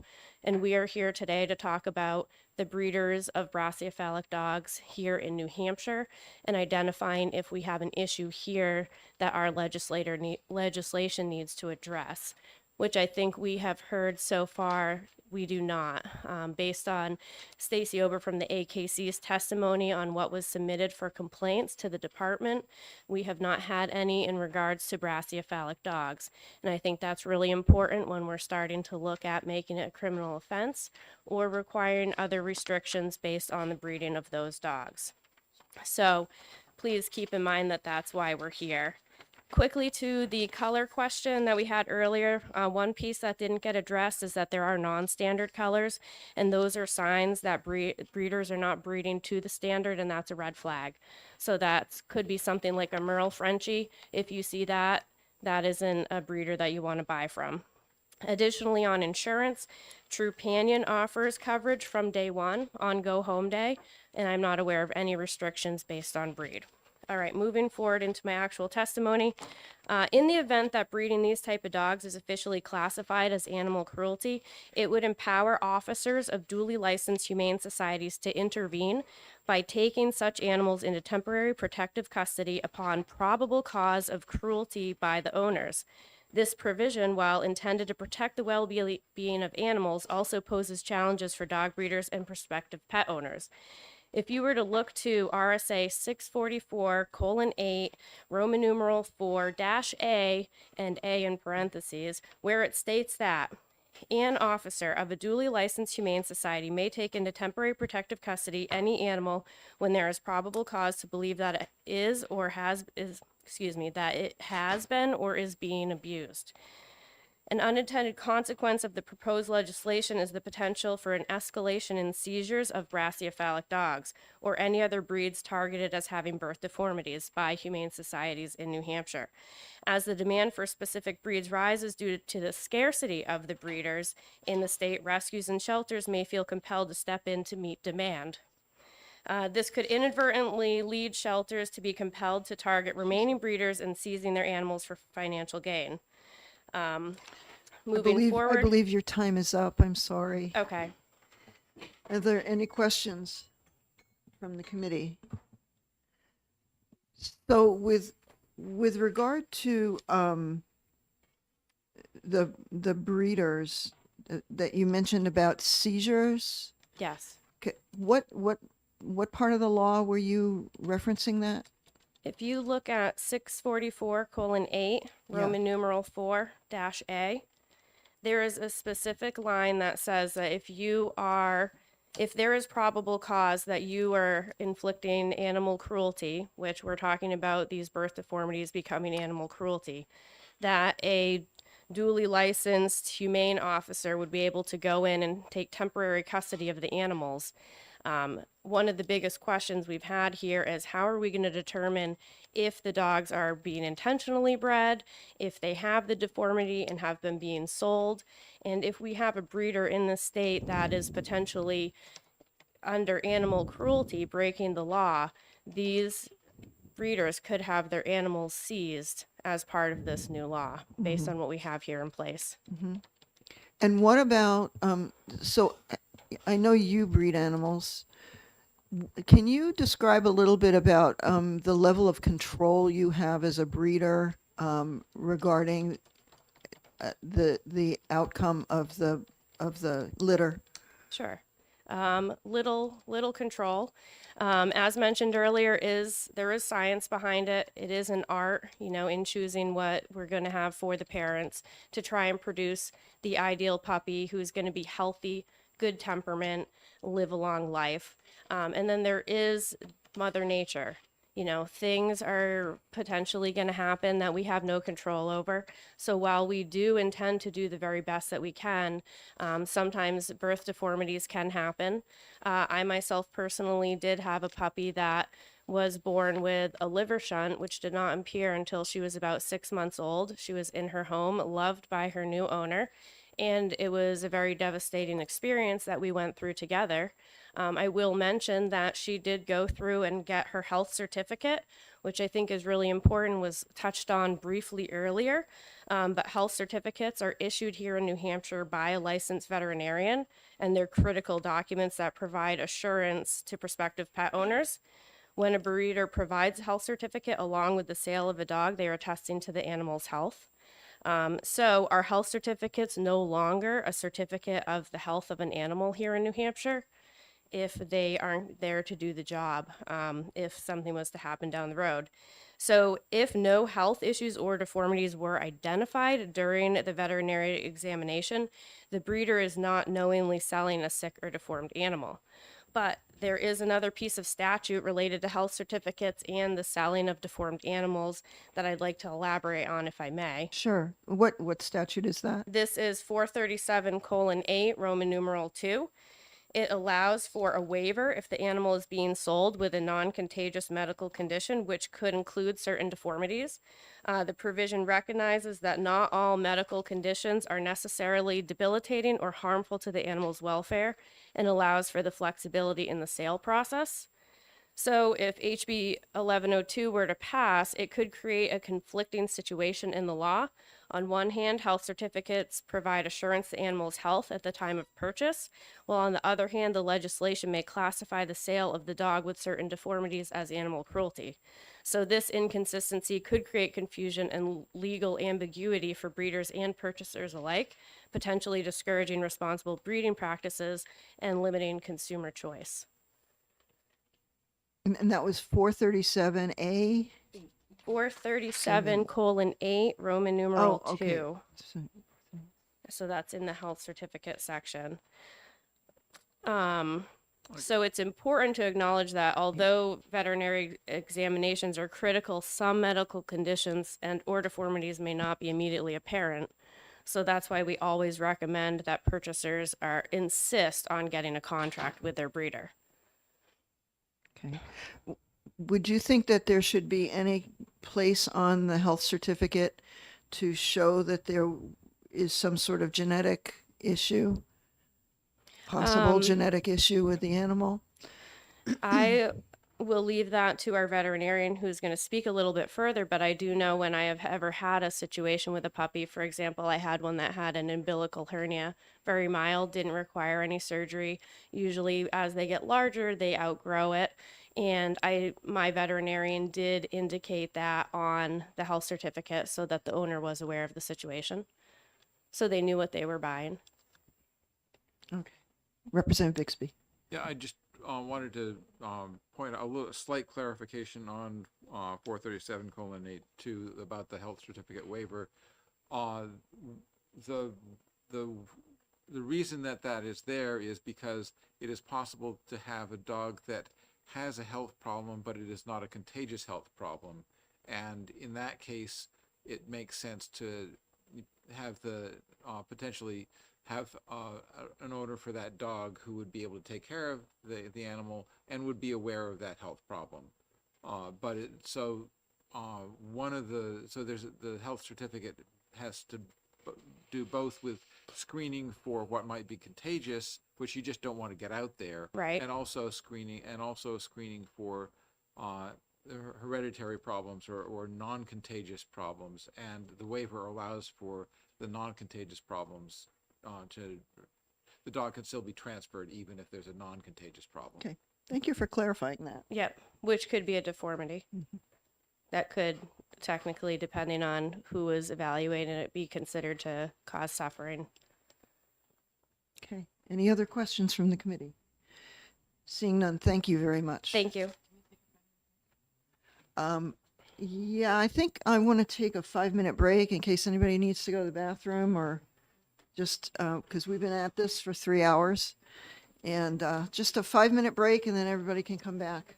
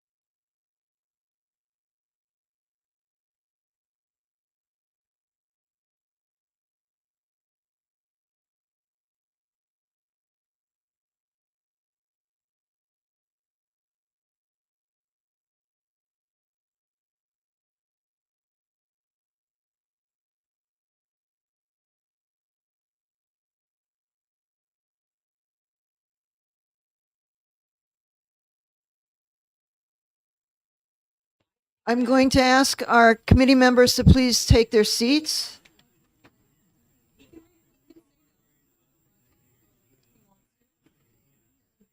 I would like our committee members to please take their seats.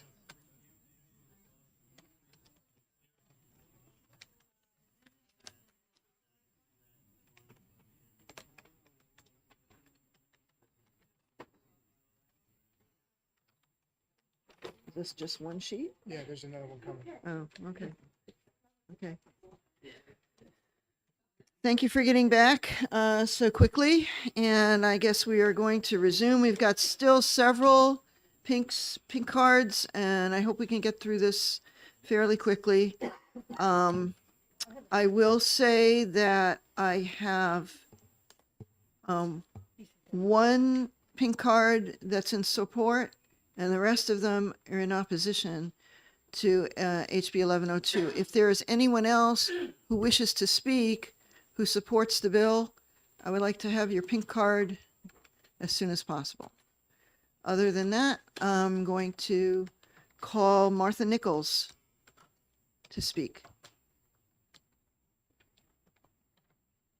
Thank you very much. Please put your microphone on, and you have 3 minutes. Thank you. Thank you very much. This has been such an interesting session, and I really appreciate the information that I've been hearing from both sides of this issue. Full disclosure, little Penny is my grand dog, so I've been through it with her. I just wanted to say a couple of things briefly. My biggest takeaway from listening to everything here is that the breeding standards for brachycephaly are the problem. That's my biggest takeaway. That's not a comment on breeders. It's not a comment on anyone. I think it's time for much more awareness on this and some changes. New stuff comes up all the time. We don't have to live with stuff that was happening 50 years ago, 100 years ago, 1,000 years ago. So that was one of the biggest things. It's not a breed ban. Breeders, I don't think you need to be afraid of this. It's pretty basic and simple. You cannot intentionally, if this is passed, you can't intentionally breed two dogs with the same deformity. That causes suffering. So we may be overcomplicating the issue when we're talking about genetics and all that sort of thing. Let's see. It's not the breed themselves that are the problem. You know, it's the breeding standards. I also thought, the bill. It only adds to the existing definition of cruelty. The first offense is a misdemeanor. Somebody mentioned a felony, and that sort of thing. A couple of assumptions that I've heard that I just wanted to correct. One was Penny was purchased in Ohio, not because my daughter didn't research breeders in New Hampshire. She researched a breeder in New Hampshire first and found unsatisfactory. They were breeding non-breed standard colors. So she decided to look elsewhere, and she looked all over the mid-Atlantic seaboard. I kind of get the idea that maybe breeders aren't necessarily aware of the complications of Boaz, because the person that my daughter went to never mentioned Boaz or brachycephaly. The vet signed off on this dog, and she came home, and a week later she was near death. I also think that if we have healthy breed standards here in New Hampshire, people will flock to breeders in New Hampshire. They won't go elsewhere. I think that's pretty important. Also, one other assumption was that, people will report these things to the state. No, that's not true. My daughter didn't even want to report it to the breeder, because she didn't want to hurt their feelings. Thank you very much. Okay, thank you very much. Any questions? Okay, thank you for your testimony. Diane Tyree? I think it is Tyree.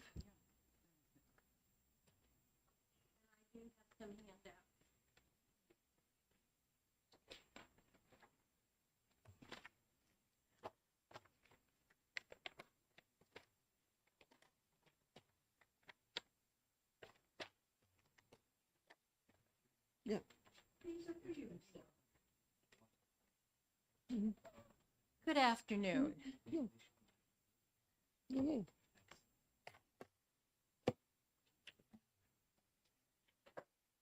Okay.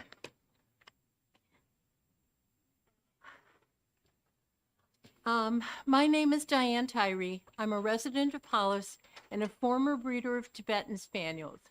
I currently live with four geriatric Tibetan Spaniels that range in age from 11 to 14.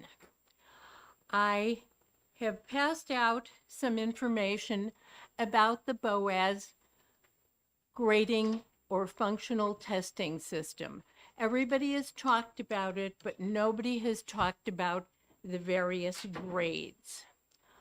I think it's important to understand that these dogs are graded from 1 to 3. A 1 being a perfectly clear dog, and a 3 being a dog that has been classified as affected. That being said, my big question is, what do breeders do with dogs that are puppies that are classified as a 3 and affected that cannot be sold? Do they euthanize them? Something that has to be considered. I'd also like to make you aware of 8 ancient dog breeds from China and Tibet that have been classified as brachiocephalic and survived despite the inhospitable climate and topography of those areas. These are the Chinese Shar Pei, the Chow Chow, the Pug, the Pekingese, the Japanese Chin with roots in China, the Lhasa Apso, the Tibetan Spaniel, and the Shih Tzu from Tibet. These breeds have survived 2,000 years or more. Many of them are long-lived breeds. Currently, the average life of a Pekingese is longer than that of a golden retriever in that new study. There has been a lot of concern about brachiocephalic breeds and their health. A lot of it is exaggerated and incorrect. As an AKC judge of Lhasa Apsos and Tibetan Spaniels, I have to question how either of these breeds could be considered brachiocephalic. Yet both are listed as being so. So therefore, I ask you to take a long look at the history of these ancient breeds, the accuracy of classification of the breeds as brachiocephalic, and the availability of current testing methods when you make your decision. Okay, thank you. Your time's up. Any questions? Any questions from the committee? Yep, Representative Murray. Thank you, Madam Chair, and thank you for taking my question. With regard to the grading, now correct me if I'm not wrong, I believe there was a veterinarian who tested that there was a grading scale 0 to 4. And so I'm curious what the difference. I don't know about the 0 to 4. I found the 0 to 3 online. Okay. Okay, but thank you. I was curious as to know whether or not you had come across that. I have not come across a 0 to 4. Everything I had found was a 0 to 3 grading system. Okay. Okay, thank you. Representative Germana. Thank you. I just wanted to say, for point of clarification, I had referred to a note I got from my veterinarian who referred to 1 through 4. So I suspect the kind of 1 through 4 equates to 0 through 3. So four they're 4 categories, yeah. I think that was the confusion. Yeah. Thank you for the clarification. That Okay, makes sense. thank you. Thank you. Okay. Thank you for your testimony. Jane Barlow Roy.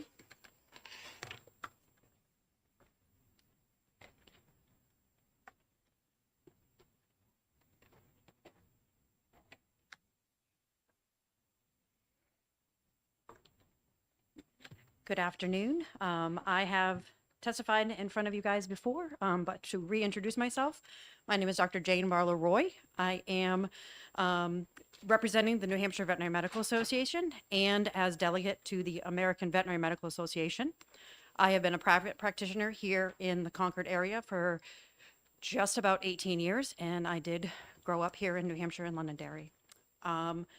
In lieu of reading my written testimony that I will give to Representative Comtois, I will just make the point of further defining the different types of cephalies, because there are 3 known cephalies that the American Veterinary Medical Association defines, as well as my veterinary textbooks.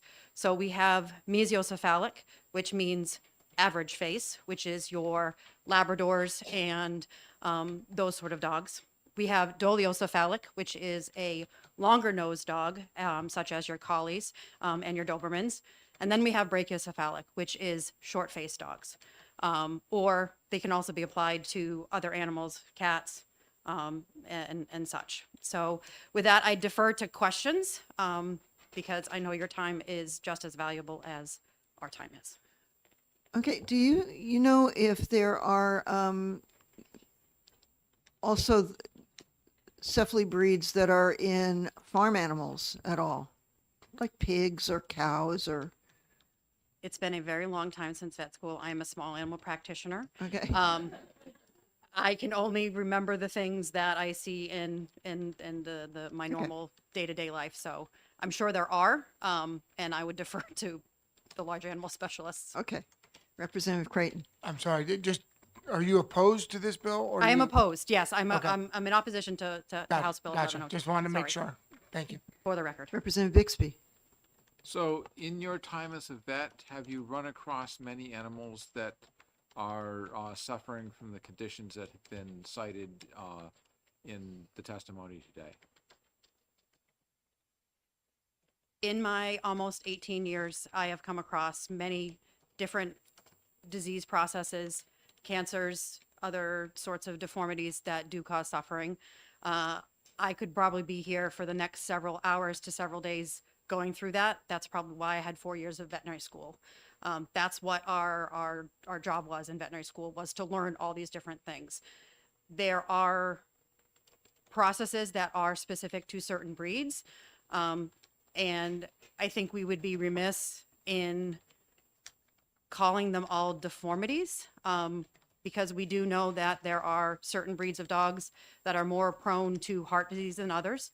We know that there are more dogs that are prone to cancers than others. We know that there are breeds of cats that are more prone to upper respiratory infections. But that doesn't mean that that all falls under the definition of birth deformity or birth defect. Okay, thank you. Any other questions from the committee? Thank you, appreciate it. I think one more kind of point to your, if we started to go down that trail and started to say, well, we can't breed Labradors because they are more prone to lymphoma. We can't breed golden retrievers because they are more prone to hemangiosarcoma. We can't breed beagles because they are prone to obesity. We're going to be left with no animals. So I think that's our concern with this particular bill. Okay, thank you. Thank you. Appreciate it. And I do have written testimony that the AVMA has. All right. Pam Manis.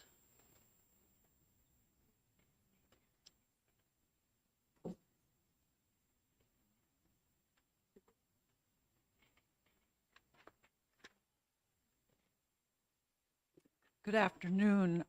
Thank you for letting me testify. This is so neat to be in New Hampshire and be able to do this. I've lived in other states when I was younger and could never get to say hello to the governor or hello to representatives, so thank you. Just briefly, I am a breeder. I have been in the breed that I chose, which was Irish Water Spaniels, although my mother chose it, and then I followed through. Since 1958. I've been a breeder myself since 1980. And I just wanted you to hear from a breeder's perspective. This is very frightening to us, for a bill to be set in front of you, listing things that, quote, we've done wrong over the years, and now somebody else is going to correct it. My breed standard is very specific. It calls for a gait, it calls for curly hair, it calls for a smooth face, and a tail with no hair on it. It's every breed has its characteristics. And when we read this bill right away, we said, whoa, deformity? Gee, your nose doesn't look like mine. Am I deformed or are you deformed? You know, when you get into, I'm also an emergency nurse, so I do understand the process when somebody has a deformity, like a rounded back, they won't have good breathing, things like that. So I do understand that, but I'm not sure we can legislate that. I don't believe that's true. And I think that one of the breeders that I've talked to are frightened. They are very frightened that you'll start on this slope and we'll go right downhill. And I just have one more thing to say. Thank you so much for sitting here and listening to all of us. And each year I get to stand up at the Emergency Nurses Convention and be the only state in the United States and abroad that doesn't have a primary seatbelt law, but I still wear mine. So anyhow, thank you very much. Yes. Yeah. Representative Comtois. Thank you, Madam Chair. Could you just tell me what IW? Oh, it's the Irish Water Spaniel Club of America, and we have probably 50 or 80, I think it's now 80 international people, and we have a small breed, maybe 200 members, but we're mighty, and we drink beer. Thank you. Thank you. Okay, I'll call Dr. Lisa Boyer.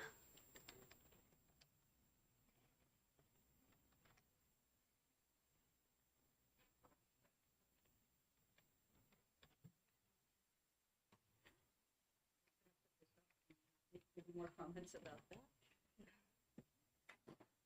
Good afternoon. Chairman Aaron and committee members, I'm Dr. Lisa Boyer, and I'm a New Hampshire resident and veterinarian licensed. I need you to speak into the microphone. Sorry Thank about you. that. Thank you. Can I start from? Yeah, no, go ahead. All right. Chairman Aaron and committee members, I'm Dr. Lisa Boyer, and I'm a New Hampshire resident and veterinarian licensed in New Hampshire and Maine. I have more than 2 decades of experience in canine reproduction and personally breed dogs. By way of background, prior to becoming a vet, I was an Air Force officer and an FBI agent.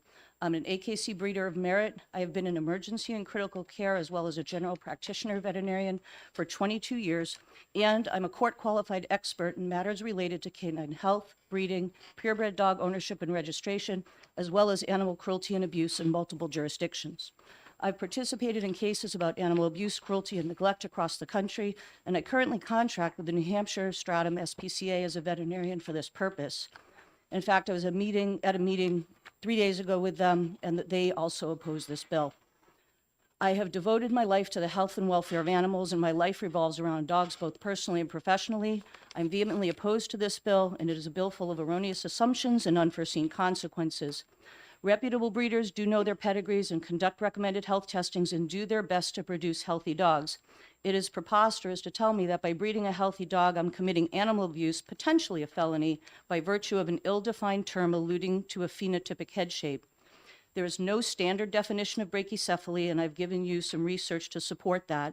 It does describe a wide variation in the appearance of skull, and equating that brachycephaly with a deformity or animal cruelty is misinformed and not true. Brachycephaly is not only seen in domestic species, but it also occurs as a natural adaptation in species to its environment. It occurs in sheep, goats, cattle, horses, birds, pigs, rabbits, dogs, cats, and even human, and it is not always pathologic. HB 1102 could extend to other species as well. There are a lot of studies out there that will discuss the implications of BOAS and other health problems with brachycephaly. The problem isn't with brachycephaly itself, it's with any trait in an animal that occurs in the extreme. I would respectfully tell you that the neurologist who testified, he sees a very biased population. He's a specialist. He doesn't see the general pet population. I would tell you that most of the brachycephalic animals that I see in practice over my 22 years do not suffer from these, and it certainly isn't a 90% occurrence in any breed. I have research as well that supports that for you. Breeding also refers to not just putting 2 dogs together or 2 animals together, but also the production of those animals. So if I breed 2 non-affected animals and come up with an affected animal, I could still be held accountable under this law. That's the way I interpreted it. So this would essentially stop me from ever breeding a dog in the state of New Hampshire again. So that is concerning to me. The other issue that I left with you, if I can just have one comment, is Sure. that there's a study that I did reference in my testimony that discusses the impact of an educational intervention on public perception of brachycephalic dogs. And it showed that 97% of people, after given proper educational tools about the problems that can happen, not that do always happen, had a much better understanding of it and were more informed. And it is not the skull that equates with the dog's problem. It's the openness of their nostrils and other ratios in their neck and girth. And body weight is probably one of the most biggest indicator of BOAS, not brachycephaly. And that research has been provided to you in my testimony. And I am happy to answer any questions regarding pet insurance, suffering, and evaluating an animal for suffering, as well as the general pet population and animal welfare. Representative Bixby. So it sounds like you're the person to ask my question. Yes, I sat there back there going, yes, I'm happy to answer. So I'm wondering what the procedure is. If you could just describe what the procedure is for doing an investigation for animal cruelty under 648, 644-8. Sure. So first, the complaint must be brought to, an agency. So that would come to either an animal welfare agency or potentially even an attorney general or law enforcement.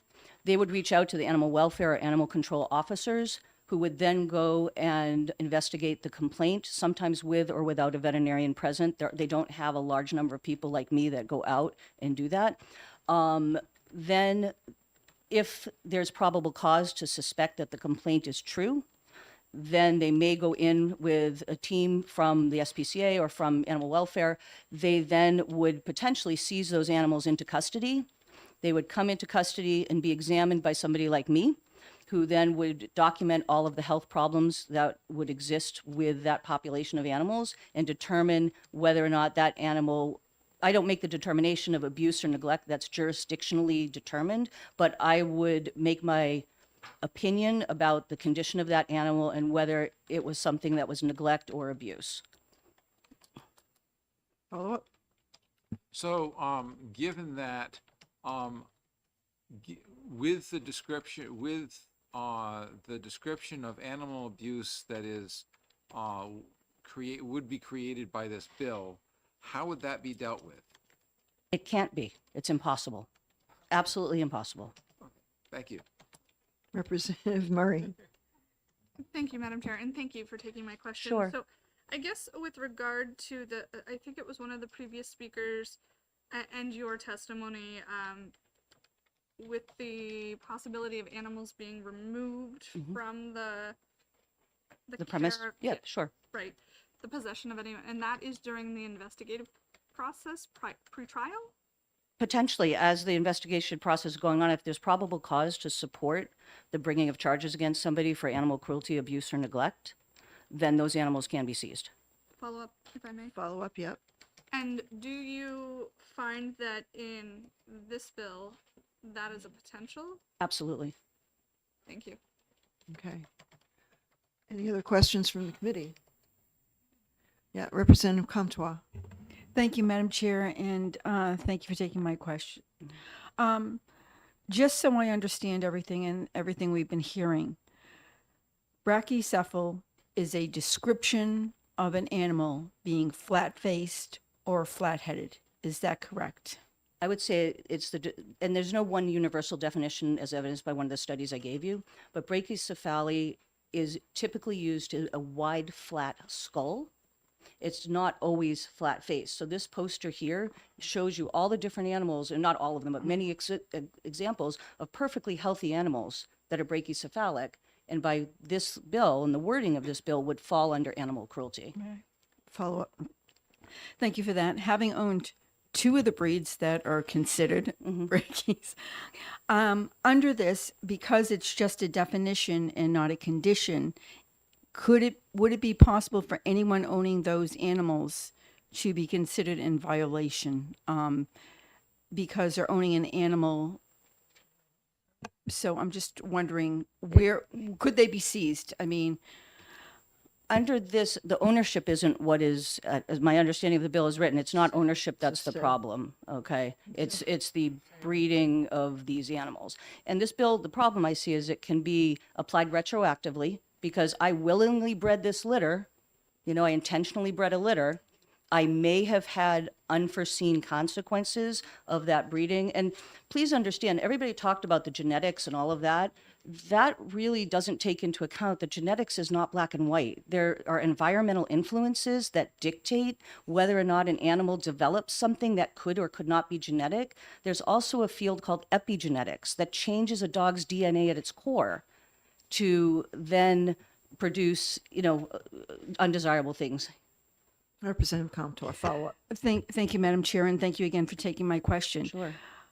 So what if someone was breeding these animals and they're perfectly healthy? Could the environment on which they're being raised cause some of these issues? I'm so glad you asked me that question. Let's take hip dysplasia. If you ask me, as a 22-year practicing veterinarian, the number one disease process that causes suffering in animals, I would tell you it's hip dysplasia. Happens in tons of breeds, lots of large dogs. That disease is not only genetic, it's multifactorial. It comes to diet, exercise, the flooring on which it was raised as a puppy. It can be the flooring that it's raised in, in a household. People who have slick floors, who have wood floors like we do, that dog will be more predisposed. So correlation does not equal causation. And that's what I really hope that this committee can understand. Brachycephalic breeds, yes. Do they have BOAS? Sure. Do they have other issues? Sure. But it doesn't mean by virtue of their breed or the brachycephaly that they're going to have it. They're correlated, but they're not necessarily caused by that. The idea that by having a dog with a flatter skull, that it's necessarily going to have this, no. Their body weight it determines whether they can regulate their body temperature, much more so. The studies that I've given you show that the number one contributor is not the length of their muzzle, but yet their body weight and their girth of their neck. These are scientific studies. And I just don't, 90% of Frenchies do not have BOAS. I'm sorry. I don't know where those statistics come from. I've done my research. Any other questions from the committee? Okay. I have to, again, we're talking about just dogs, actually. We've been talking all day, dogs with brachycephaly, but are there any other and is this really a deformity? No, it is. It occurs in nature. Okay. And that's, in my testimony, I talk about birds. Animals adapt to their environment. Now, certainly brachycephaly in an extreme case can be bred to be undesirable, but animals are naturally brachycephalic in undomesticated species as well as domesticated species, and they do have adaptations that occur based on their environment. Mm-hmm. And so, no, it is a descriptor and not a deformity or condition. Mm-hmm. Absolutely not. It's not recognized in any veterinary textbook as an abnormality. Mm-hmm. Are there any other breathing disorders, aside from asthma kind of things, that are traits of certain other animals? There are a lot of breathing disorders that are traits in many animals.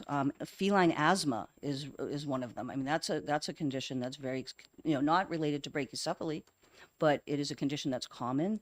Animals have pulmonary disease for a wide variety, infectious reasons, tick-borne reasons. There are many things that could cause breathing difficulties.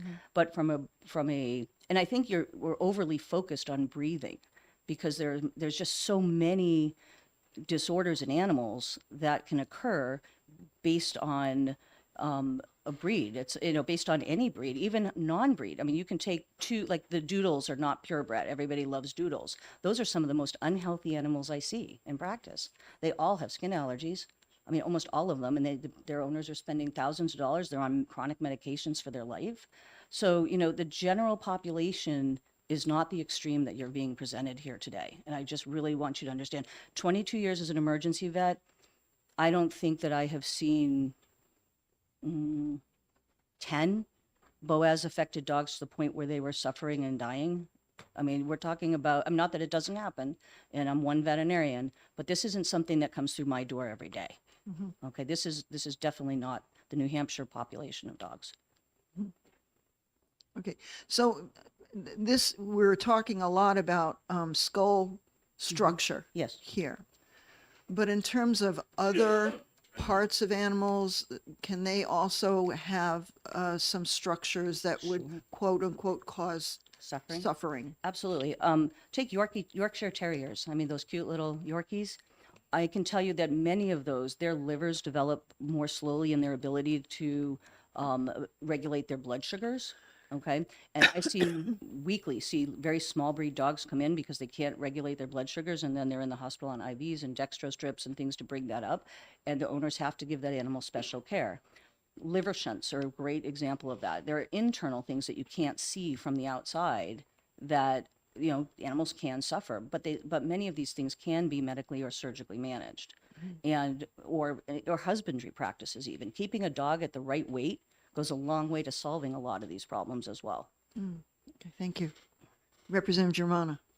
Thank you, Madam Chair, and thank you very much for your testimony, Sure. for answering my question. So what I'm struggling here with is I understand certain breeds are prone to certain disorders, right? As certain genetic groups and human populations are prone to certain disorders, right? But the question here has to do with artificial selection, right? So are there other comparable cases where a specific aesthetic feature for which animals are bred have a comparably high correlation to a specific disorder, right? Because I understand certain breeds have certain disorders, but I'm struggling with, it seems to me that whatever the percentage is, there is a correlation, a stronger correlation between certain physical features that are intentionally selected for Okay. and certain Sure. medical conditions. Sure. We could talk about intervertebral disc disease, long back dogs. You know, you have a longer spine. Certainly they're more prone in their daily life to wind up having, you know, intervertebral disc disease. That can be life-ending and life-changing for a dog. You can I can go back to hip dysplasia. Dogs that are bred for a certain bone structure and the slope of their back and just their conformation in general can have hip dysplasia. I mean, so there are many of these examples, but I think we're unnecessarily focused on one condition and, you know, and brachycephaly. I think this, unfortunately, would then extend to the greater population. And a lot of times I can do, as a breeder, the best job that I can to ensure the health of a litter. And and do all my health testing and clearances and everything else and breed the best of what I have. And something can go wrong, either not genetically, but developmentally from embryonic development or even environmental influences to cause some of these things. And we can't control for that. We just can't. It's Mother Nature, you know? It's very helpful. Thank you Yeah. very much. Yeah. Thank you. Thank you. Any other questions from the committee? Thank you very much for your testimony. It was very helpful today. Okay. Would it help you? Don't forget rascals.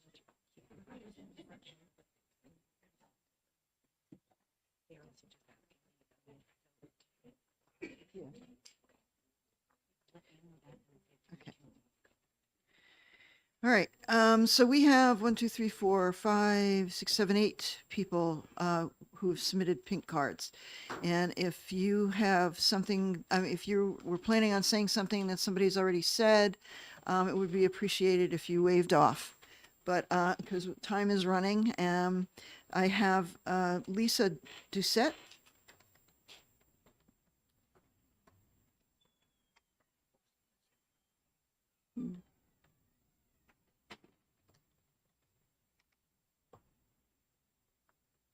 And thank you. I'll be brief because a lot of it's been touched upon. But firstly, name is Lisa Doucette. I am strongly opposed this bill.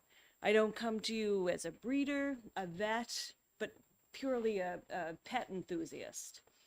And I happen to own a dog in this targeted group that we're talking about today, but understand that with the lingo in this bill, it certainly is a slippery slope, but to me, it can cascade and kind of focus on what I would consider characteristics of breeds and start to think that that is a deformity.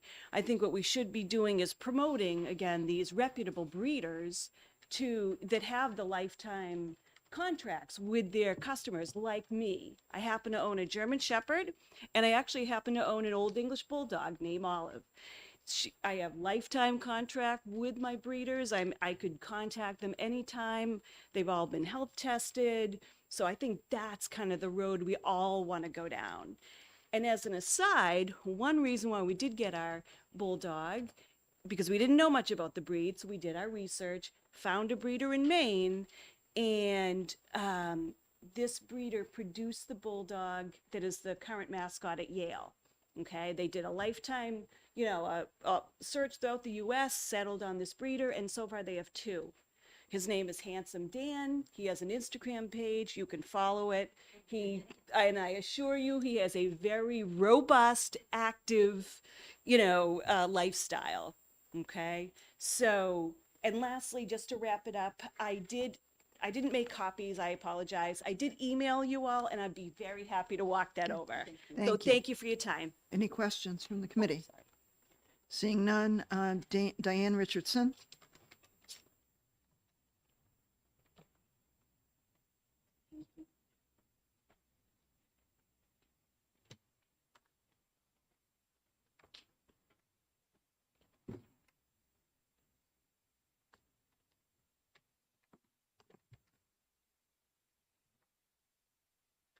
Hello, my name's Diane Richardson. I'm from Springfield, New Hampshire.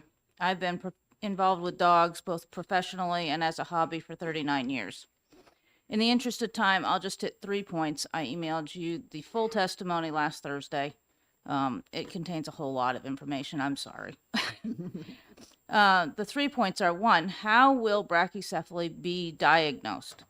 There are 6 different methods and 4 thresholds within those that can be used to define and diagnose a brachycephalic animal, which I detailed in my email.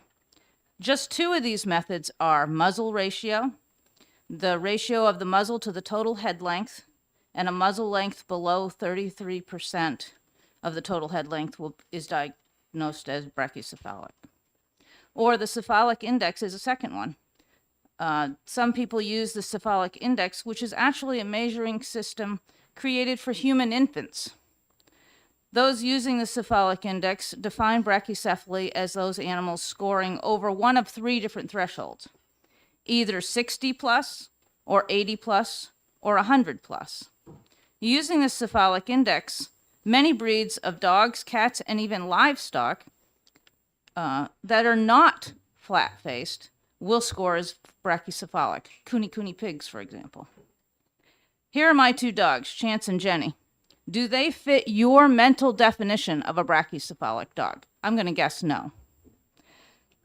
Chance scores 82 on the cephalic index. Jenny scores 85. Considering these 2 possible methods, both of those dogs would be considered as brachycephalic, as will most wide-headed breeds, including the Hawbuck's dog that Representative Reed included in her testimony. That dog scores as brachycephalic. What is suffering and what is deformity? Some deformities that could potentially cause suffering could be wrinkles, long ears, short ears, hairlessness, short backs, long backs, short legs, bowed legs, curled-eared cats, folded-eared cats, heavy coat, very long horns, curly feathers, large feathered crests, fainting goats, etc. I'm going to have to cut you off because you've met your 3 minutes and then some. Any questions for Ms. Richardson? Seeing none, thank you. We appreciate you hanging in there. Okay, Kathy Farley.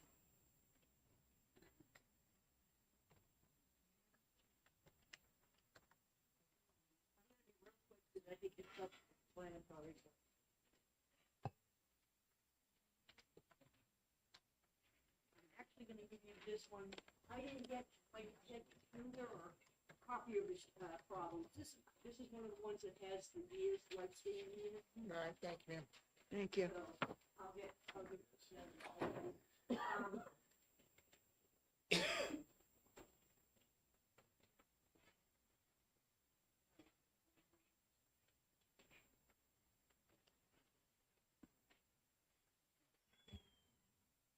I am opposed to the bill. I don't have this breed. I never have, but I have Dobermans. And there's issues there that people could come back to us on that. But what I did is I did a history on some of the breeds that are in there that are, considered deformed. Their lifespan, that's what's missing on the majority of my things because of like I said, my computer and my printer problem. But the only thing I want to mention about all these other dogs, other than the Neapolitan Mastiff, they all do fast cat or coursing ability, which is all running. Fast cat's 100 yards straight down, and they take the seconds and put it into miles per hour. So, every one of those breeds do fast cat or coursing. They do obedience. They do rally. And I just, if there's an issue, that's where it's going to come up, I would think, big time. And to see so many different breeds doing this that are supposedly, having an issue, they're not there. It's not there with these guys. So I just, Thank you. Any questions? Oh, Representative Comtois. Thank you, Madam Chair. Would you believe that my boxer kept up with my boys' dirt bikes, actually kind of went ahead of them? I would believe it, because with my dogs, we used to do snowmobile, and the dog would be right there running right along with us. And the other thing is, of course, I lost my train of thought. I forgot it. Okay. It comes long Any other day. questions? Seeing none, thank you very much. Call Kathy Rizzo.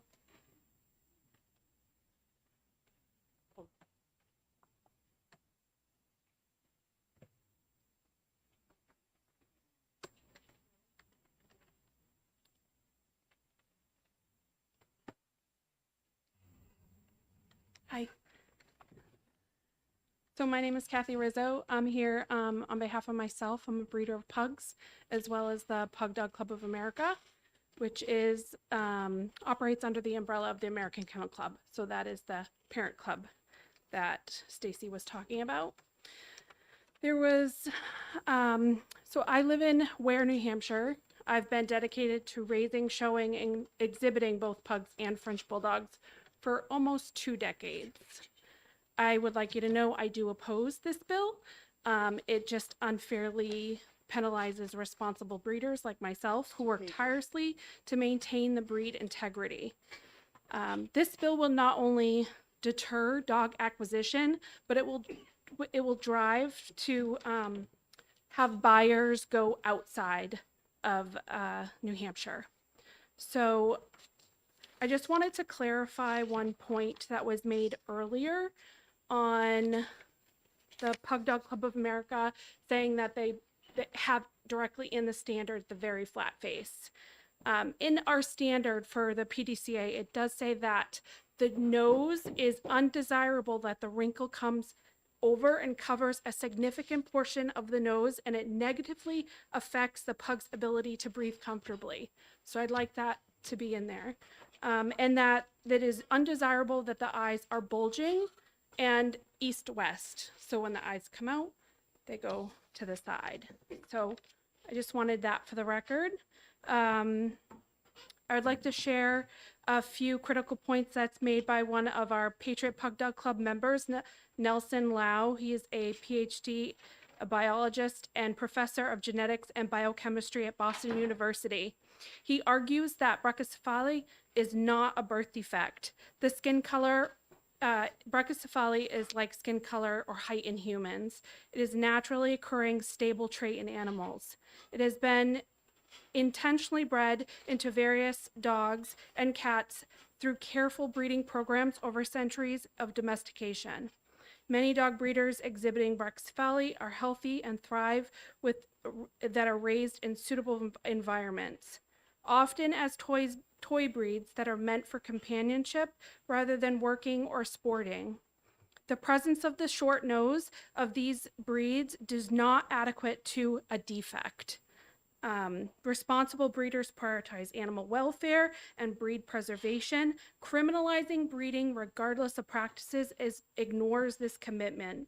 Protecting responsible breeding is vital. HB 1102's blanket approach overlooks breeding nuances and natures and contradicts our state principle. Thank you. Okay, thank you. Any questions? No? Okay, I do have a question. And do you know anybody in your pug community whose pug dog has had issues with breathing and BOAS? Has needed BOAS surgery? No? No. BOAS, as far as the health testing, is fairly new to the U.S., if I'm correct. So the Pug Dog Club of America is advocating for breeders to get that done. Mm-hmm. Okay, thank you. Thank you. Any other? Okay. Nancy Holmes. Didn't have enough paper, so I brought you. Yeah. There you go. You know how accommodating I am.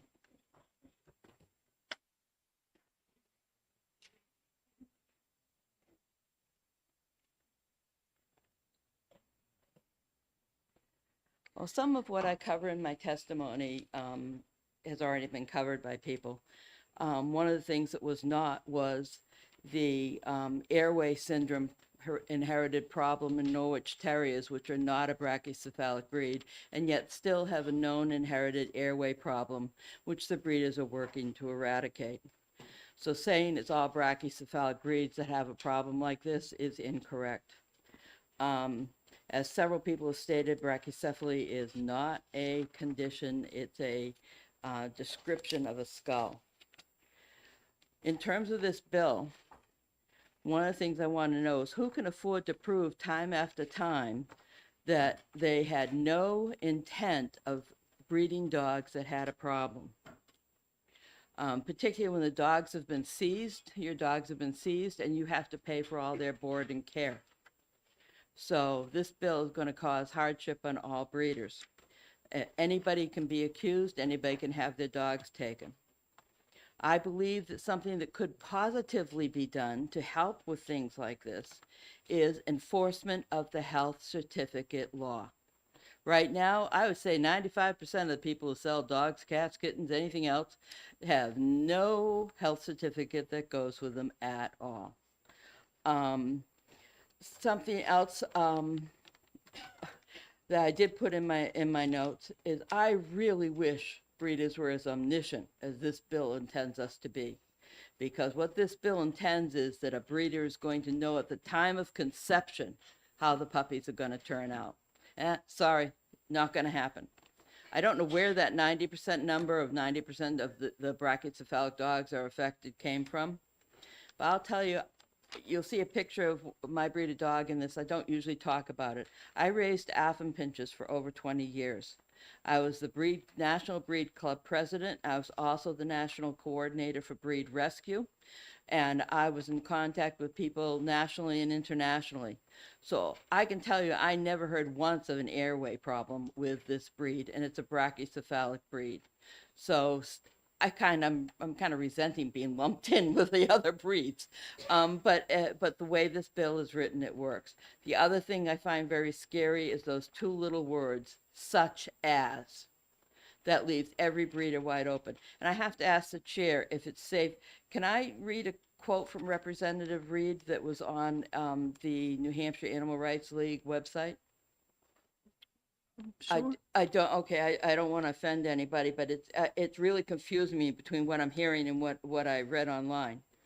On that website, it said, Representative Ellen Reed wants to end the breeding of brachycephalic flat-faced dogs and cats who struggle to breathe and have many other health problems. And then further down the page, it says, thanks to Representative Ellen Reed, New Hampshire will be the first in the nation to consider legislation that would ban the breeding and sale of brachycephalic dogs and cats. Okay. So I had a little problem. I'm going to throw one more thing at you before I go away. I'm sorry. Who is being cruel? The breeders who produce the pups, or the owners who put the dogs through surgery after surgery and keep them in conditions and overweight that causes the problem? Who's the cruel person here?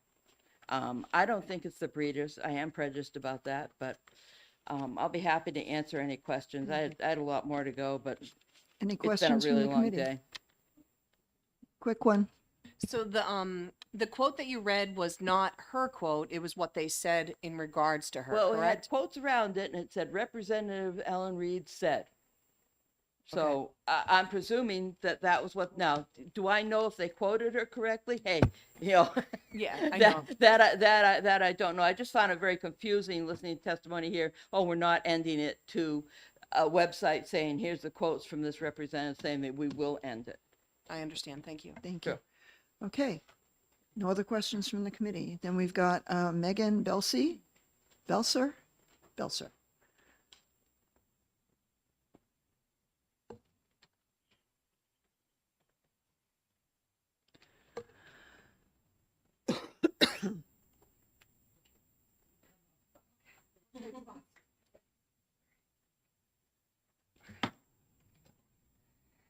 Good afternoon. If I could just take one moment before I start my time on the testimony, I did just want to bring up, even though we don't have the current bill sponsor here, I do not appreciate the fact after we had a conversation regarding being polite to one another, that she felt it necessary to come over and take photos of my service dog. Not only is that against the ADA, that is breaking of my own privacy. So if something could be said, that would be fabulous because that was very inappropriate. Thank you. Okay. Thank you. So my name is Megan Belser. I am a proud owner, exhibitor, and fancier of the English Toy Spaniel breed. I am grateful that at this time, they have not been mentioned at all in this ban, but the ban would certainly affect myself and the English Toy fanciers.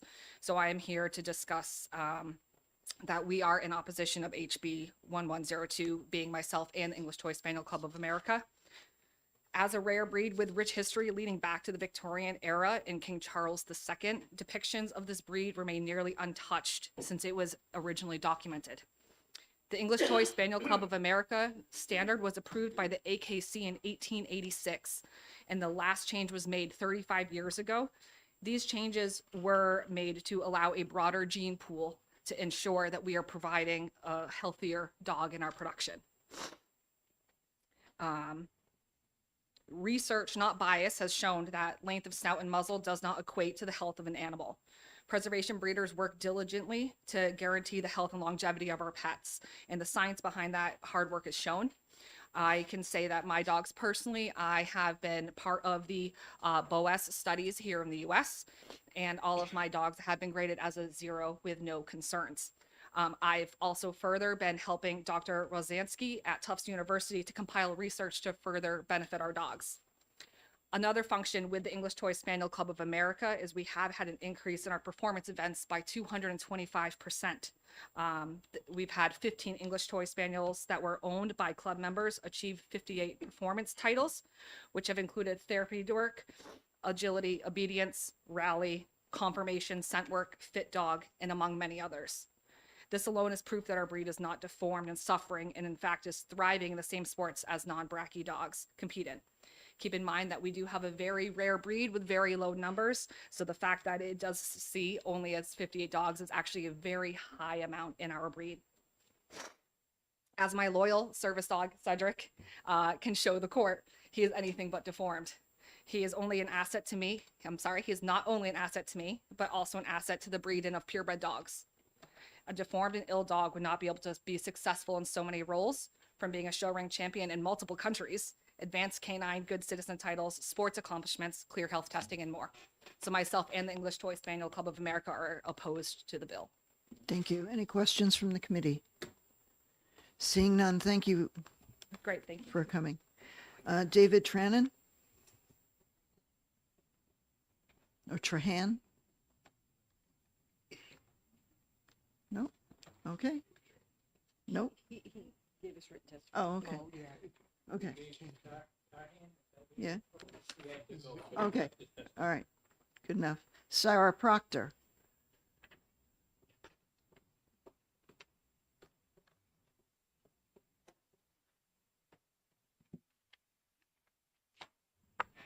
Hi.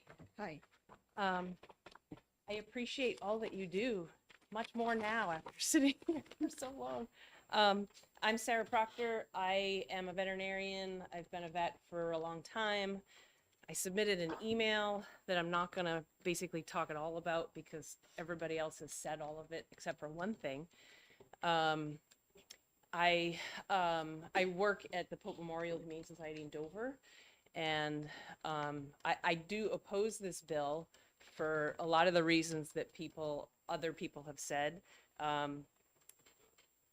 But the one thing that hasn't been said relates to how I imagine this might affect animal shelters. The language in the bill suggests that it says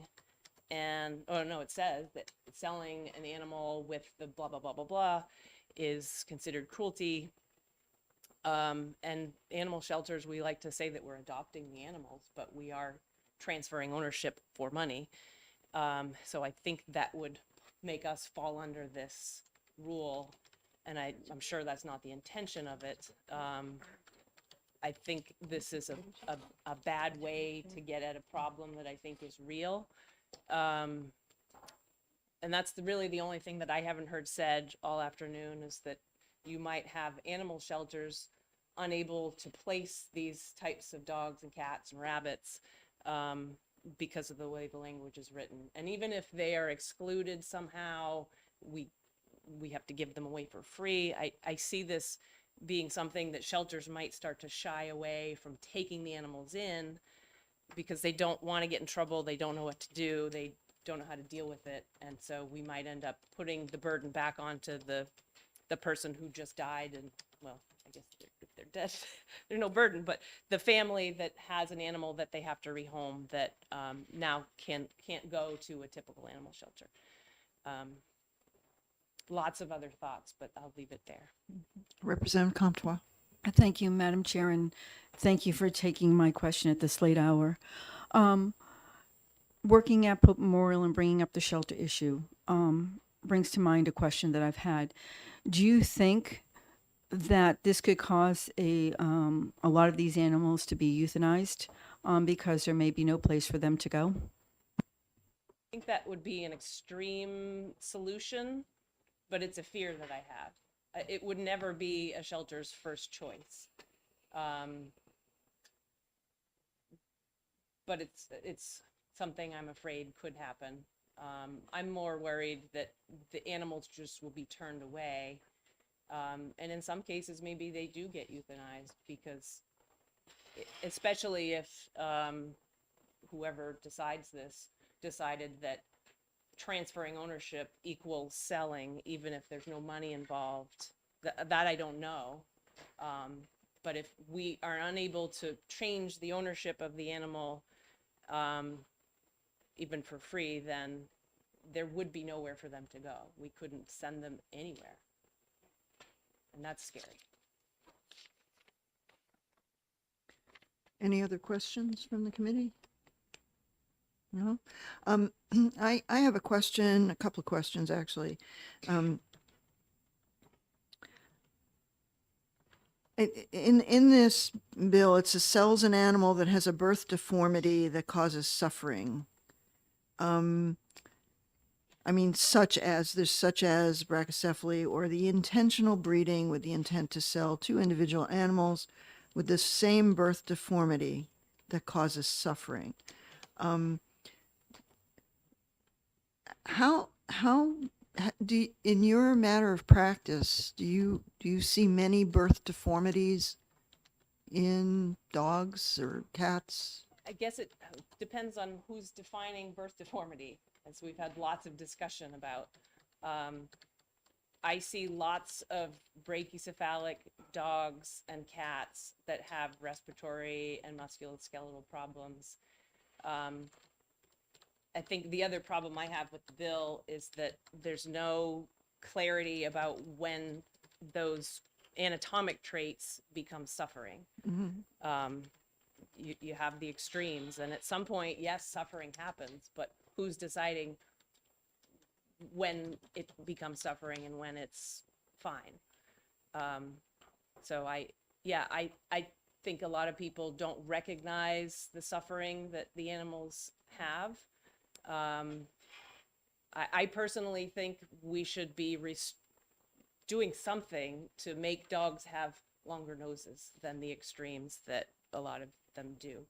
But there's a lot of other medical problems that are related to all the breeding, interbreeding that we do to create purebreds. I don't know if legislation is the way to fix it, but I think there is suffering. It might not be severe all the time, but there's a lot of dogs that are very happy when I put a tube into their throat to clean their teeth. That's the most oxygen their brain has had in their whole life because I've given them an actual airway. So does that justify not letting them exist? I don't know. I don't know that that's for me to say. And I feel like it might come to the veterinarians to decide this is suffering, this isn't. This is anatomically too much, this isn't. And it's very gray. I think that'd be very hard. When does the severity tend to show itself more prevalently? I mean, can you see that as a puppy? Can you see that? Does it take a couple of months or years It to depends develop? on the condition. Brachycephaly, as other people have said, body weight and body condition has a lot to do with it. So a puppy might look fine, and then it grows up and it gets spayed and it gets overweight, and then its breathing becomes worse. So it really depends on the condition. If we're talking extremes, I think most people would agree, like the dog's passing out, that's bad. It's the other less severe cases where there'd be a lot of disagreement, even among experts, about where it's. What about birth deformities like six-toed cats? I mean, do cats have suffering with having six toes? Another gray zone. Yeah. Generally, no, I don't think so. But some of those extra toes have this funky claw in the middle that if you don't trim it, it grows around and embeds itself into the foot. So that's a husbandry issue more than a birth deformity issue. But yes, that's a good point that there are lots of unintentional birth deformities that can cause suffering. Okay. Representative Potenza and then Representative Howard. We might. I just want to, I thank you for your testimony, and you've stayed till the end, and I think you're the last, and I think your testimony, I wish it was heard by everyone else. I think you got to the point of what most of us kind of feel here is, do you feel like the way that this is solved, not through legislation, but is through, is it through breeders and vets and the Humane Society working together to try to get to a point where, do you know what I'm saying? Yeah, I wasn't going to say this, but I was recently on the Animal Welfare Committee for the American Association of Feline Practitioners. It's like the National Cat Vet Association. And we just crafted a statement on brachycephaly and cat breeding. So there's a lot of discussion about this.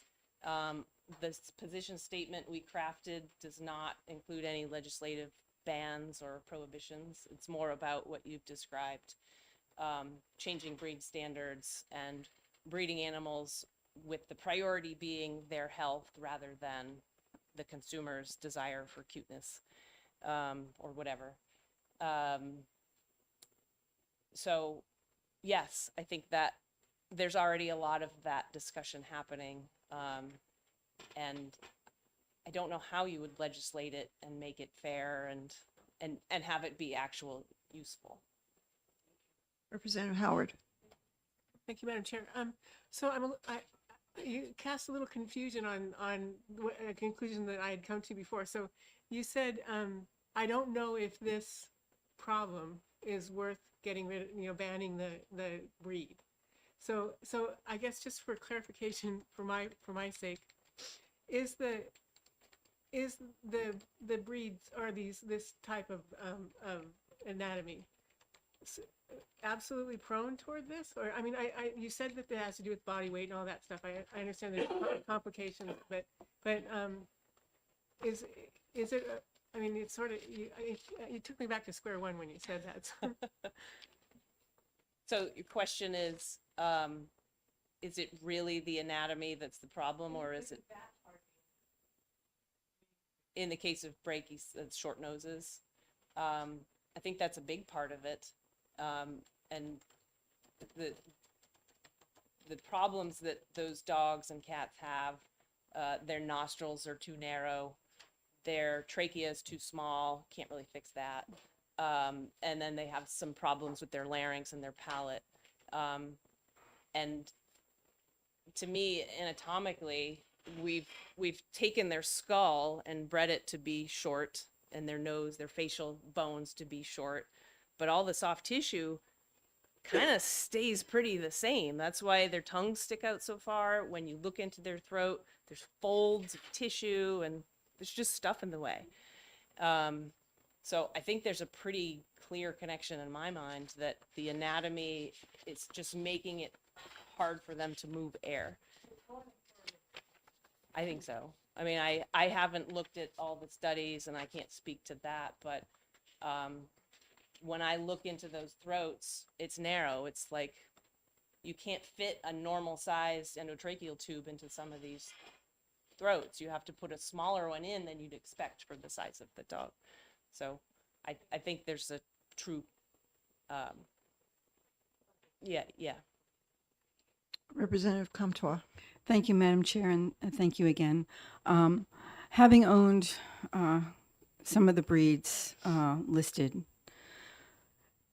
and not having any issues at all with breathing, and then having other breeds, Great Pyr crosses that I have bred, and what I have found in my experience, and maybe you can attest to it, is that anatomically a dog may be more prone to something, like I said earlier, I had a dog that was prone to hip dysplasia.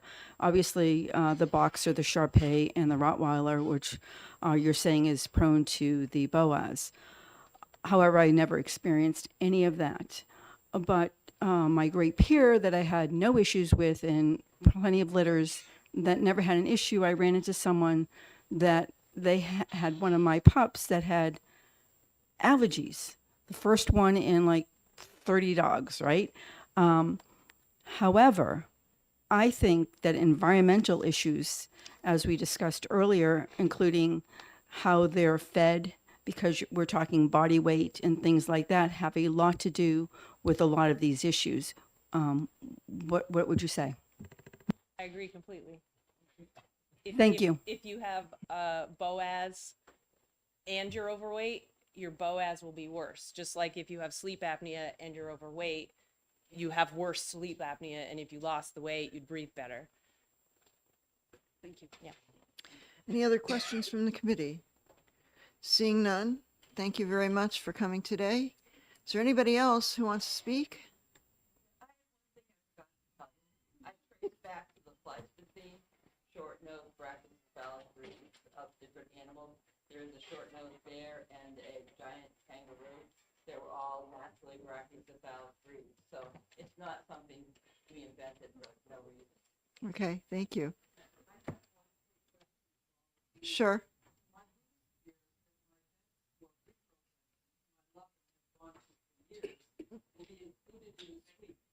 If something happens to one of the dogs I sell, and they've said, oh yes, this is the perfect breeding standard, on all the numbers, all the history of all these dogs, nothing's come through, and all of a sudden something comes through.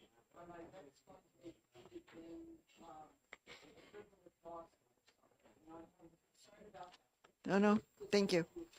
Okay, thank you. Want to thank you all for hanging in there and staying as long, and I also want to thank my committee for all your attention and good questions this afternoon. And I guess we'll see you tomorrow morning. I'm gonna close the hearing for HB 1102.